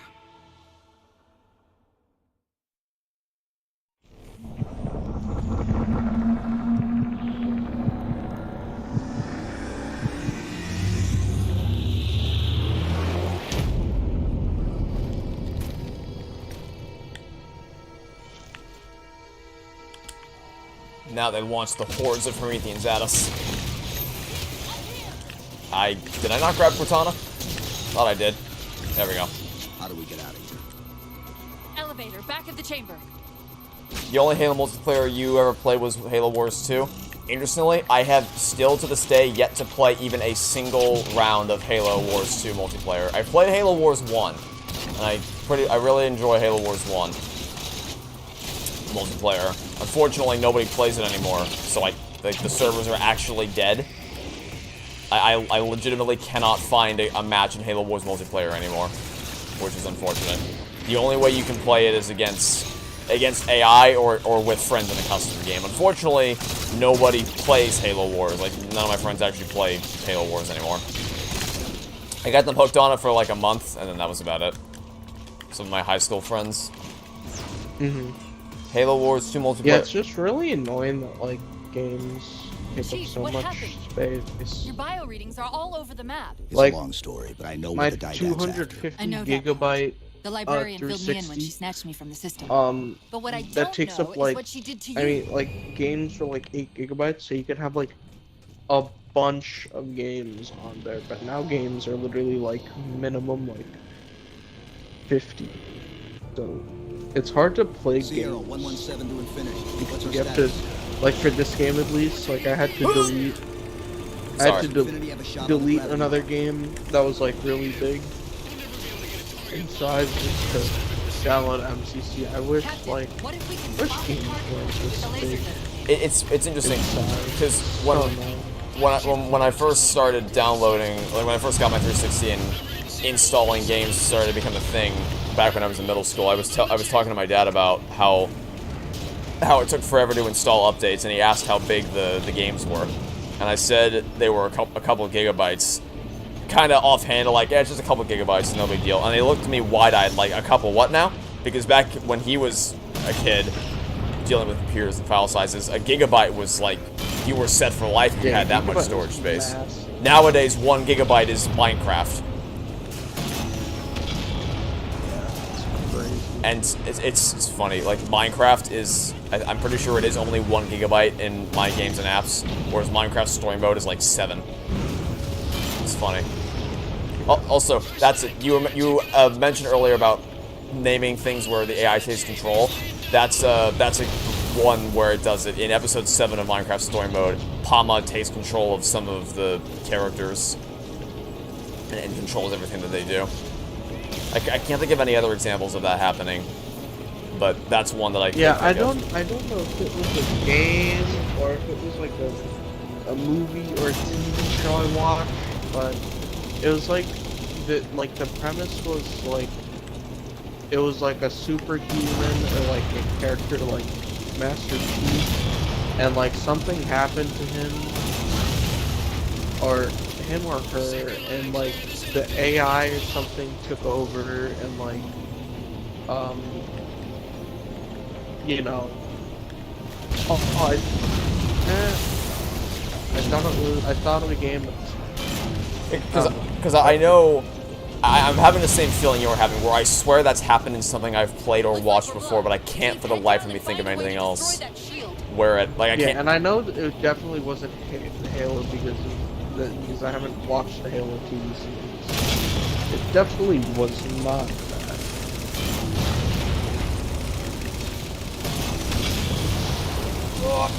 Okay, the Wraith just missed me with his mortar blast, thankfully. Halo Wars multiplayer was fun to watch. Yeah, it's fun to watch and it's fun to play. It's just that no one. Careful, there's a Wraith behind you. There is? In front of you. Am I blind? Coming to your right. Okay. Gotcha. I thought you meant he was like actually right in front of me and I was blind as a bat. I got it. Can I shoot down this phantom before it kills me? Let's find out. The answer is... Survey says... How many shots? There we go. I guess I'm used to Infinite, because I'm pretty sure in Infinite the Phantoms can go down in fewer shots than that.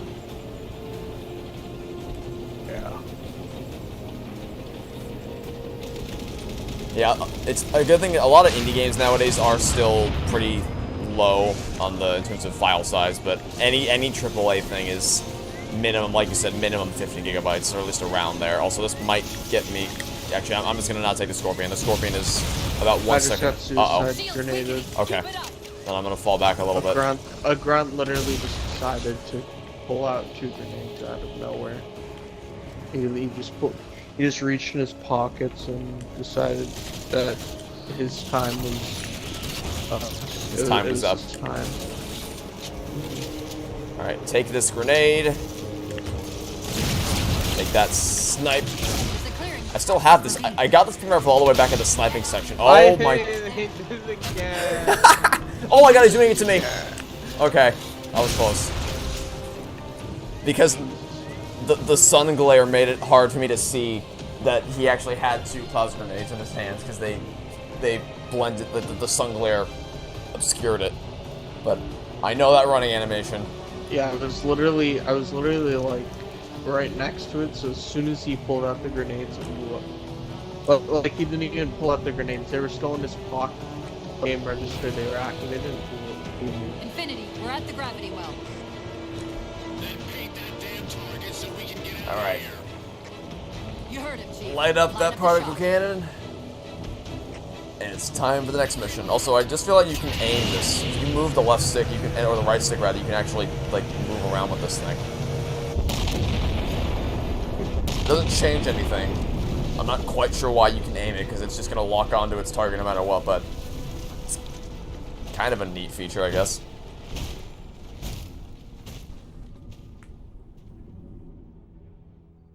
Infinity cannot handle that kind of punishment. Not again. This isn't about us or this ship anymore. Sir, we've seen what the Didact is capable of. If we let him leave this world, humanity will be at risk.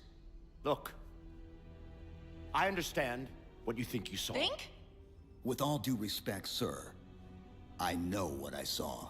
And with all due respect to you, soldier, I'm not willing to jeopardize my ship because of the hallucinations of an aging Spartan and his malfunctioning AI. Sir, what if he's right? I like how this guy's pushing like Now, 60 and he's talking as soon about as we know orange. we're airtight, I want a course laid into Carenay Station. Yeah, Tom, no prepare a self-awareness warning whatsoever.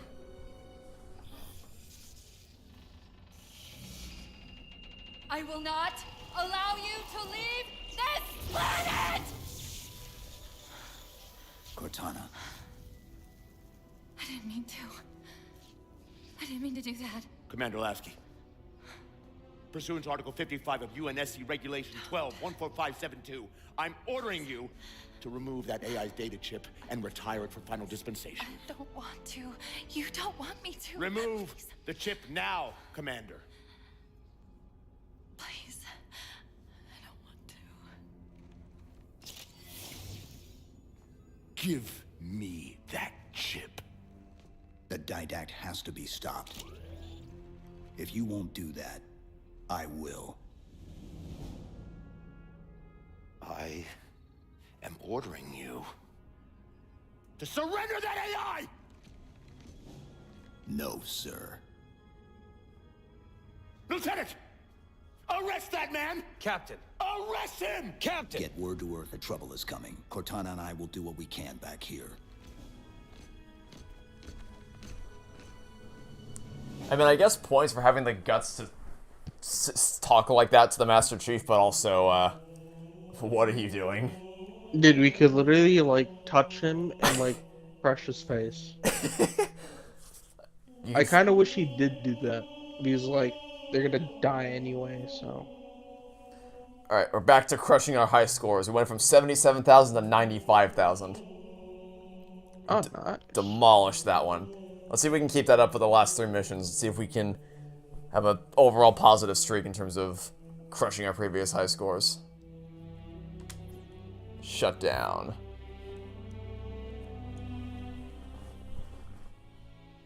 Yeah, I like I said, I like how he's pushing 60 and he's literally complaining about us. Why I know that sun isn't real. I know it because the emitter's Rayleigh effect is disproportionate to its suggested size. I know it because Its stellar cycle is more symmetrical than that of an actual star. But for all that, I'll never actually know if it looks real. If it feels real.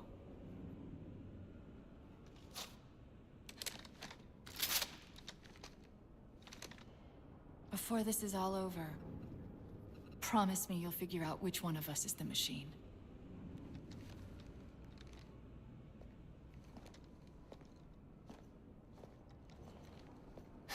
So what's your plan? Infinity's tracked the Didact's vessel to a docking structure southeast of here. We'll jump ship as Infinity exits the roof. You know, I was sent down here with orders to prevent you from leaving. In case you'd already gone, I took the precaution of ordering a Pelican. Outfitted for full combat pursuit. I hope to God you're wrong about that Forerunner. Or whatever he is, Chief. But in the event you're not.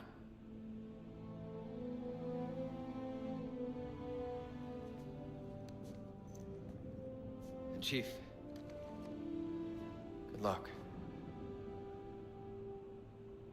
Both of you.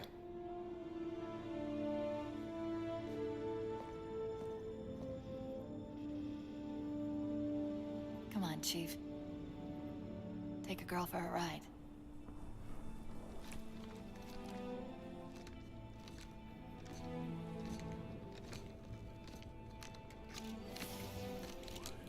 So I kept not commenting on it because it was always during a cutscene, but I don't know. No, it was my bad. I don't know if you knew this before you said that, but he is actually 57 years old. He's quite literally pushing 60. Like, I looked up his canonical date of birth. He's 57 years old, and he's getting on the Chief's case about an aging Spartan doesn't know what he saw. Chief's like 30, 40 maybe.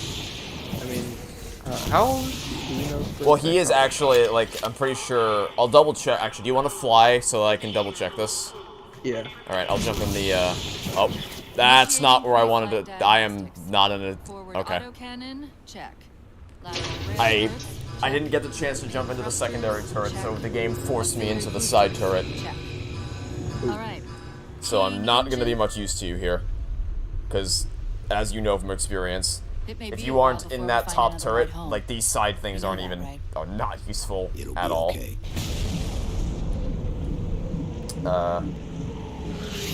Anyway, okay, so... Wait. Oh my god, she was actually younger than Del Rio. Marking 2 of the larger facilities What? in your HUD. Okay, so... Chief was born on March 7th, 2511. And Del Rio was born, if I can open the page, was born on May 28th, 2500. He's younger than by 11 years. And he's still getting on the Chief's case for being old. Alright. Okay, buddy. I genuinely never knew that before. Yeah, I'm not hitting anything from this angle. Is there something behind us? There is. There's 2 phantoms over there, but I'm too... Okay, now I can see some of them.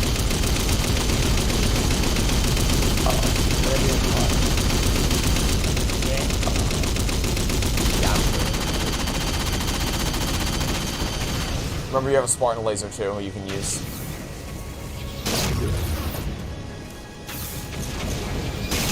It's really hard to aim. Okay, yeah, that's really bad. Oh, we may have to restart. Do you want me to jump into the pilot seat instead? How do we get inside those shields? Yeah. Okay. Marking 2 of the larger facilities on your HUD. Well. They're acting as... Alright, I'll just restart the I thought you were gonna finish him. That's right. The Didact used this composer. I thought you jumped out because you expected me to somehow be able to maneuver my way over to the pilot seat. No, I knew you were restarting. I just jumped out to see if we could possibly do it. Obviously. Alright, let's try that again. I'll let you jump into the, that secondary turret up there.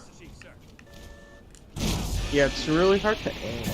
Because I plan, I already said I plan like the max sensitivity. Yeah. So it's like really slow for ground combat, but then whenever I get in vehicles, it's like really fast. All right. Keying So it's like engine. annoying.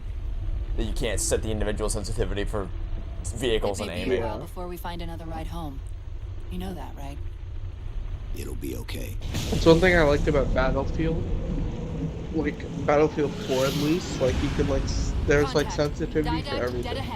So it was really annoying at first because you have to like dial everything in. But once you dial everything in, it's like really They're it's acting really as smooth. traffic control for resources moving to and from the satellite. I still haven't ever played Battlefield We disrupt their 4, except I think I played the first communications. mission because And convince it to here's lower a those defenses. blast from the past. The whole reason I bought it in the first place is because Gavin said he wanted to play it with me. But because of the Origins account thing, I think I wasn't old enough on my Microsoft account to be able to play with him, and trying to change it didn't work because it was smart enough to know not to. You had the same problem for Need for Speed 2, right?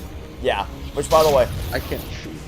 That's you're too high. Okay, I'll go lower. Let me know when you're at a good altitude. Still low. The problem is, like, I really can't stay still Yeah. for long, because then it's gonna light me up. So I'll try to get you as close as I can, elevation-wise. Like that's the lowest I can shoot. Nice. There we go. But yeah, maybe because I think I still have my Need for Speed Rivals disc. Do you know if that game's backwards compatible or not? I think it is. I think I've played it a few times. Maybe one day we'll actually be able to revisit that and finally play it together. Yeah, maybe we could do a stream or two on that. That'd be fun, because that's... It's not really a story-driven game. I mean, it kind of has a story, but kind of all over the place. It's not really a story game. It's more like, you're just an outlaw, and there's like, you're just against the cop. And cops are also corrupt, trying to do stuff against you. Because that was gonna... There's not really like a definitive story with like... There are millions of transmissions passing through this structure.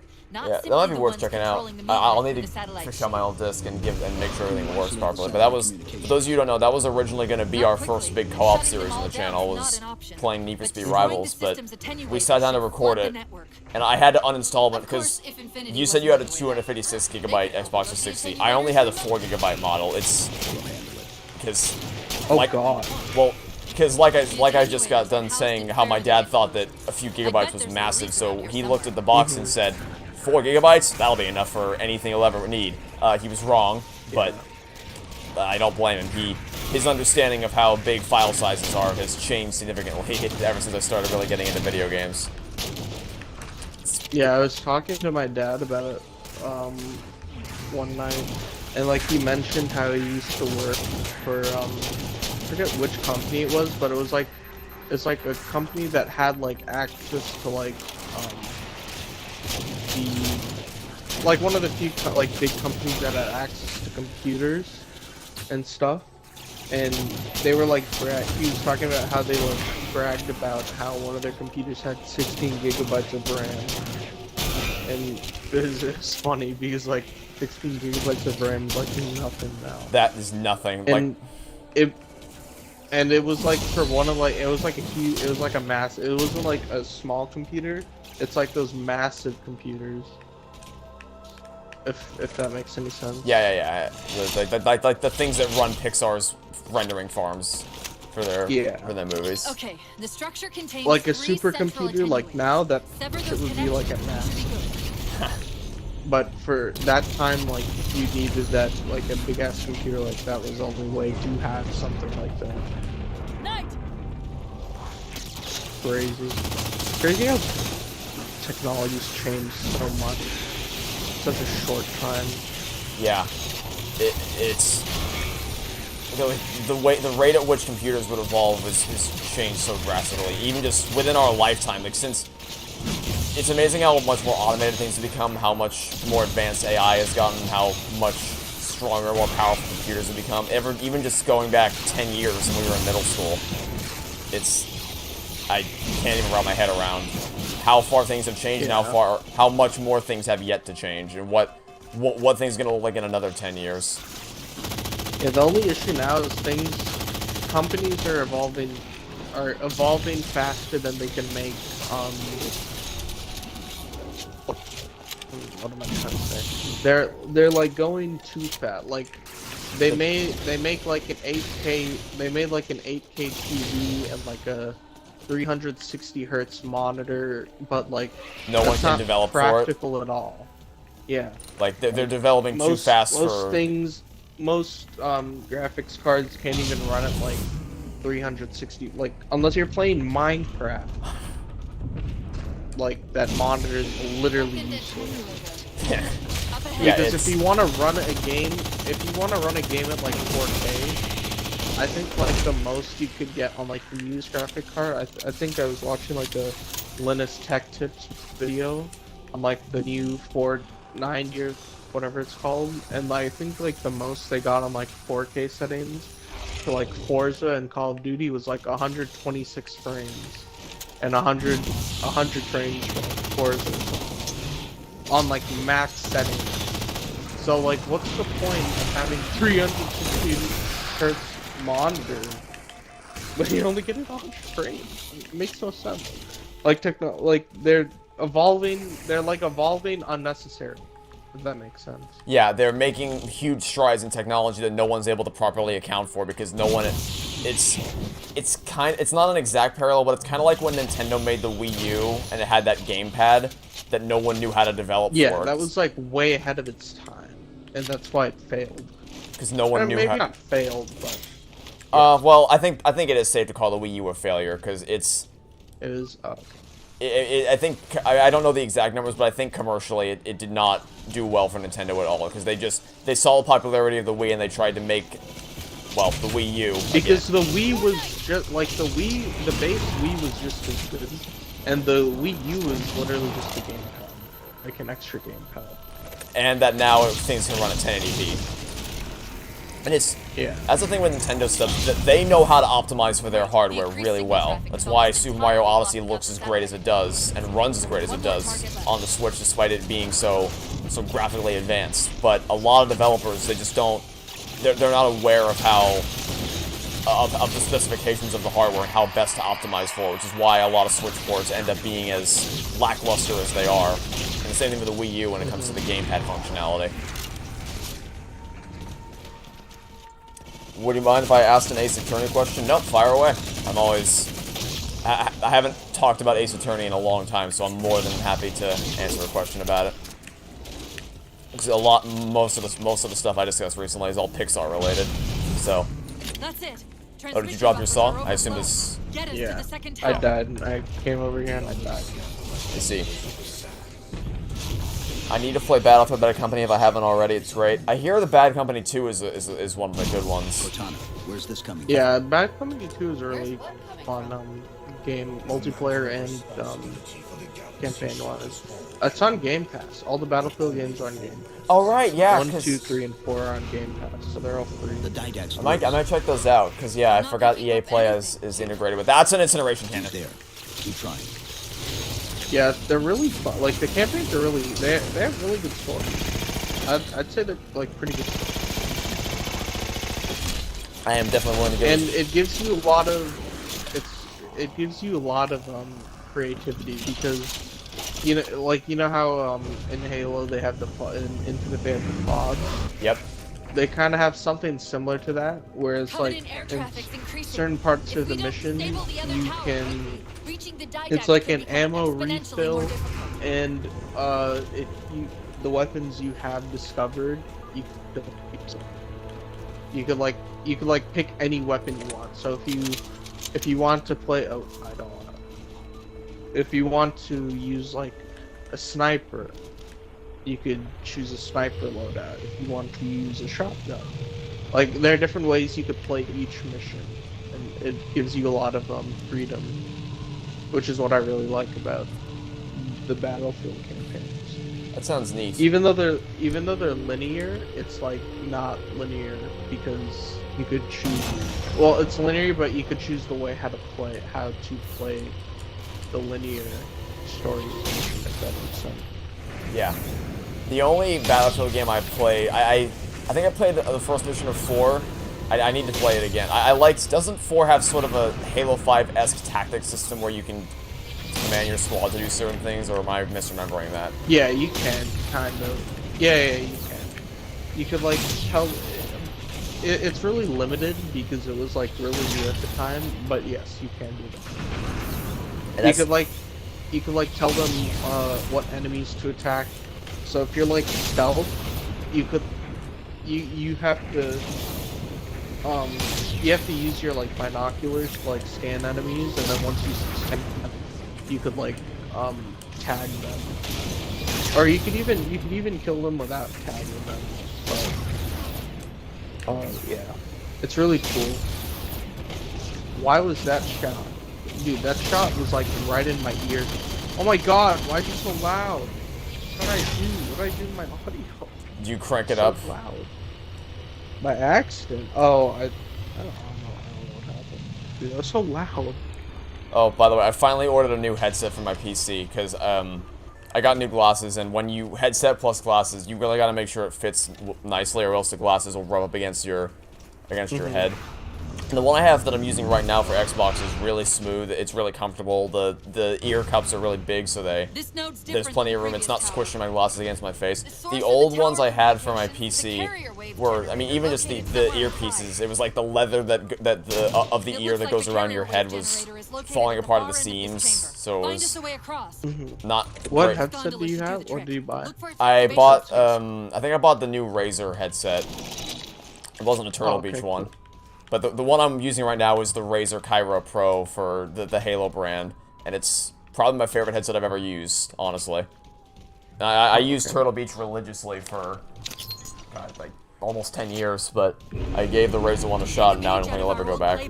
I'm going to tune your shields to emit an EMP Yeah, I really like the warranties they have in Best Buy because you can just, like, give your old stuff and they'll literally just give you a new one. I need to do that for this Elite controller resisting. It's not falling apart, but the grips are starting to, like, wear a bit, or not like the side grips, because of, like, sweat and stuff.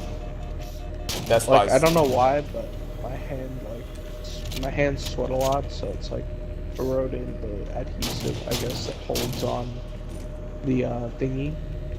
But yeah, I also need to get my headset turned in. I'll probably upgrade to the new, I think they have like a Gen 2 700 series.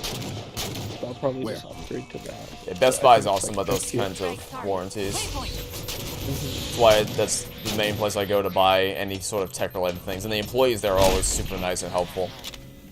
Yeah, and they know what they're talking about. That's what I like too. Yeah. You ask them a question, they like unless it's a question like that nobody knows. Yeah, I mean, they generally have like a good answer. They're very knowledgeable about their craft, which is good. They're not just a friendly face. They know what they're talking about, so they're always available to help. Yeah. Oh lord, I'm falling back. I have a I'm holding on to my incineration cannon. Where's our checkpoint? Not great, unfortunately. Ow, snipers. I don't know where all the snipers are. Okay, there's one above. And I got the one on the side.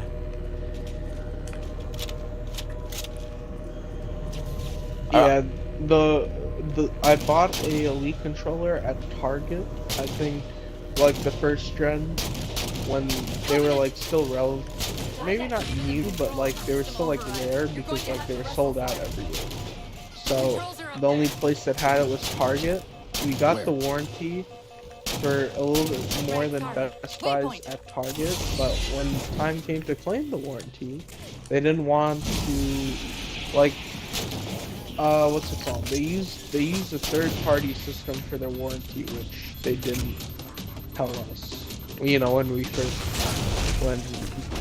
bought the controller, so we had to use it was a third-party warranty, and instead of replacing the damn thing, that you have to send it in and they'll fix it, and the downtime's like 2 weeks. So I'd be, you know, without a controller for 2 weeks, but that made no sense. So we just never did the warranty.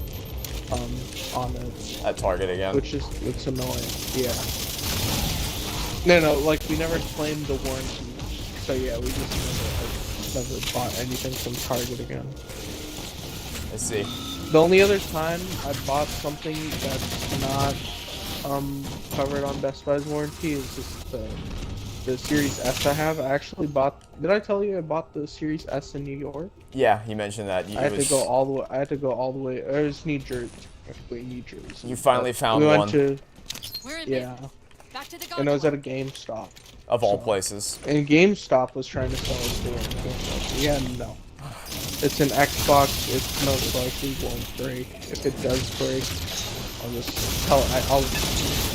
If a new console like that breaks, I'm pretty sure Microsoft will just give you a new one because, like because they care. Don't they have, or is it something? Is that another company? I think Microsoft does something like that. I'm not sure exactly what it is. Yeah. But I'm pretty familiar with what you're talking Because about. it was like it was like really new at the time. Like I was like, it like just came out. So if there's an issue with it, they probably don't want. They probably don't want the consumers to not or have a bad experience with it. Which, by the way, I recently got screwed out of some warranty-related things as well, because you know how I mentioned that my computer was like dying last week? Well, I finally figured out what the problem was. It was bad memory sticks, which is good because it's easy to fix memory. You just buy new memory.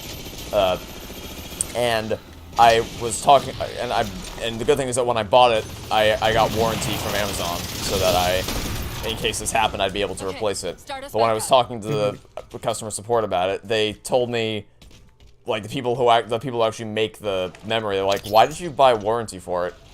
Like, Amazon shouldn't have offered it to you, because apparently when you buy the memory that I got, you're guaranteed lifetime warranty just by default. So Amazon sold me something that I literally is redundant. So then I have to talk to them about that to get my money back, because they sold me something that I don't need. Like, the guy was legitimately confused that I even had a warranty on it in the first place. Because when you buy something on Amazon, whenever you check out it gives you the options like, you want to buy the warranty, extends it by a year or whatever.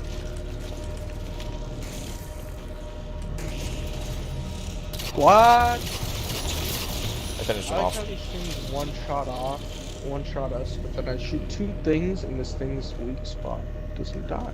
Yeah, that kind of goes back to what we were saying earlier about how balancing is different for them than it is to us. Some weapons are such a joke in our hands, but they're powerful as hell. One of those being the bolt shot. For some reason, it just shreds through us so quickly.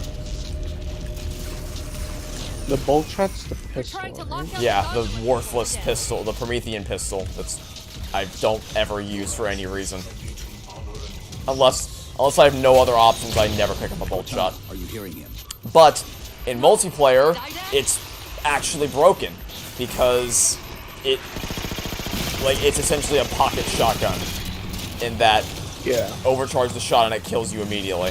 And in fact, the actual shotgun has a shorter one-shot blast range than the bolt shot did, and it wouldn't be that bad if it weren't for the fact that because of the custom loadout, you could actually spawn with a bolt shot out of the gates. That's one thing I really don't like in retrospect about Halo 4, is that you can really throw off the balancing by what you can spawn with your loadouts.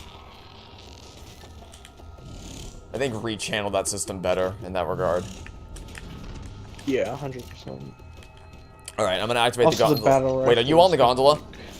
Yeah. Oh, be careful. I think knights are gonna spawn on your position in a second. Uh-oh. Because hitting the button activates the gondola and also should spawn in knights. Unless they're not gonna spawn in because you're there, maybe? Oh no, there they are. They spawned them. There's one on the upper floor, I think. Ow! Carrier wave generators on top of that platform. You only have to enter the field. I have a saw on my body. Well, that happened. I think I got a checkpoint. Yeah, okay. Let me go grab that saw.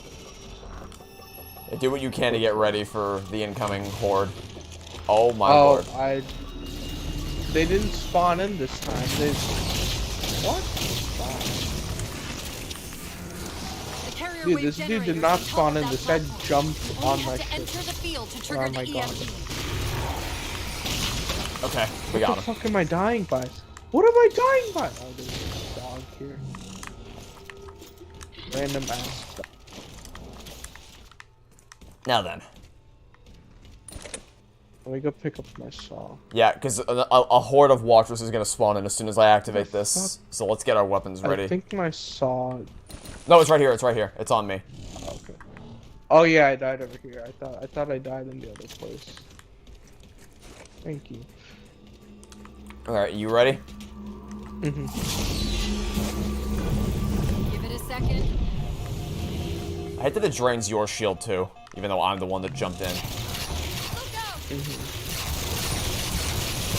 That's a lot of things. I can't see.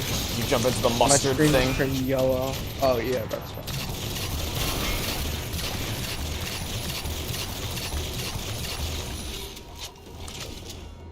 There's so many Watchers there.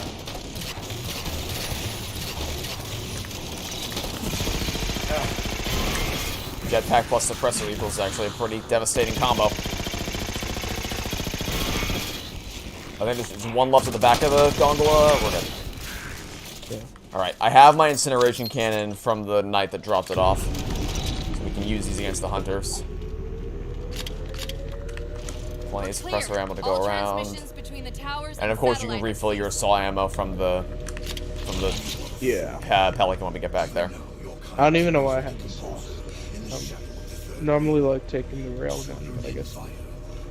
I'm gonna mix it up for a change. Yeah. By the way, as for the whole 3-hour achievement where you can beat the game in under 3 hours in Legendary, one of the major tricks for that is that you can actually skip this entire mission and just fly straight to the end to do a exploit in the geometry. Oh. So that chops an hour, because this mission usually takes around an hour to get through all 3 towers. So that chops out pretty much a full hour out of the run. This is just Tower 1 then. This is Tower 2 of 3. Oh. Because we did. Oh yeah, we did do it. Yeah. Yeah, I think the exit door is right there. Wait, so then how would you beat it in normal, like doing all the missions then? Like, legitimately, how would you do it under 3 hours if that's how? Like you know how you said like it'd be annoying if people exploited it. Yeah, like that Halo thing. So how would they expect us to do it like normally? Thing is, I don't think 343 is as crafty as Bungie were. Because all the par times for the missions are designed with the world record in mind. For instance, the par time for the first mission of Halo 3 ODST is like 10 seconds longer than the world record speed run. Do you want the DMR? I think I grabbed the DMR. Unless you mean more ammo for it. Yeah, do you want more ammo for it? Sure, I will grab some of this. Thanks. Like, the world record... Let me go to the other side real quick. I think the world record speed run for the first mission of ODST is like 2.5 minutes. The par time is 3 minutes. So, Yeah, it's a little bit odd. I'm pretty sure they actually are expecting you to use speedrun tricks to be able to beat these missions in as short of a time as you can, because like Assault on the Control Room, you know, that really long slow mission from the first game, 15 minutes is the par time. That's not happening unless you would take advantage of a speedrun glitch where you skip all the enemy spawns and just go to the end of the mission. So I guess they didn't care as much. No, I don't think 343 cared all that much at all, to be honest with you. However, if we speak purely hypothetically, I really am wondering if it would be possible to do it. Just like if you have purely optimized gameplay, and you know all the enemy spawns, you have the perfect weapon combos, and you never die, is it theoretically possible to beat the game in under 3 hours just by playing the game legitimately? Would 4 people help, or is there like upscale in damage? I think there is. Like if there are more players, like are enemies harder to face? Or I believe so. Is it easier? I don't know for a fact, because I know for a fact that Infinite is doing that, because they made a big deal about how it's gonna. Which, by the way, I want to chat after the stream about doing the 4-player Halo Infinite co-op stream after the winter update. That I'm morbidly curious to see what it's going to be like to play on Legendary with 4 players, because they've said that that's like the hardest the game can possibly get with how they upscale the difficulty. So I want to see how that's gonna unfold. But I know Infinite has that. I know Halo 4 has difficulty balancing for co-op. I don't know if it accounts for all the different players. Like, what we're playing now is definitely harder than solo. I just don't know if 4 players is also harder than 2 players. Because, for instance, Halo 5 doesn't have balancing at all because it always assumes co-op even when you're playing solo. So it's... Oh my. I died. Hi there, buddy. I mean, if you're gonna teabag his body, sure, I'll take a free kill. He was just... I think my shit fell off the map. You want to revert? No, it's... What did you have? A railgun and a saw. It's fine. Oh. It's fine. There's a plasma cannon somewhere. Oh my goodness, the grunts just love chucking grenades at me, don't they? They sure do. Oh my goodness. Dude, the elites too. I literally couldn't step anywhere without getting hit by me. I think I just got stuck. Nope, you're good. I'm gonna check. Oh, never mind. Oh. Oh. I did it anyway. Ah! How is not dead? My God! I have like 50 grenades left. These grunts really are grenade happy. These grunts really do like, dude. They're throwing so many grenades. Oh my goodness. I only survived that because I had my jetpack, so I could get away with the grunt who was going suicidal on me. Jesus. All right. Oh, that's a big boy elite. Hey, pal. See you later. All right. I guess you could do that. I'm seeing a control facility at the top of the tower. I think his fuel rod flew off the map, so we're gonna need to find alternate methods of dealing with the hunters. Oh my God. I died with the fuel rod next to the hunters. Oh. That's what you were looking for. I'm really sorry about that. It's alright. I have all the grenades. And I have a scatter shot. Nice! You just, that was perfect. You just, uh-oh. Okay, well. This is less perfect. Hi. The fuel rod cannon in front of me. Oh, I see it, I see it, I see it, I see it. Stay back. Down! Oh, that's trash. It was close. How far back does the checkpoint take us? Okay, right here. Right. Okay, the fuel rod's right here. You can grab it. I don't need to use it, just as long as one of us can blast them with it. I'll fire my first shot with the... I only have one shot of the incineration cannon left. I'll use that now. Oh my God! Oh wow. Now let's make that to one-shot him. Alright, just blast him. I'll try to draw his fire so you can get a shot on his back. No? Still not dead. There we go. There we go. Over the edge he goes. And I'll happily grab myself this. Grab myself a carbine and a scatter shot. You can take the time to grab any weapons. Carbine there? Yeah. Like that. There's a full... Did I take all the ammo for it? No, there's still carbine here you can grab.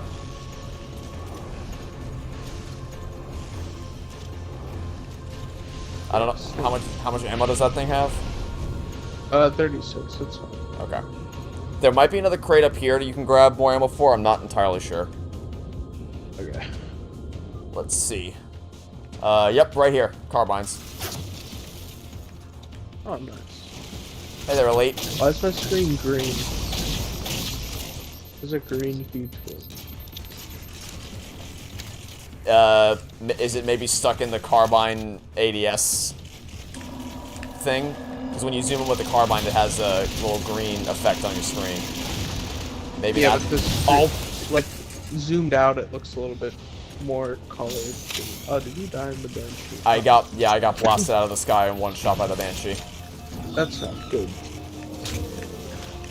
Oh, there's one to your left. Yeah, I'm jumping in now. The problem is the Banshees light me up so fast. Okay, I shot down one of them, I think. Yep, that's one dead. And that's also one of the turrets. No? Okay, I gotta run. Jesus. I killed the turret, the Banshee though.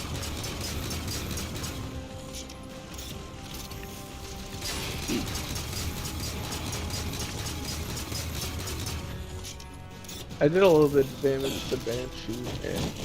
Are you dead? Yeah. Oh. I didn't know that. Oh. It spawns us down here. Alright. Yeah, the Banshee just shreds me so quickly. Yeah, that was unfortunate. Uh-oh, I don't have a sketch. I have a empty fuel rod cannon. I guess you can grab whatever weapon this elite has for the time being. It's like a storm rifle. Okay. Try to get the guy out of the turret if you can. Okay, that's one turret. I'm trying to. I'm gonna stay low to the ground until I can get a clear shot on those Banshees. The problem... I got the second. Okay, Jesus. I sniped the second guy. The second turret. To your left, the turret to your left, I sniped that thing out.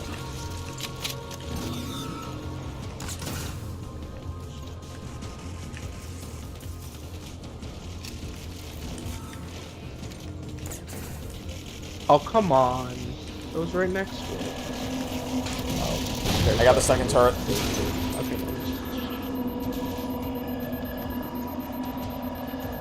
Where are those Banshees? Is there one near you? Okay, there is. Hold on. Oh, I've been EMP'd. I've been EMP'd. I'm dead. I'm dead. I'm dead. Yep. Jesus Christ. Every enemy in Halo 4 having an EMP effect is so annoying. Oh my goodness. What did I just die to? Banshee. Banshee. When in doubt, Banshee. When in doubt. Is there anything here? There should be a crate of scatter shots that you can grab. Yeah, but I'm long range. I want to see if there's anything here for long range. I think the best you're going to get is a carbine.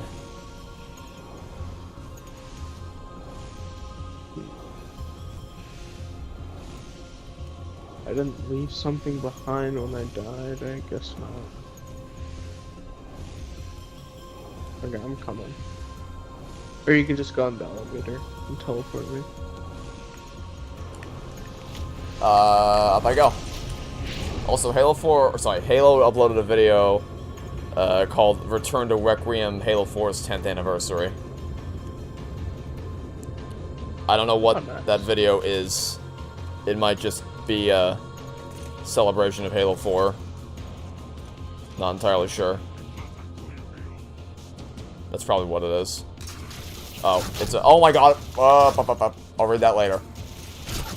There's a blog kind of detailing some of the behind-the-scenes stuff and a retrospective on the game from the developers. Elite, please, no. Thank you. Alright, where are those Banshees?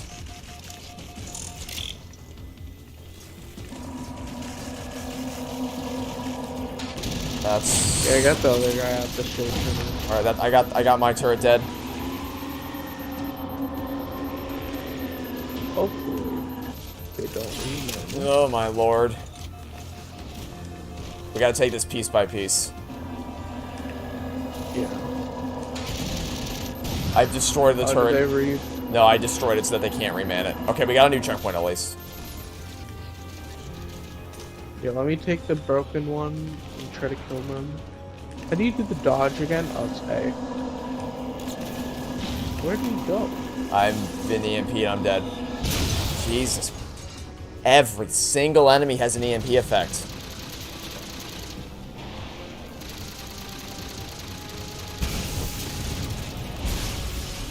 Really?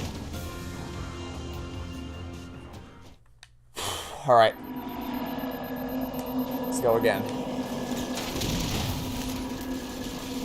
Gonna try to kill these jackals first. Oh my... Really?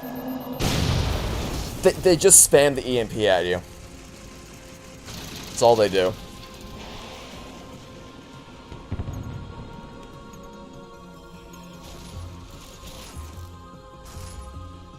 Respawning. Where's this going?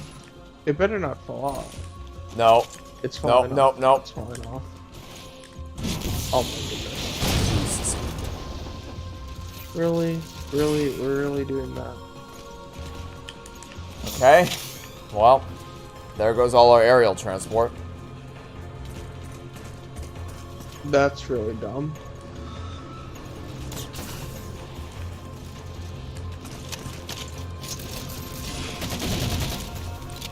Dumb fucking thing. And it, yeah, shot me down. That's what I thought. Got one. Uh oh. I jumped up from that back. I like how their death zones aren't our death zones. Oh yeah, the Banshees can fall infinitely and never die, but the second you reach a certain point below the map, you're just screwed immediately. It's really stupid. Okay, where are the things that are EMP? Let's see if I can kill those things first. Okay, I finally got one of the Banshees. That's progress. How many are left? Just 2? Make that 1, I think. Actually, I'm gonna retreat for now. I'm not gonna get too greedy. I killed 2 Banshees. That's a good start. Take a second to pause. What's giving you trouble over here? Nothing much. Oh, there's another turret that I didn't kill. Where? To the left side of the area. Can't see it. Oh, I see it. Oh, Banshee came Can't to get play. a clear shot on it. I might die here, but if I can kill the Banshee, it'll be worth it. Never mind, I couldn't kill the Banshee. Was not worth it. Couldn't kill the Banshee.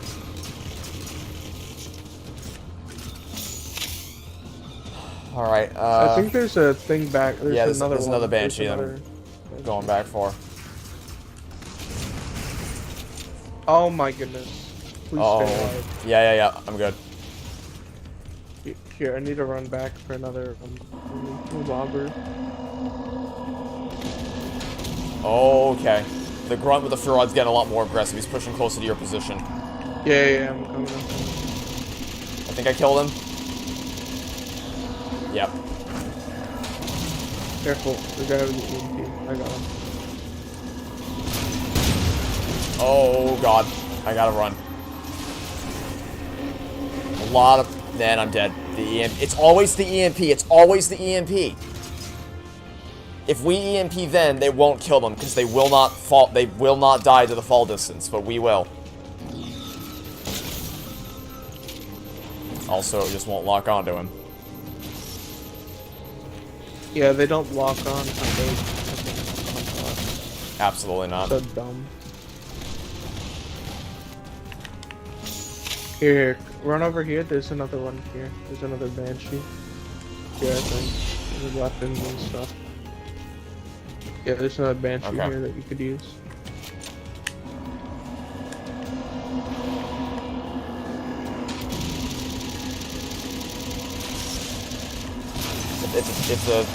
If the Banshee gets close to me, let me know.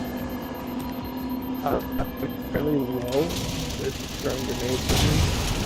Oh, there's an elite here. That's it. And I just...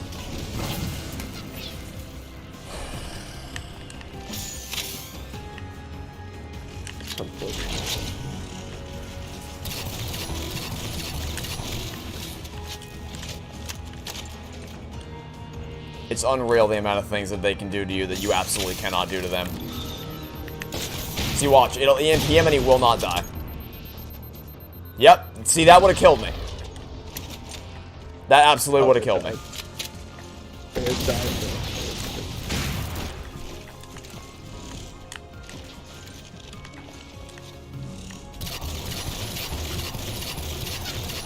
Uh-oh.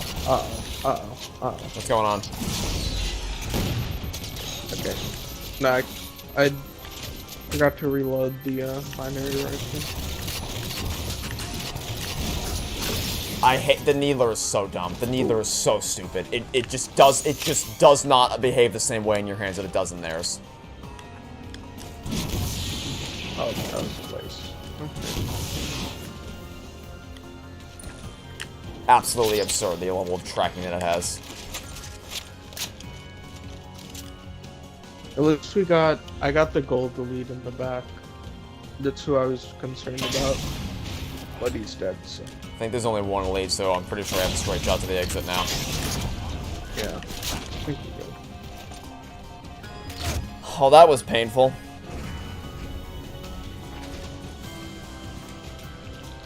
That section's about as painful as it always is. Yeah. Let me at the fire controls. So you could skip all that. You said how? Do you just like? Tapping I into guess this you just fire like central net. trigger all the checkpoints really quickly. Interestingly enough, you don't have to do that. If you just fly straight to this tower, the door opens up for you. And then you can jetpack in through a slight hole in the geometry that's just wide enough for the chief to fit through. And then get into this tower. I don't know how, I'm not sure, because they didn't program it so that you have to complete the first 2 towers in order to activate the 3rd one, like most games would be. Track those liches. We can go across them to get to the didactic. Because it makes sense for the first 2, because obviously you can do the first 2 in any order you want. But this 3rd one shouldn't unlock unless you do those first 2. There are several liches moving in formation towards the didact ship. We're only going to have one shot at this. And that's mission 6 complete.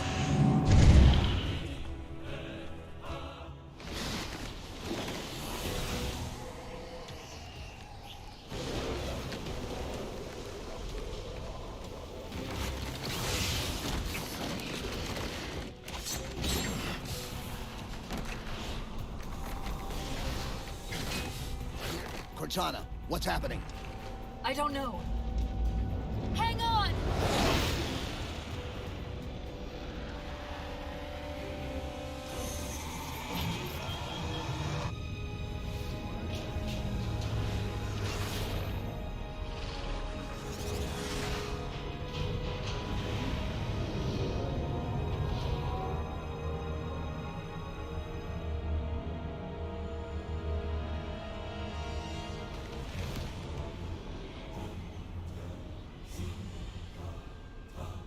They're jumping into slip space. Get below deck.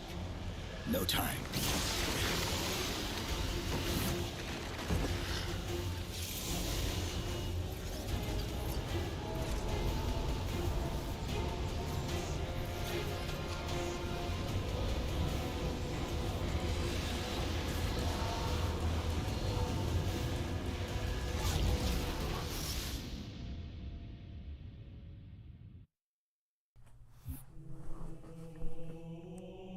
Yeah, I would have been surprised if we beat our previous high score, although it wasn't. It was closer than I thought it was going to be. Our last high score was 53,719. This time it was 53,392. Oh, it's muted. Sorry. Yeah, it was only like, what, 300-ish points off? Roughly, yeah. So not too bad.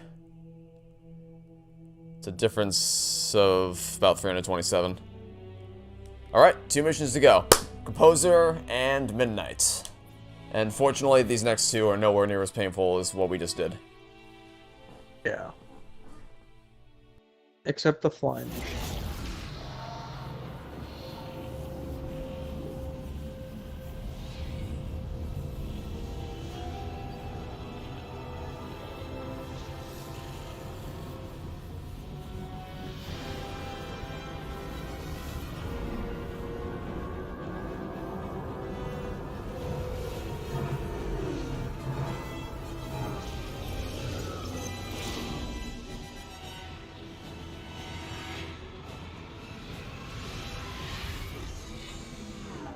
Cortana? Still here.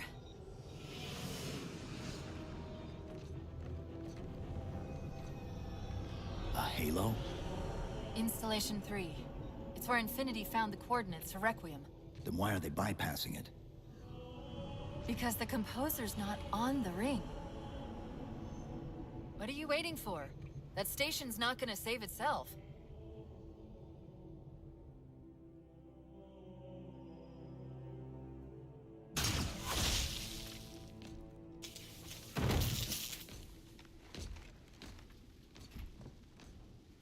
Put me into the console. This is UNSC Master Chief to base. Do you read? Yes, I read you. This is Sandy Tilson of Ivanov Station. We're under attack. They're after a Forerunner artifact you took from the Halo ring. How do you know about that? Doctor, I need you to protect that artifact until we arrive. Send whatever... Do you know what that condescending bitch said to me after our first game of chess? Cortana. Even I don't call him by name anymore. Correct your approach. Yes, well, he also said he works better alone. I can see why you chose him, Catherine. Cortana. I'm your greatest achievement and you detest Pull me. up. Now!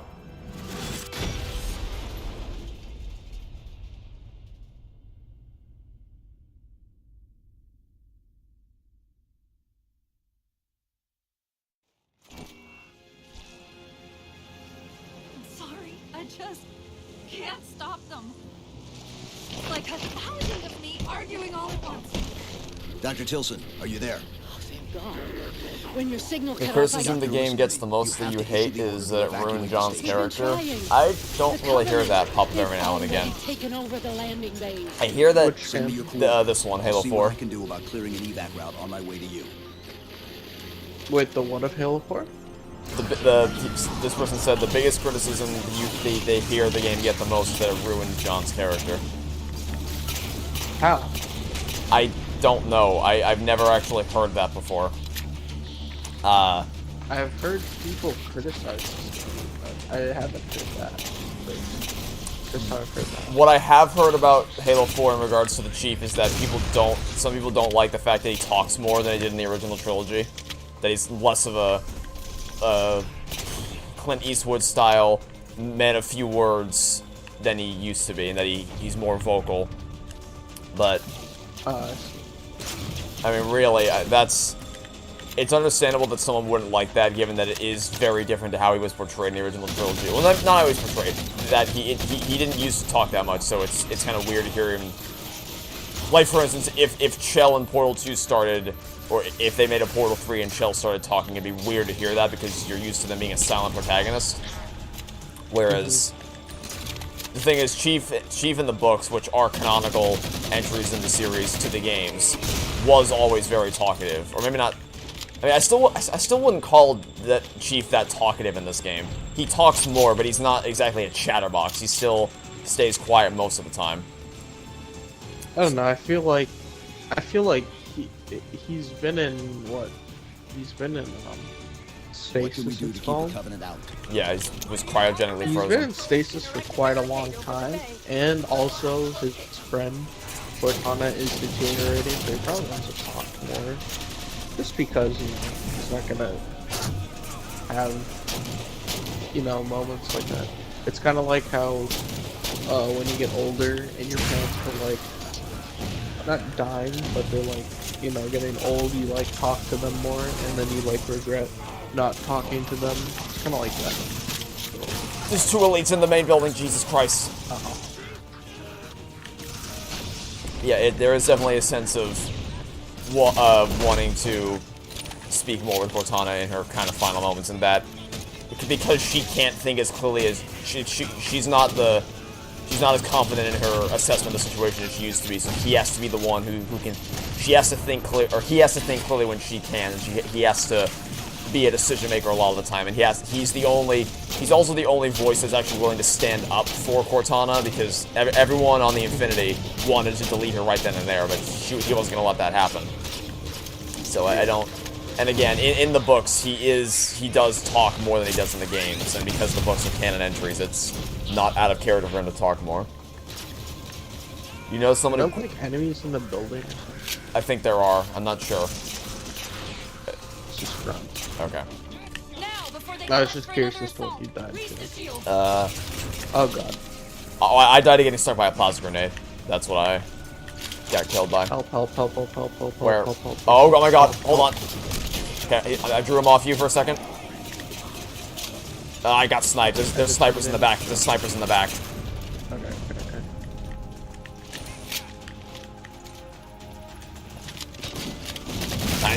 Nice sticky detonator. Oh, there's a sword guy. Sword guy. I see him. That grenade should get him. Yep, I killed him with a grenade. My biggest fear is the snipers in the back now. Okay, I'm falling back. Not taking any risks. Where are they? Left or right? Both. Okay, I got one of them. I got the one on the right, not the one on the left. I got the second one. Okay, alright, good. Now it's just a bunch of elites. I'm trying to regen health. Hey, look at me, look at me, look at me, elites. Don't look at him. Or I guess you can look at him and then give me some free shots as well. That also works. Okay, the Needler again. Hard to keep this thing like active. It's just Jackals now. We're clear. Okay. Yeah, it's hard to shoot this thing accurate. You have to like burst fire. Oh, I'm out of ammo. Beam rifle ready for you to grab.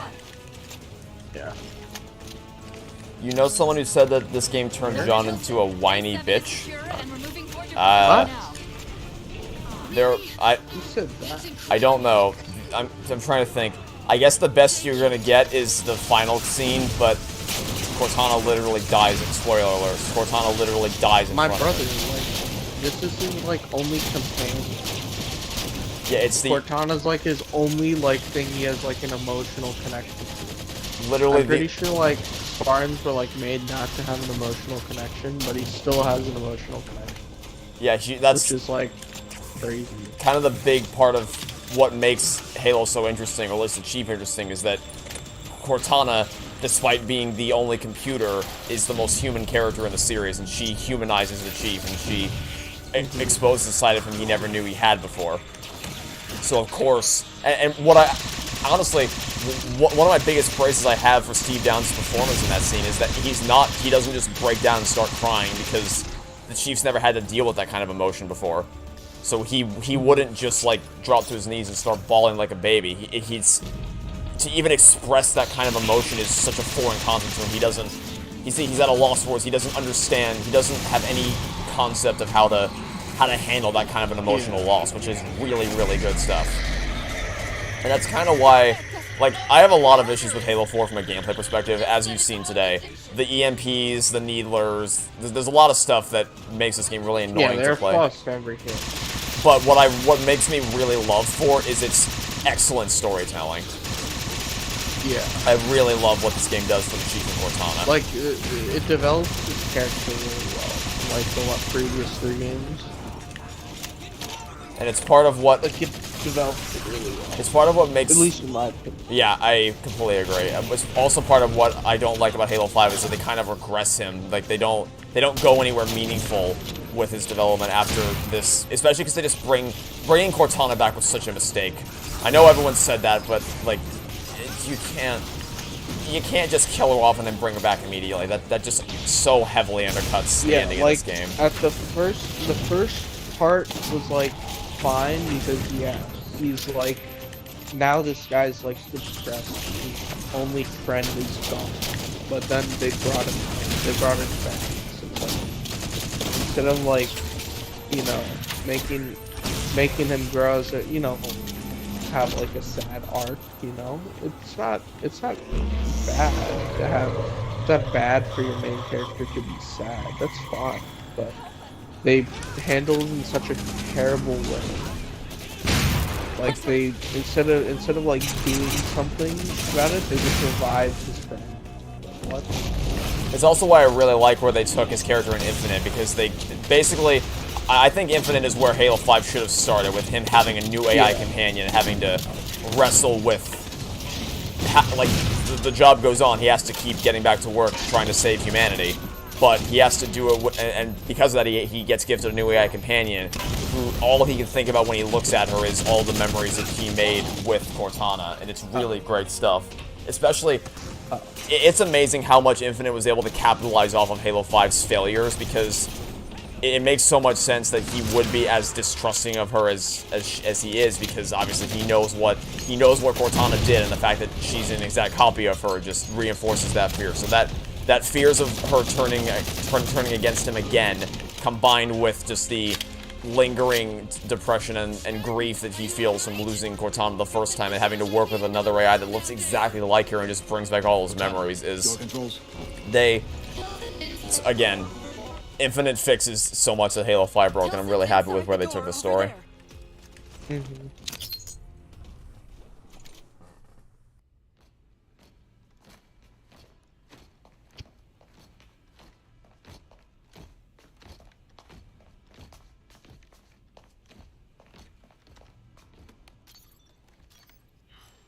The device you recovered was a Forerunner weapon. The commander of that ship wants it back. Wants it back? You don't think you can remove... It can't leave the station. You know that, right? We don't have any choice, Doctor. It's not a matter of choice. It took 3 months. And the biggest starship the UNSC could throw at it just to relocate it here. Unless you're a lot stronger than you look. It's not going anywhere. Can you give Cortana access to the station's supply manifest? What for? If we can't move the composer, we have to make sure the Didact can't either. Oh, wait. We have years of work invested here. Inventory lists 7 excavation-grade Havoc mines. Just one of those would turn this base into a piñata. I'm sorry, Doctor. Keep routing your people to the evac centers. Once we take care of the composer, you won't have much time.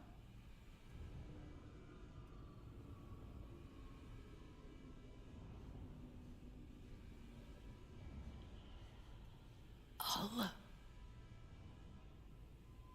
make sure the nukes are primed so you can detonate them remotely. Maybe next time you rescue us, you can give us more time to pack. Next time.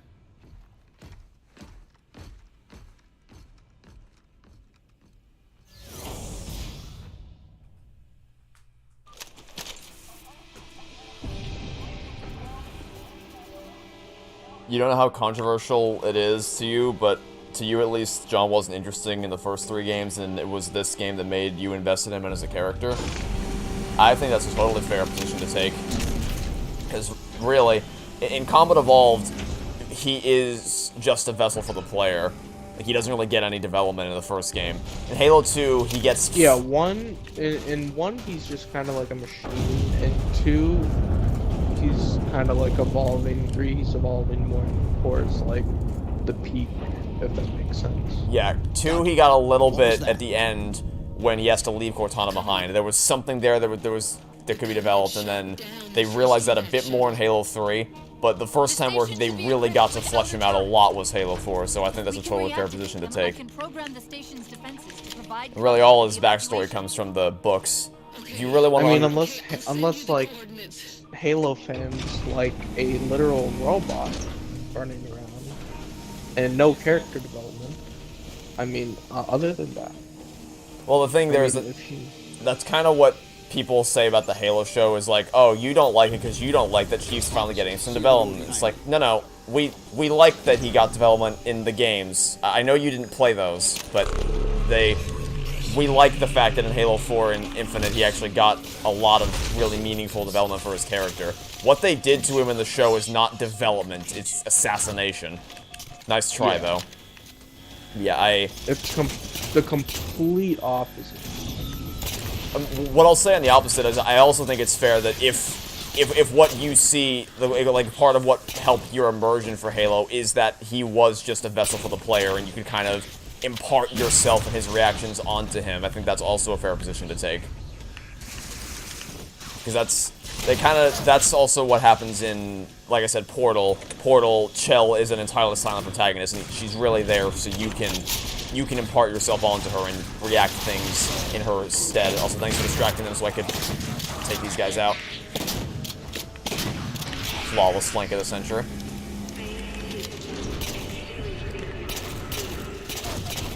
But I myself am more partial to John's character when he gets development. It really started going that route in Halo 4, and I'm very happy that it did. But I have to pick. Yeah, this game franchise is like a movie. It has character development. It has like everything. I thought I could walk in the door. I was just like walking into it. Okay, I'm dead then. But yeah, this game is more like a movie. This game has like good character development, like there would be in like a TV series or like a movie or something. I don't know why people are mad about that. Like that's what games are. a movie that you could play. Or am I wrong about that? Well, I guess it depends on what you prefer, because different games offer different things to people. Like, people who play games like Tetris, like myself, I don't want to cast... when I say that, I say... It sounds like I'm saying, people who play these types of games, no, I love Tetris. Tetris is amazing. But if your preferred style of game is something like Tetris, there's no real story there. It's just the gameplay of shifting blocks around. It's a fast-paced puzzle, kind of arcade-style game. There's no real story to be found there. But for other people, they want something with a bit more meat on the bones. They want something with a bit more substantive characters in the story. They want, like, part of what... I don't think...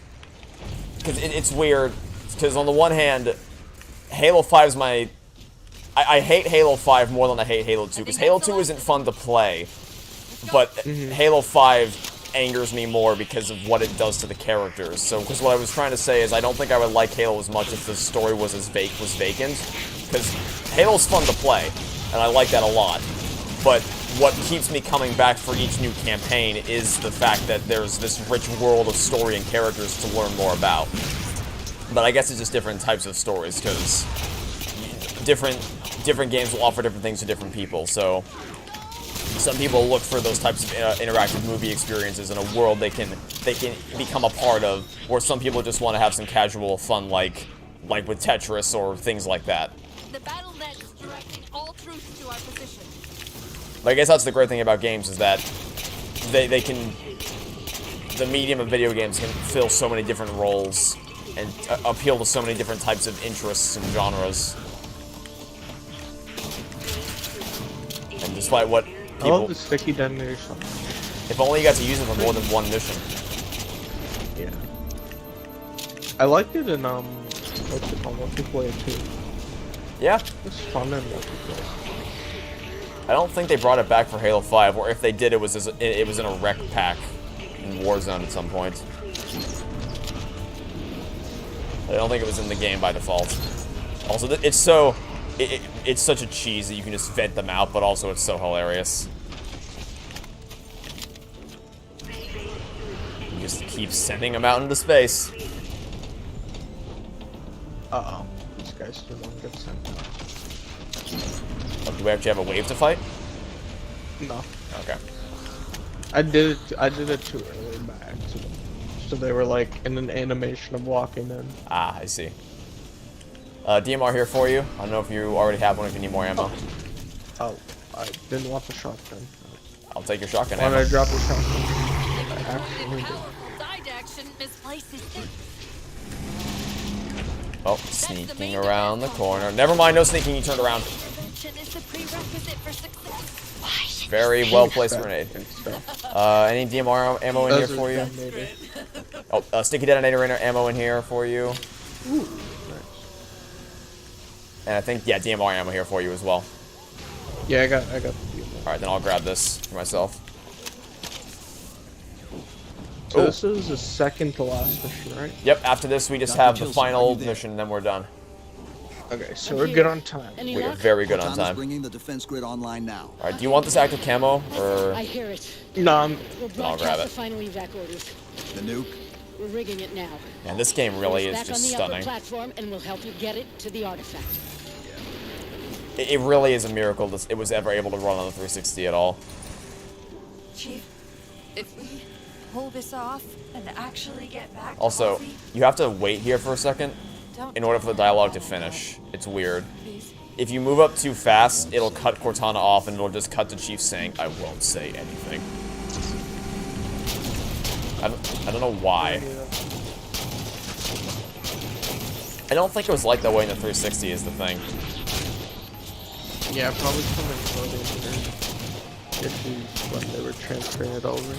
Which, it's weird because of all the games you'd expect the one 343 made themselves to be the one with the least issues, but...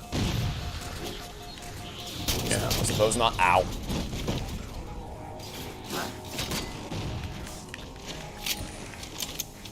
Don't like the fact that I can't pick up my active camouflage after I die. Like, the armor ability just disappears.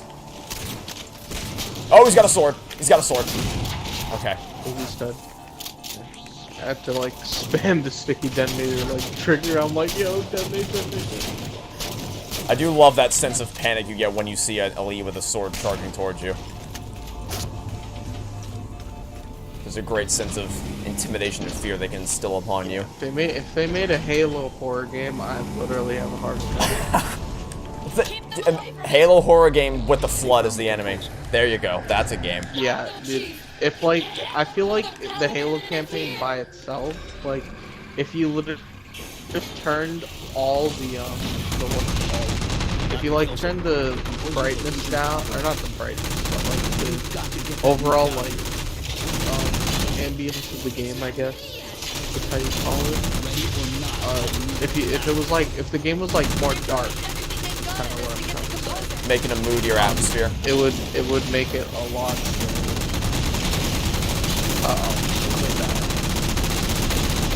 Please don't.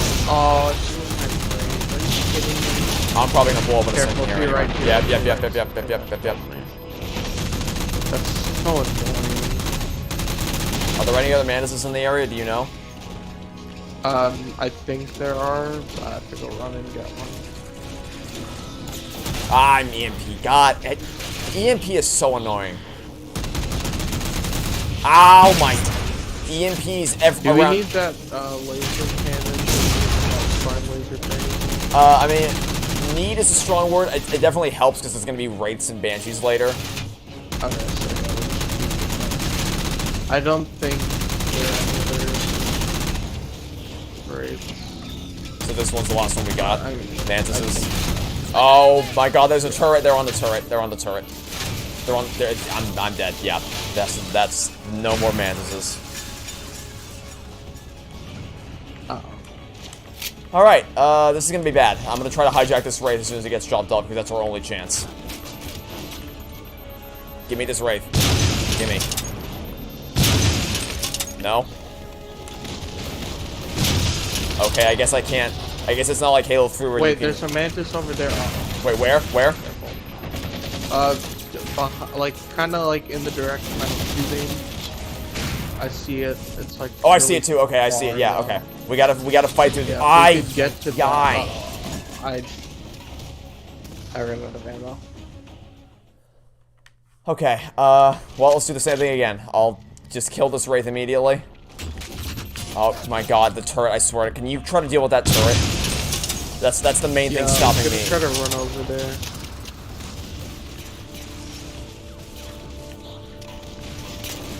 Nope, I got obliterated by elite. 2 elites with fuel rod guns. Yeah. Yeah. That's fun. Focus fire. Focus fire. Oh no. Again. Dude, I'm being obliterated. Careful. I was hoping that grenade would kill, and evidently it did not. Yeah, I don't have a precision weapon. I died with my precision weapon, so I literally... Oh, it's a ghost. This section is not designed to not have a mantis for. Can you hijack that ghost? Oh, I got it, I got it. Ran away from you got it, me. nice. I got it. Alright, that's gonna... Oh, another relief with a fuel rod gun. I'll try to draw its fire towards me. I am not successful in that. I died in the ghost. I died in the oh my... Okay. Yeah, the section's gonna be a little bit... This is gonna be a problem. This is gonna be a big problem. Big problem. Oh my God. You gotta hijack that wraith quickly. Oh. Well. Yeah, that's, Yeah, I was not swinging. Yeah, I lost my precision weapons. So... Let me try to... I'm just gonna try to run. We just try to run, so when you kill that wraith, we have a little bit more time. Oh, he jumped. Wait. He jumped out of the wraith. He jumped out of the wraith. Oh. That's actually good. Where are we? Where am I? Where did I spawn in? I don't know where I am. We're kind of like on the left side. If you run to your right, you'll see it. I'm going back on DMR so I can like at least find something. Shit, where's my DMR?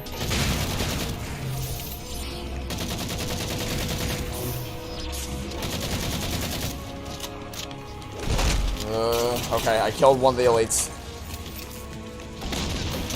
And I got the other one. Oh, he jumped in the turret. He jumped in the goddamn turret. Jesus Christ. So goddamn dumb. Oh, I have to run again. And unfortunately, we can't revert because it's. I guess Yeah, unless you got this. We can first. the Wraith is dead. That's a step in the right direction. But I just can't get to my sticky detonator. Oh my! I have a Spartan laser too. Do you need that, or do you want to save that still? I don't really have anything in mind to save it for. Just use it whenever you feel it's appropriate. Prioritize ghosts, banshees, wraiths, anything, any type of vehicle that poses a major threat. There's 2 ghosts over near me.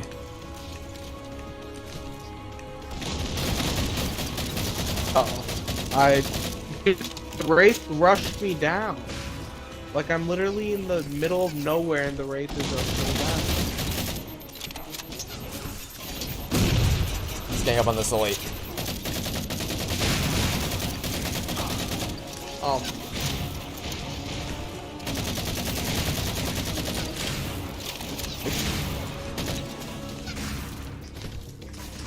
If you... So there's the race change. Oh, huh.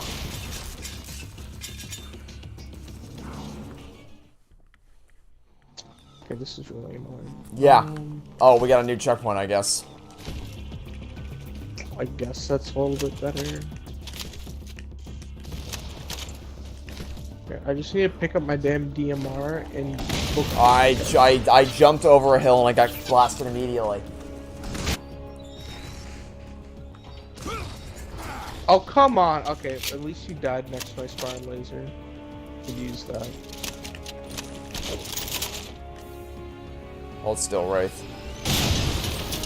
That's 1 shot. Don't run away. I'm moving to get another weapon. Come on. Here, don't waste it, don't waste it. I'll use my sticky detonator on it.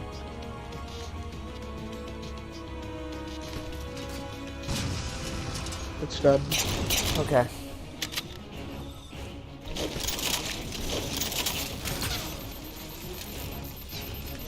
I got one of the ghosts. I hear a turret somewhere.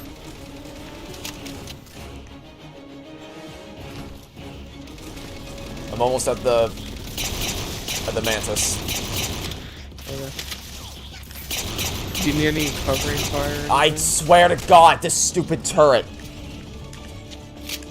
Where'd I spawn this time? In the middle, kind of ish. I'm out of DMR ammo, of course. Oh my goodness, that's so many banshees. I'm retreating. For God's sake. Seeing the difference between difficulty using legendaries 9-day. It's not that we're playing a legendary, it's that we don't have a mantis, which we're supposed to have a mantis, but we got both of them killed and we got checkpointed, so now we're stuck. Can you go reach it? If the banshees don't kill me first. Oh my.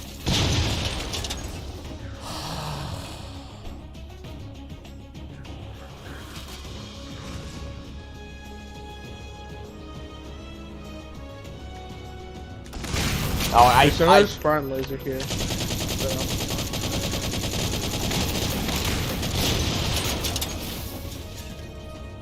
Okay, I have one more shot of this.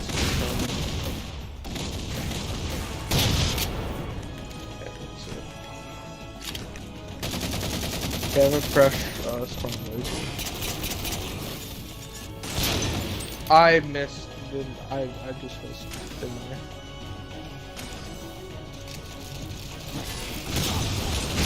Oh my goodness, that's so fucking annoying. If I didn't miss, we would have been fine. I really had to. Oh, that's really fun. Banshees!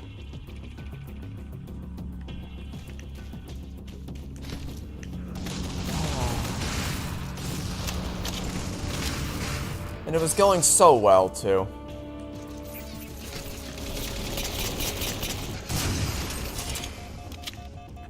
I'm in the Mantis. And I don't even have the words. I jumped in and I immediately died. I jumped in the Mantis and I immediately just died. I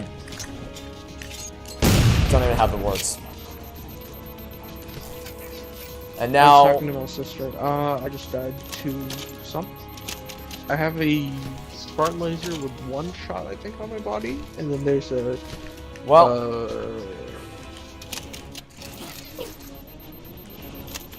Uh-oh. And we got a checkpoint. Great. Great. Great. Awesome. Great. Love it. I love getting stuck 4 checkpoints back without a Mantis.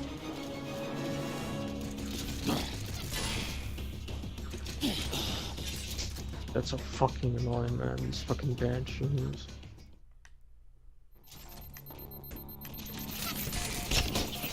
Of course that didn't stick. Why would it? Why would it? Why would it? Why would it? This part always gives us a problem. No, normally this part is very easy as long as you have a Mantis. Yeah. We would have been done by now if we actually had both Mantises alive, but we don't have both Mantises alive.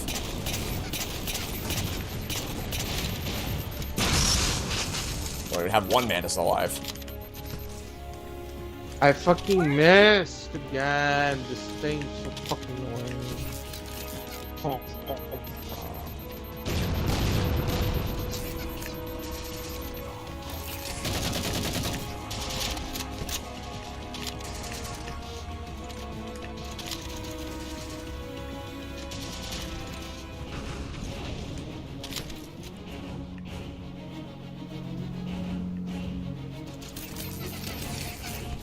Great, great. It checkpointed me in the middle of absolutely nowhere, with no cover, in the middle of Banshee's gunfire. That's awesome. I'll keep trying to raise her.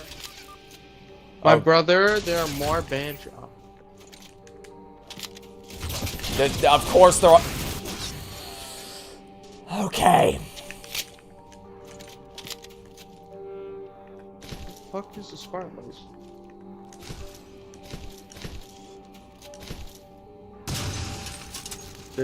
I'm gonna fucking lose my mind with this.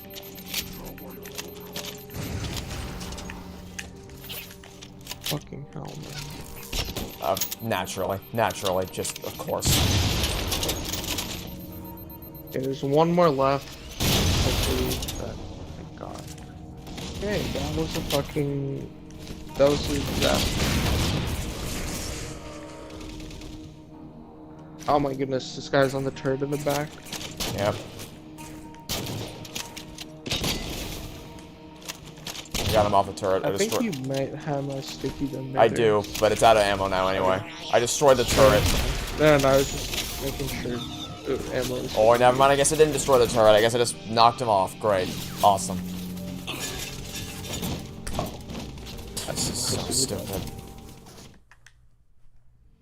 Oh, it's an elite too. Oh my, Are there no weapons? There's like nothing. Yeah, we really don't. What?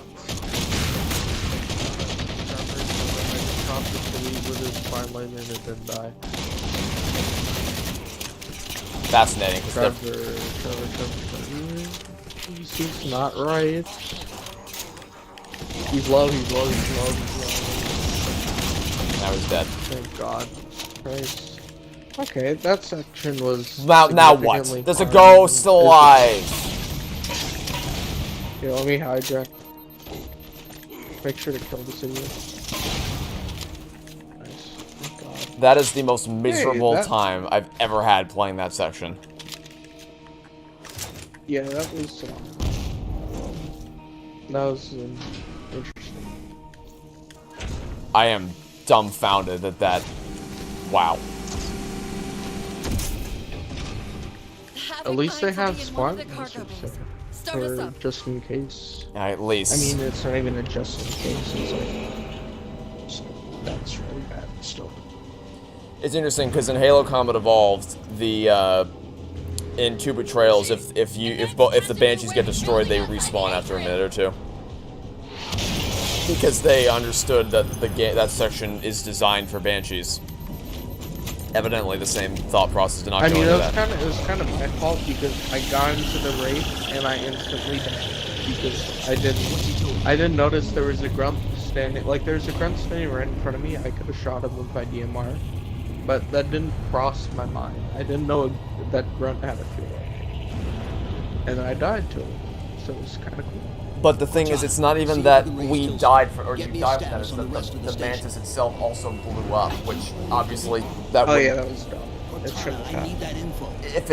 If it had only been that you died from that, that would make sense. But the fact that your health was arbitrarily transferred over to the health of the Mantis. Only focus on finding me Tilson. Tilson. Sandra Kay. Female, 51 years of age. Doctor of Archaeology, Pegasi Institute. Got her! Biosignature stable on 350 level. B deck. Thank you, Cortana. Alright. I just wish the AI wasn't so evasive in the Banshees. Like, does a flying laser, like, actually have, like, a dot that, like, tells you, or not a dot, like a laser that, like, locks onto it? Can you, like, see it? No, it's just it's not like the rocket launcher where it will home in on it. It's just a straight laser that will head out of wherever you aim. No. I'm saying, like, when you're holding it down, does it, like, laser head to, like, alert you that someone's, like, locking onto you with a laser? Yes. Oh, okay. Also, that's why the AI were, like, having a meltdown. Do you hear any dialogue in this scene? No. I don't hear anything. It's really odd. Great.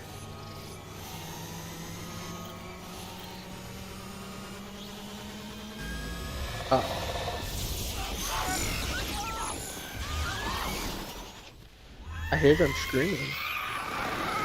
But not their voices. Amazing.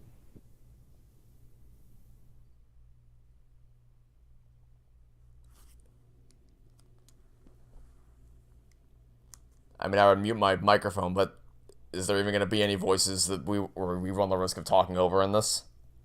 I highly doubt it. I don't hear anything. Well, for this part, there shouldn't be any voices because it's supposed to be a silent, shocked, like it's supposed to be shocked and stunned silence. But that last section, there should have been dialogue, and all the sound still works, except here's armor. Shouldn't he be saying something? She should. Oh, yeah. He's silent for this first part. But Cortana... Yeah, I hear Cortana's mouth moving, but I don't hear anything. Alright.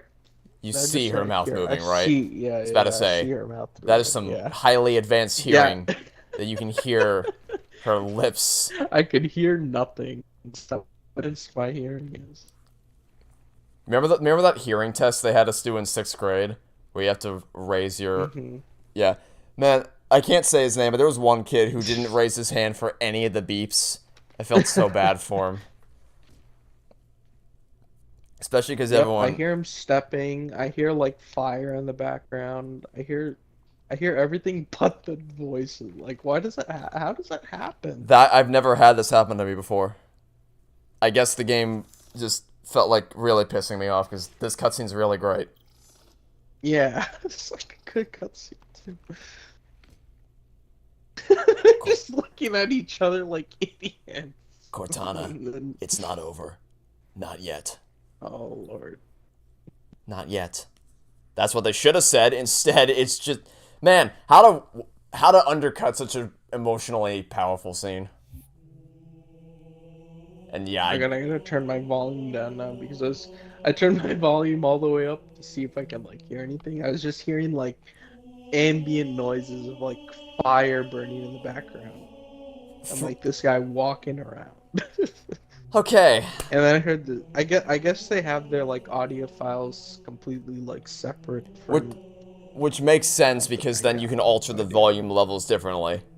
but I don't know why. Like, what would cause just? But that's like the first time that's happened in like all Halo games. We've never had that problem ever in the 10 years we've been playing this game. And we've played this campaign a lot. Yeah, I think probably more than any other campaign we've played this one the most. Alright, well, one mission to go. Well, if the next cutscene doesn't have it, we can just restart. Yeah, we'll just restart. Yeah. Let's finish strong, because I really like this final mission, so let's hope that no major problems arise.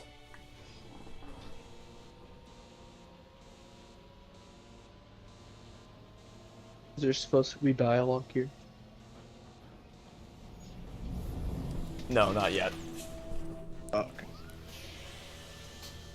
They don't start talking until they leave.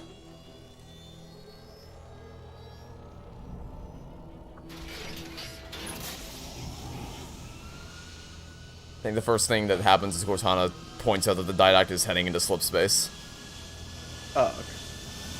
She says that the broadsword shields aren't rated for slip space, and Chief tells her that no, but the Didacts are. So if we don't hear any of that, then we're screwed over.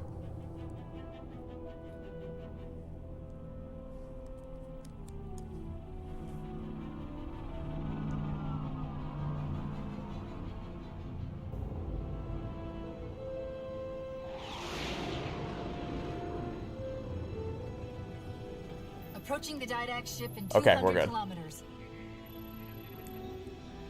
Once we get on board, we'll find the bridge. He's on the move again. The fighter's shields aren't rated for slip space. No, but the Didacts are.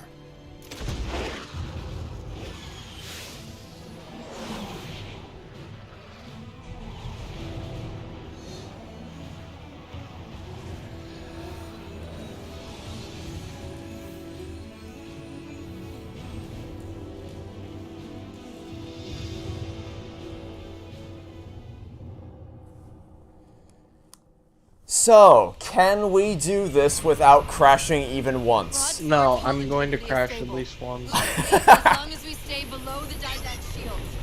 If I don't crash at least once, someone better give I me should be able to guide 100k. us to it. But, you know, I always crash those missions. I think last time we played it, you crashed immediately. Locking onto his transmission. Yeah, I just crashed. I thought I could go through that, but no, I couldn't. So whoever the oil prince is in the chat, you don't have to give me 100k. You're welcome.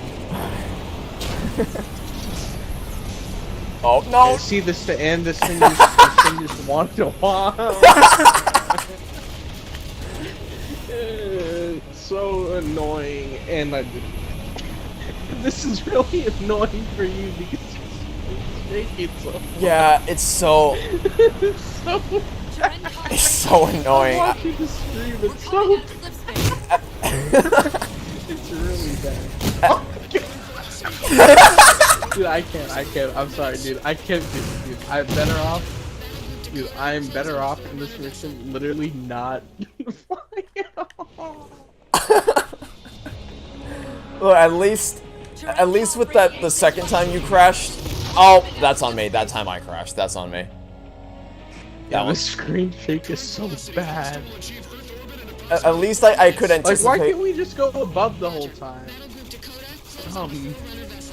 At least the second time that you crashed, I anticipated it, so I was kind of ready for it, but I cannot always prepare. And once it is like impossible to avoid to deal with the screen shake because you can't see anything. It completely throws off your sense of, oh my God, the game spawned me between two closing doors. We're in a broadsword carrying a heavy grade I saw you on approach to deliver. it was like the worst time. Oh my God, no! I can't see anything! It's so fucking annoying. I didn't hit anything! It literally, dude, I hit an invisible wall! I hit a wall! An invisible wall!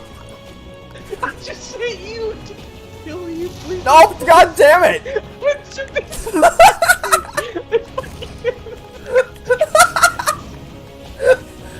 Dude, I spawned in a wall! Oh Oh my god! Jesus Christ! Oh, I can't. Dude, I'm crying, dude. This stupid fucking mission. I hate it so much. I hate this mission so much, dude. Oh, sweet Jesus. Okay. Oh my god. Okay, that's fine. I gotta hold myself. Because in every other game, boost is break. So it's, oh my goodness, I think I die here. I'm trying to stay alive. Yeah, every other game, the boost feature is break.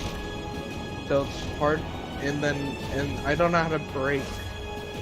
So it's like hard for me to fly, because I can't break. Are you getting any sound effects for your machine gun? No. Oh great, the sound broke again. Yeah, at least it's a machine gun, not commentary. Yeah, at least the dialogue is still playing. That is good. Okay, we made it through the worst part. Dude, I was laughing so hard, like, I literally kept spawning in walls and, like, in pillars. Like, they were, like, I literally couldn't get away. It was so bad. Oh, it's like... It was so bad. It basically screws everybody over, because, like, it's impossible to see what's going on once someone dies. But hey, at least you weren't I played this game with one time with someone who intentionally crashed to make it as hard as possible. So that was fun. Oh. And I can hear okay, now I can hear it. I guess it was just a temporary thing. Oh, alright.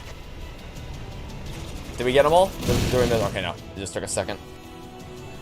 That's the last one. Infinity, you're clear. Roger that, Chief. You might want to back up a little. Main battery, fire.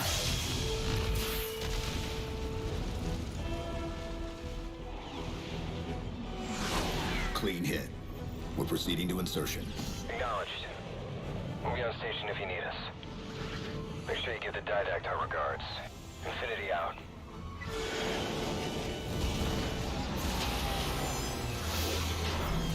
Chief, look out!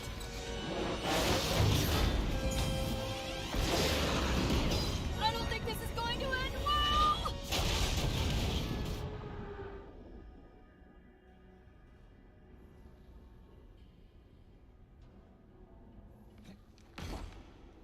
Now what do we do?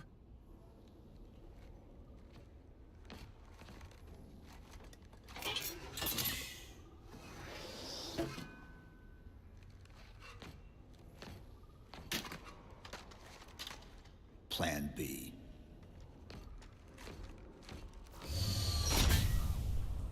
Oh. Okay. So let's hope that the rest of this mission just goes... Oh lord, hopefully it goes smoothly. Well, there's no more flying sections, so that's already a big step in the right direction. We'll have to deploy the warhead manually. How and The thing is, I know you said you don't like it, but I actually really like that section. It's such... The music is so epic. It's a fun section. It's just that, keep scanning I'm not for the used to composer. flying. Figure it out on the way. Game. So when I play, like, other games that have flying controls, like, every other game, and I come play this game, because I play this game, like, rarely. I rarely play this game. I only play it with, like, you. So, it's, like, really odd. It's difficult to get used to. Yeah. It also, and it's only for a short section, so I get used to it, and then I, like, unlearn it. It also does not help on co-op when this, like, the screen shake thing is the biggest thing that makes that section frustrating. Because solo, it's so... The way the music, it's a really dramatic, epic, cinematic moment of just flying through the trenches of the Didact ship with the music in the background. But man, it is so frustrating to do that on co-op, because if one of you dies, basically everyone gets screwed over immediately. Wait, you spawn into the full saw?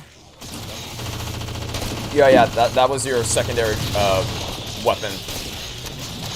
Yeah, I'm just gonna... You could stay back, I'm just gonna go in and spray these nerds. Probably died.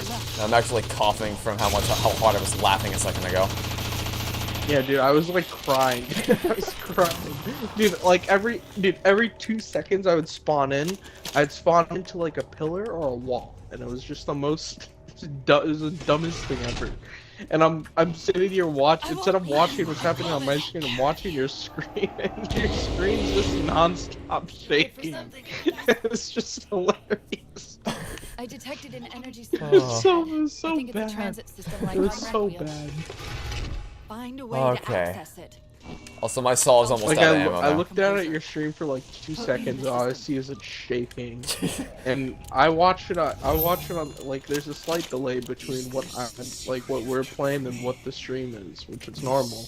Yeah. But like it was shaking for like a solid 20 seconds. It was really. Hello, Anonymous. You missed the most hilarious part of the entire stream so far. Oh god. What a disaster that was. Do you want me to step in the portal? Oh, I didn't. Wow. I was waiting for the portal to appear in front of me, and it appeared behind me.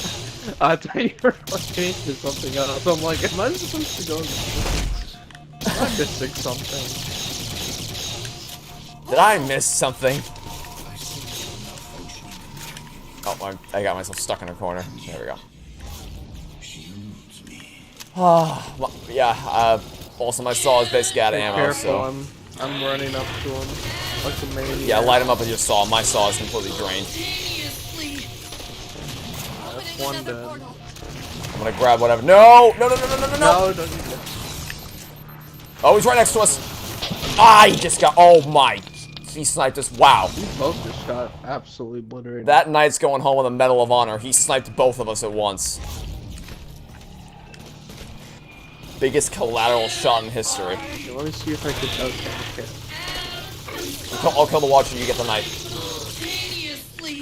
Okay, I'm also gonna take his suppressor. Careful, another Watcher, another Oh, Watcher, wow! Watcher. You do it again? Yep, he did it again! Oh, goodness. This knight's at the top of his game. Okay, I'm ditching the saw preemptively for something. Unless there's nothing. I guess nothing to grab, never mind. Oh, wow, I actually killed him with what was left on my saw. Oh, no, no. I thought there was I jumped off the map. Yep. I'm trying to fall back. See, I thought in my delusional mind I saw a platform there that I could jump on. Yeah, that is not. Oh, I thought you would spawn in. Oh. Yeah, no. Okay. Okay, I'm gonna stop running in there like a madman. Grenade. Also, Cortana's having a mental breakdown like I am right now. One and the same. Take my auto sentry. That's a scatter shot. Don't let him spawn in. I got it. Great. There's another one. There's another one. Ah! He's right on me. Dead. Oh boy. Oh, there's a guy in the back here with the stupid bio. Yeah, that's the guy who kept sniping us over and over again.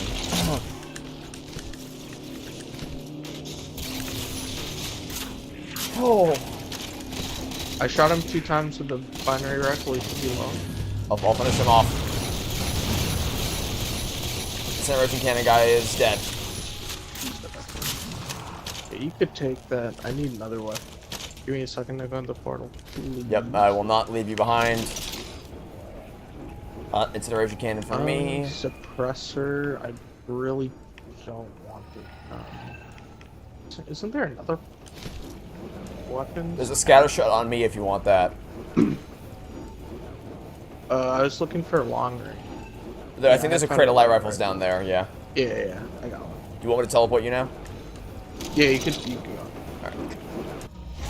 Hurry!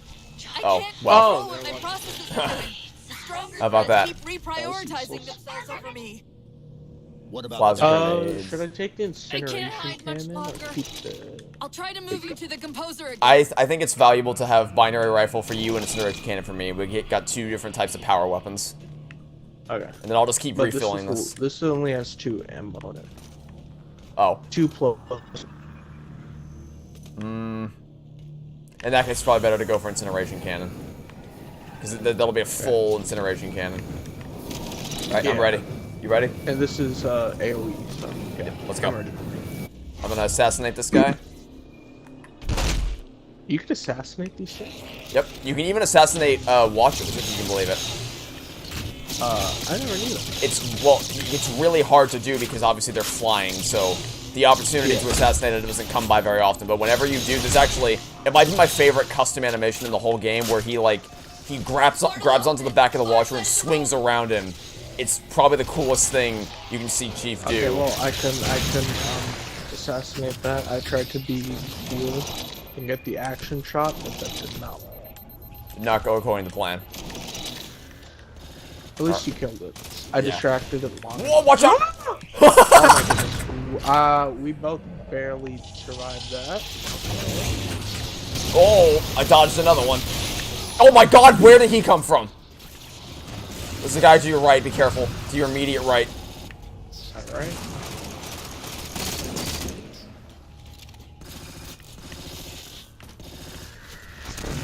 Why does this only have 20 ammo in it?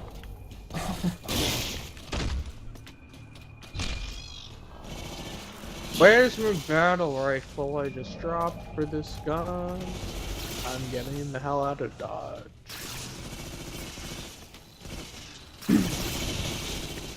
Oh my god.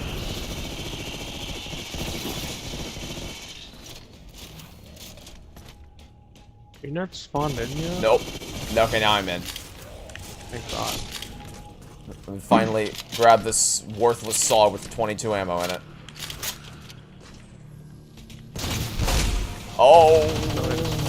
It didn't die? Oh my goodness. I said so waste. Oh, did you grab my incineration cannon? No, I didn't. Okay. I still wasted ammo on it. I don't know where my incineration. Oh, he dropped one. So. Okay. But we kind of want yours. Yeah, still. I don't. Oh, where's it? Help look for. Where did you die? Oh, right here, I think.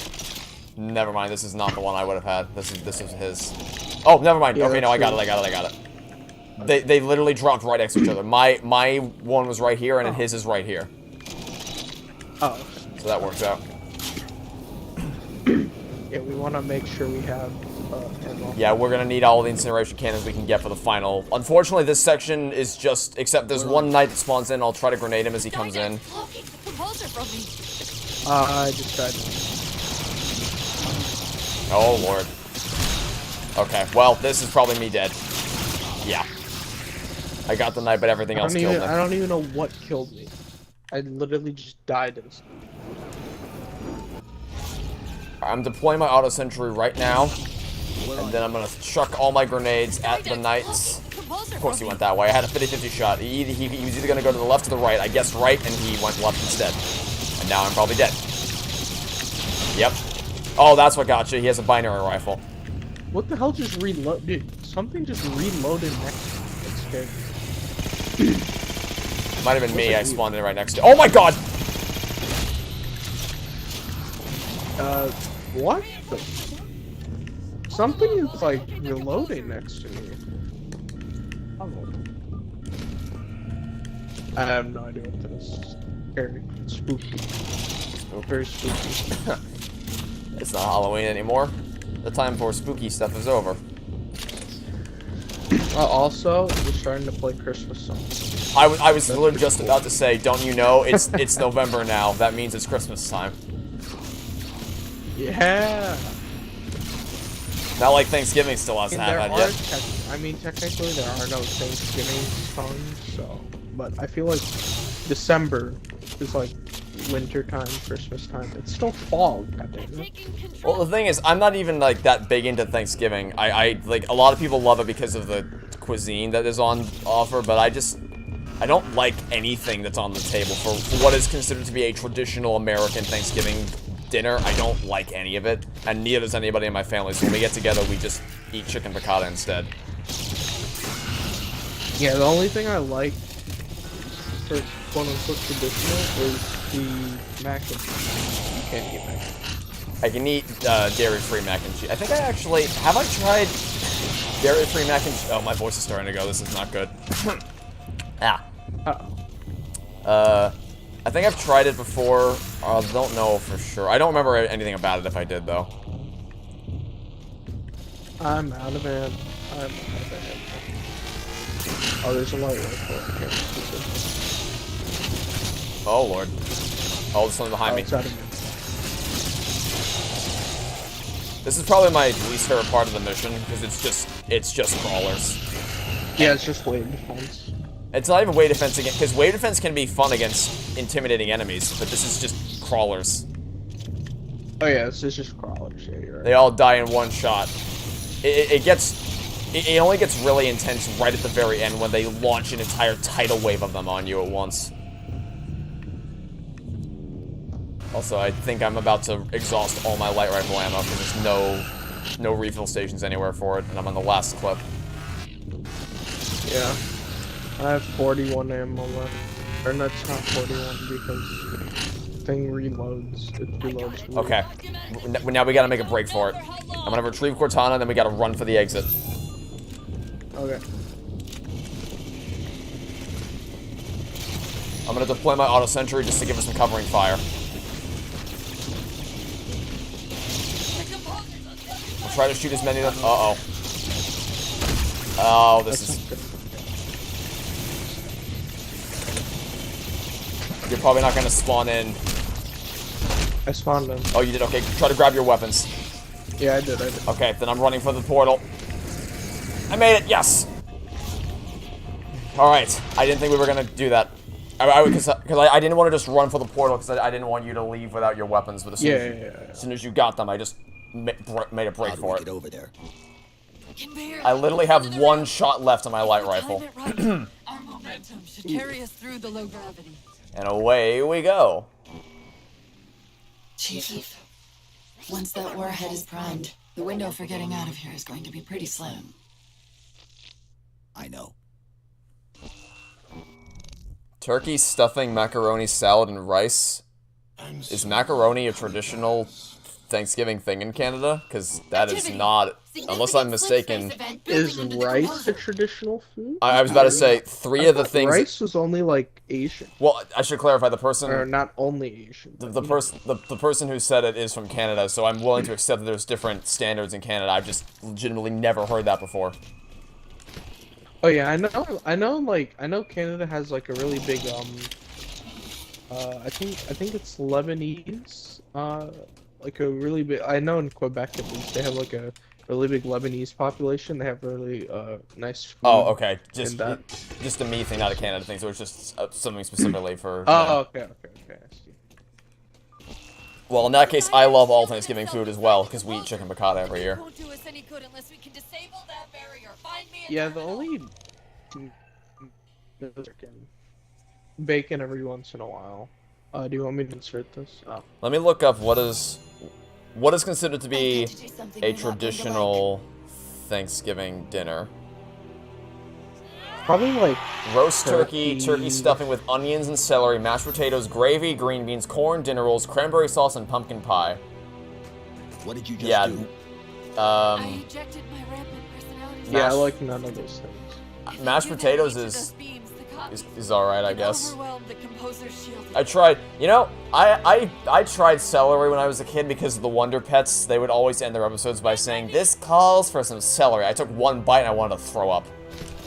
I hate celery. Celery actually, I don't know if you're allergic to cream cheese or not. You probably are. I probably am, yeah. But cream cheese with raisins with celery actually tastes good. I'm sure there might be a... But that's not the celery that tastes good, but the cream cheese and raisins, I guess. Yeah. I guess you eat it with celery because it's the only green thing, I'll be honest. But it also depends, because some food tastes like really bad, or not bad, but it's... Oh. I got it, it's fine. continue. not as good, but if you eat it with something else that like cancels it out or like adds value to it, if that makes sense, it tastes good. Like a lot of Indian food is like that. Like a lot of the stuff like base is really spicy, but if you eat it with something like sweet or like something that like cancels it out, it tastes pretty good. Does that make sense? Yeah. No, I know what you're saying. Okay. It's just funny to think about that you have something that's super healthy and then you just dunk it in some kind of sauce that kind of mitigates its healthy value somewhat. I almost killed you by accident. Where's that thing that had the... Oh, here it is. Oh no.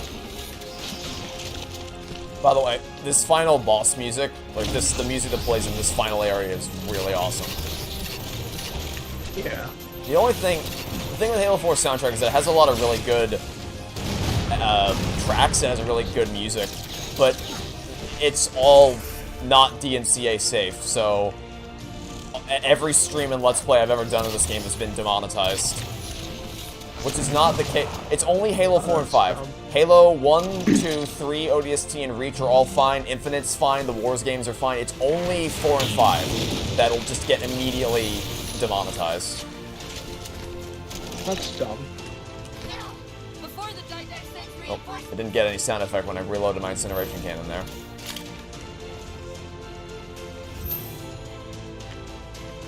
That's it. Okay, It's working. got a sound effect when I changed it there, though. Oh my. Did the Try wall? not to jump off the map. I think my sound might be broken. I didn't get a sound effect when I went across the launch pad. I'm still getting sound, so hopefully Uh-oh. Is this the last spot, or is there one more? No, this is the last. No, this is the checkpoint between the two towers. So after this, we go to Night Tower, and then after that, we go back to where we started, and then we activate the final QTE sequence, also known as press forward, fire, throw a grenade, press forward, fire a weapon to end the game. Okay, because tell me what to use. Yeah, I recommend saving all our incineration cannons for the final tower against the Knights. I think we have a collective 12 shots, because 5... Power weapons, I just kind of don't want to waste. Yeah. I don't want to waste this, beam, or not beam, binary rifles. Oh. I'm out of light rifle ammo, I couldn't do anything. Alright, I'm back in. There are no ammo thingies. This suppressor. Oh, you spawn with a suppressor. Alright. I spawned with a light rifle and a suppressor. Okay, if I die, just pick up my I recommend stuff using the binary rifle against that turret when its eye opens. Okay. Should have one-shot it. Yeah. Okay. So yeah, the plan here, and you can even use a shot against the knight down there with your binary rifle. Where? We're on the ledge below me. And then there's ammo for the incineration cannon back there, yeah. Yeah. That's why I wanted to use it this way. Can you activate the stuff ahead, and I'll try to snipe it? I think we tried this before and it didn't work, but I'll do it again. Let's see. Okay, I'm still here. Can you get him?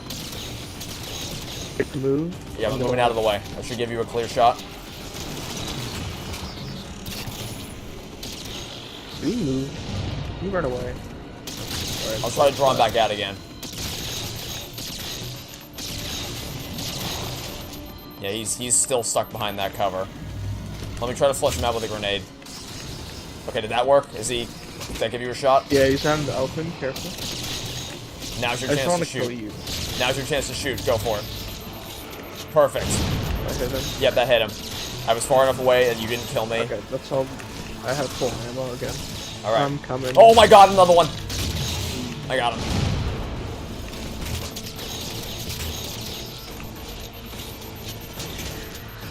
I think... Yeah, I'm coming. Oh! How about we don't crawler, thank you. That's probably all you're going to be able to hit from there. The rest of it's on the top level. Yeah. Yeah, I'm right behind you. And we should have enough ammo to clear. Yeah, I just like keeping this the binary rifle for the thingy robbers. The Watchers? Yeah, the Watchers. We should have enough incineration ammo so that we can blast you. I'll use my shot on this guy. This is the last one, right? Yeah, this is the last main tower, so we should have way more than enough ammo to just blow through all these guys with our incineration cannons. There's a lot of knights up there, but we should have enough ammo. I have 3 shots plus 1 in the chamber, so that's a total of 4. And then how much do you have? I have 4 plus 1, so okay. We should have enough. Yeah, wait, that's what was wait. I'll get the one on the left, you get the one on the right. That's mine. Perfect. And now another set's coming in. Is that really not needed? I didn't hit any of them with mine either. Don't feel that. Okay, you got that one. Reloading, reloading. This is on the right side. Is that everybody? Nope, one more. Nope. Oh, 2 more! Jesus. Oh, okay. Careful, move. Yep, I'm moving back, Ah, I got caught between 2 grenades. Careful. I don't see him. There he is. I'll shoot the Watcher. No, don't let him revive. Nope. Got him. Oh, I died. Okay, how much ammo does your thing have? I still have ammo. Oh my! That's unfortunate. Okay, we were then. doing really well up until that. Oh, this is a checkpoint. Oh, come on. This is a hell of a checkpoint. This is a really bad checkpoint. Yeah. This is before I even got over to that tower. Well, I'll draw him out of cover again. Hopefully give you a shot on him. Okay. You should be able to shoot over my head and not kill me if you can reach from there. It hit? No, it did not. Really? That hit? No, it did not. Okay, no, that one got him. Okay. It just took a second. The splash damage had to kick in. Yeah, it's really hard to aim this thing from far away. But I just want to keep the ammo. Okay, we got a new use checkpoint. That ammo. We got a new checkpoint at least. Okay. One tip I might have for that is that if you zoom in with the binary rifle and then zoom in with the incineration cannon, that should help narrow down your precision. Oh yeah, I should probably have done that. Hey, we can do that if we fail again. Oh no, we got a checkpoint. Yeah, well, we're already over here. Alright. I'm reloading. You lost that one, I'll get the guy on the left. Oh, I'm gonna miss horribly, okay. Nice. You die. Yep. We should still have enough ammo even though I missed that shot. Yeah. Oh, and okay, now we're getting checkpoints constantly. Don't know what happened last time. I love this part of the music. It's unfortunate that Halo 4 doesn't have a proper final boss. Careful.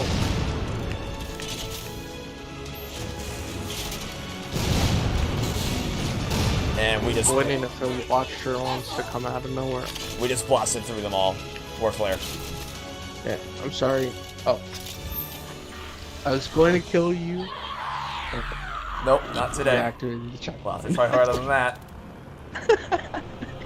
You can only kill me when you crash into I was literally aiming right at your head. Oh, I know. I saw the laser cutting straight through my skull. Speaking of lasers cutting through things. Yeah, rip Utah. I think we determined it was Utah, right? I think we Or did do Arizona. this research last time. Is it Utah or I forget. We'll just stick with Utah. Rip. Alright, here we go. Final push to the end. How much ammo do you have left? It is. You just have to like kind of walk up to him and just put a nuke in his body. Also, how is this guy not immune to nukes? Well, interestingly enough, Like, this actually doesn't he doesn't die from the nuke. He falls through the slip space portal below and gets teleported somewhere else. Yeah. Alright. Alright. I know what I'm saying. We got him. That's the game done. Okay. Like last time, we don't know for sure which one of us is going to activate the QTE, so just let's nope. Gonna have to try harder than that. I didn't. No, I wasn't even trying to kill you. I was trying to aim at the. Oh. Really? Really? The game really. Okay. Well, that should at least guarantee that I'm the one doing the QTE, maybe, but just in case, I guess.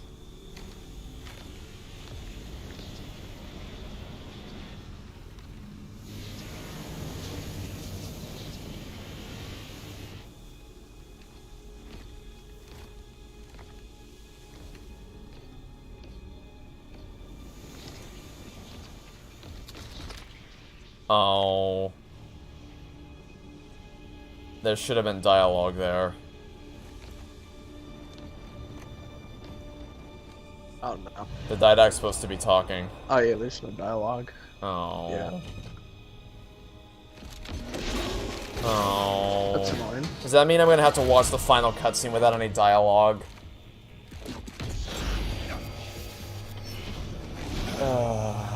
Okay, that's great. What he's saying right now is, I had the Force.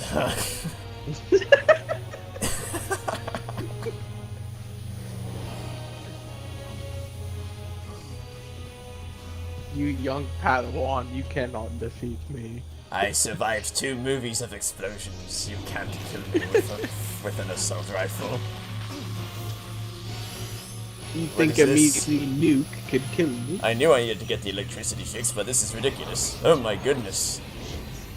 No, my internet search history. There's multiple of her. My search history's been exposed. Leave my boy alone. Oh my god. We shouldn't, this isn't something I should be laughing at, but unfortunately you've given me no choice because the dialogue's gone. So we have to make our own. And all of a sudden Cortana becomes overpowered. All of a sudden Cortana decides to be, you know, useful for once in her life. At least physically wise. Why is it specifically the dialogue that gets, what?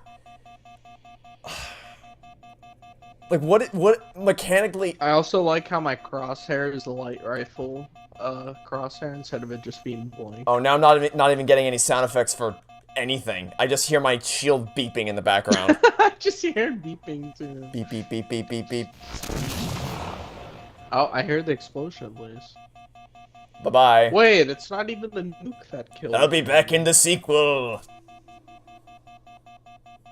Wait, what the fuck do we do with the nuke then? Oh, you just blow it up, don't we? Yeah, we destroy the laser that's kind of incinerating New Phoenix. Hello, where is this? New Phoenix. So if Chief could survive a nuke, how did we think he was gonna survive the nuke? Well, so we didn't. Well, when we come in here, Cortana says the window for getting out of here is gonna be pretty slim. So they didn't expect. She probably doesn't she like slip space? Yeah, she sacrifices herself to save Chief. He expected to die here.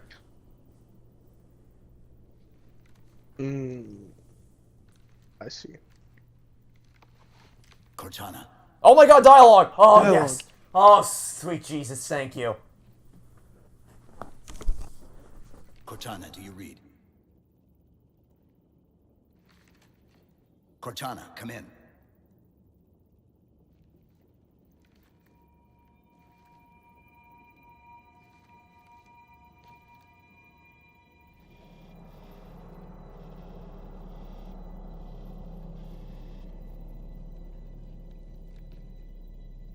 How? Oh, I'm the strangest thing you've seen all day? But if we're here... It worked. You did it. Just like you always do.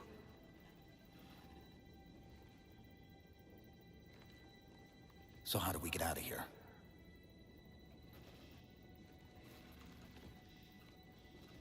I'm not coming with you this time.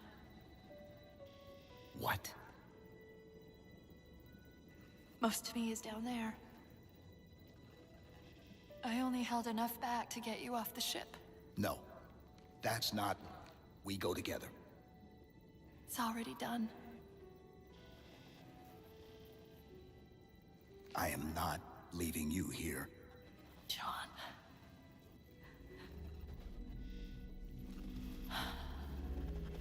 I've waited so long to do that. It was my job to take care of you. We were supposed to take care of each other. And we did. Cortana, please.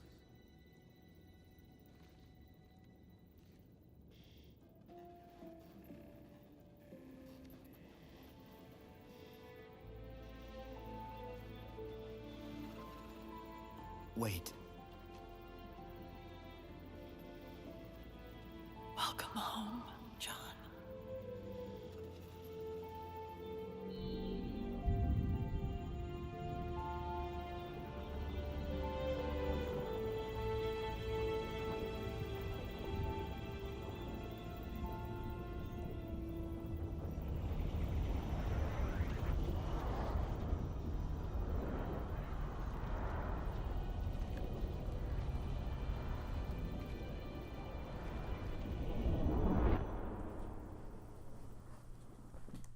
Ten years later, still has its emotional weight. If only Halo. I think why the thing was bugged is because it was just out of gameplay.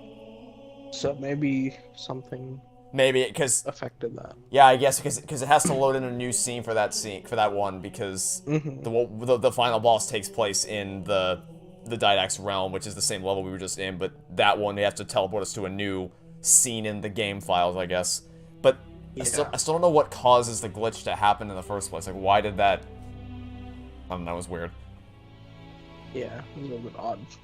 You still find that to be the perfect send-off for Cortana as a character? Yes, she should have stayed dead. She should have stayed dead. If you're gonna kill Cortana, that's the perfect way to do it. The absolute perfect way to do it is what they did right there.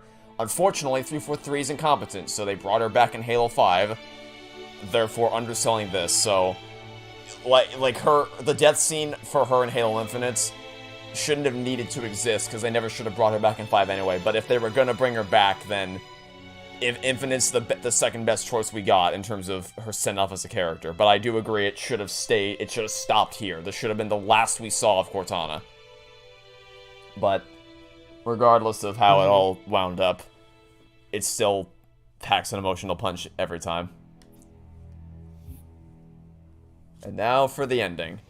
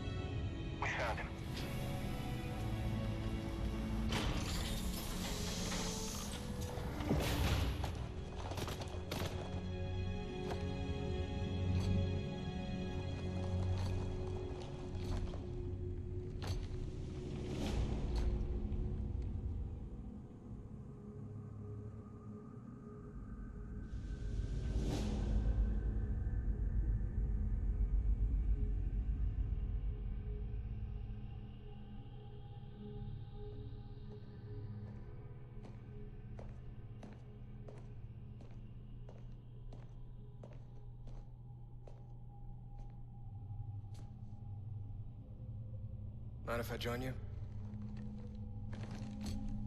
Of course not, sir. At ease, Chief. Feels kinda odd for you to call me sir.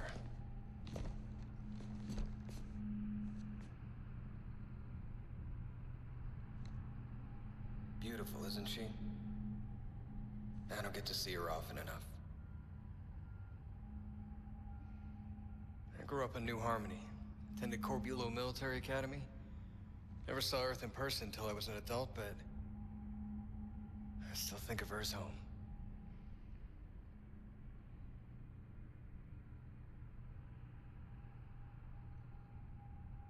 You don't talk much, do you?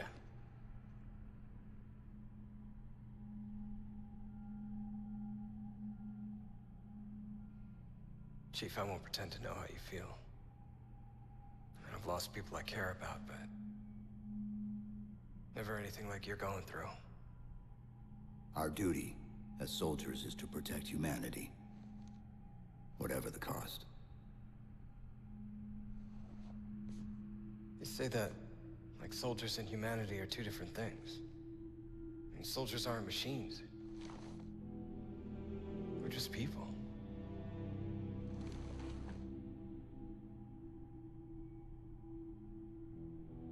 I'll let you have the deck to yourself.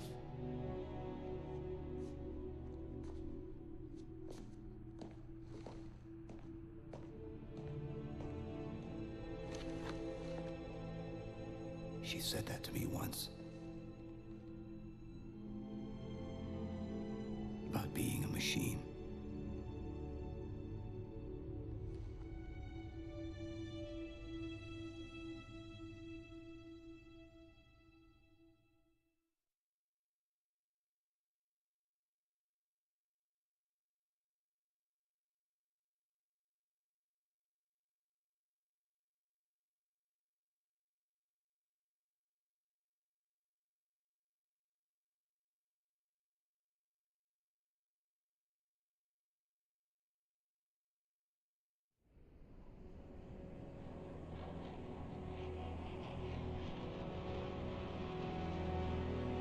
In this hour of victory, we taste only defeat.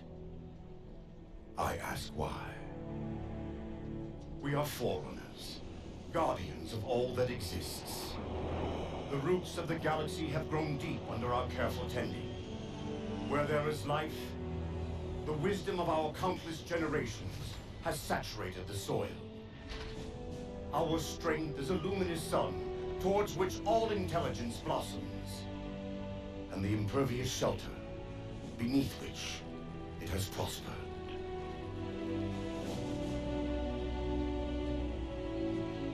I stand before you, accused of the sin of ensuring Forerunner ascendancy, of attempting to save us from this fate where we are forced to recede.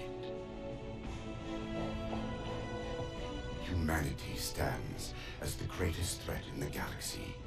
Refusing to eradicate them is a fool's gambit. We squander eons in the darkness, while they seize our triumphs for their own. The mantle of responsibility for all things belongs to Forerunners alone. Think of my acts as you will. But do not doubt the reality. The reclamation has already begun. And we are hopeless to stop it. You also know people who are mad that the legendary ending showed John's face. What do you think about that? Should they have showed his face in the legendary ending? I mean, I feel like it's fine. I'm sort of... They show his face. They don't show the whole thing, though. It's kind of like a mask. They, like, only show, like, the eyes. Well, I guess what I would say is that I think if you're gonna go for it, you gotta fully commit to it. And it didn't seem like they were willing to. Because, like, the payoff for a legendary ending should be something grand and epic. In Halo 3, it's, oh my god, they're heading toward a mysterious Forerunner shield world. What's that gonna be? In Halo Combat Evolved, it's a really funny little scene with Johnson and an Elite. In 2, it's nothing. In ODST is kind of lame too, honestly. 5, well, I mean, unless I don't like 5, it did have a pretty interesting post-credits legendary scene where they show that Cortana has a Halo ring, that being Zeta, Halo, and Infinite, and in Infinite, it's the reveal that offensive bias has been deployed. That's, like, the best, most mind-blowing thing they could have ever done. Hopefully we get to see how that plays out in a campaign if they don't shut 343 down before then. But for what's supposed to be the grand reveal of the grand payoff for beating a legendary, I feel like if you're gonna go for it, you gotta commit to it. But regardless, that's Halo 4. That is Halo 4 completed on legendary for, God, I don't even know how many times we've played this game by this point. Yeah, it's been a bunch. We played a bunch. How are you loading up 360? You ask how or why?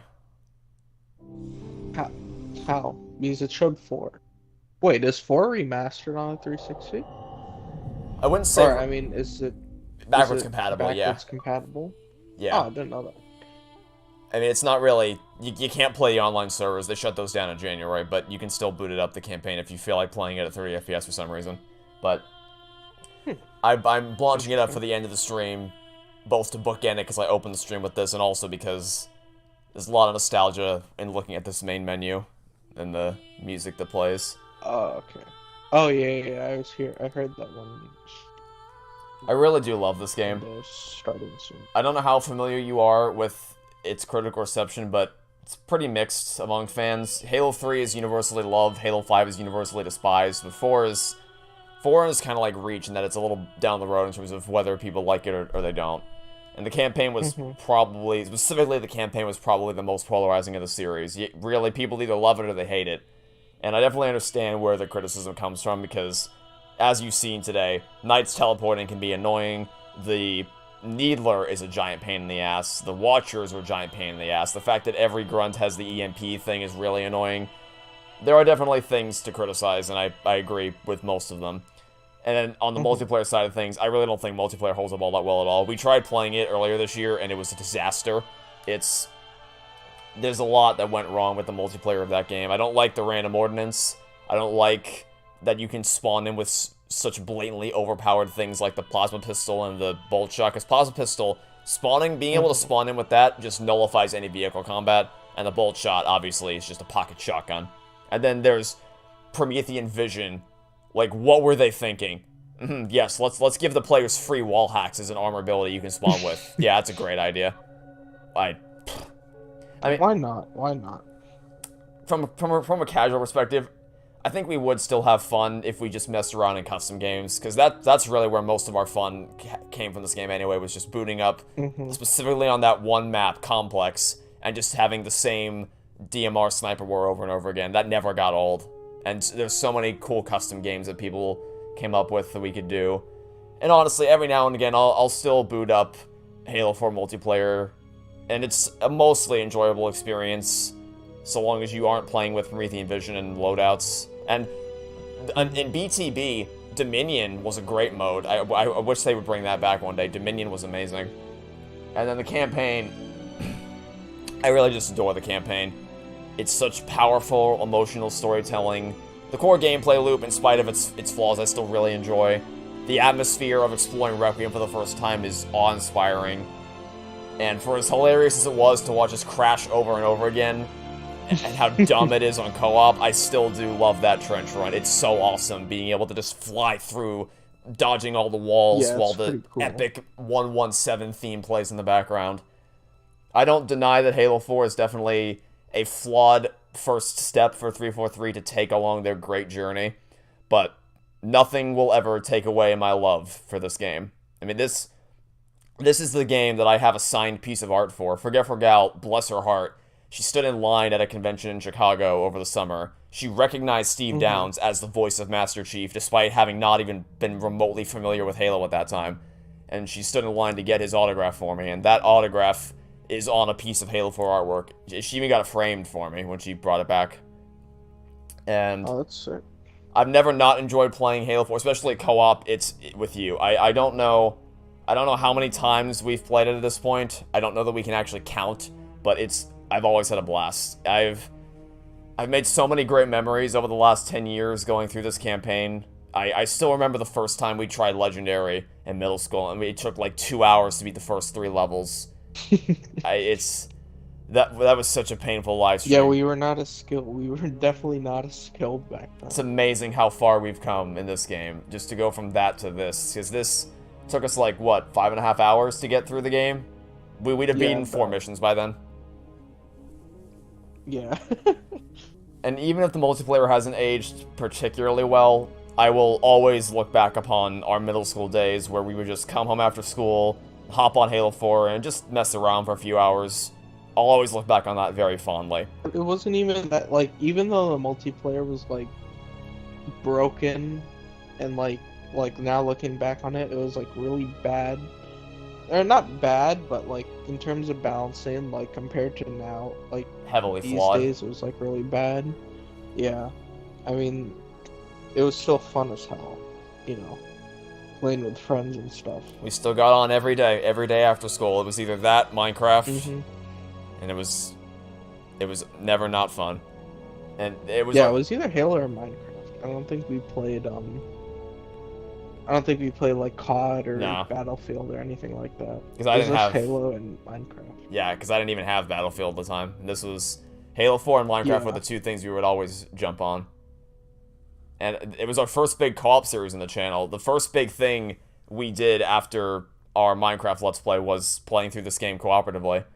And we're still here, 10 years later, and I couldn't be happier that we can still find the time together to just kick back, relax, and play some games. Even as we keep getting older and our lives keep pulling us in different directions, the fact that we can still find the time to carve out a few hours to mess around on these games means a lot to me. So, thank you, 343 Industries, for as much as you've drastically dropped the ball recently. Thank you for the memories that you gave us with this game. Thank you to everybody in chat for tuning in today, especially if you were here since the early morning. This is the earliest thing we've ever done. Thank you for tuning in to celebrate this anniversary with us. And thank you to Neil for always being there whenever I needed someone to talk to, and for being such a pivotal part of some of the most incredible and memorable moments of my life, both in games and out of games. No problemo. And also for offering to wake up, at the crack of dawn so we could actually do this stream. That's fine. I woke up at like 7, so I could like, because whenever I wake up, I like take like 20 minutes to like get out of bed because it's like early, so I like wake up ahead of time just so I'm not like late.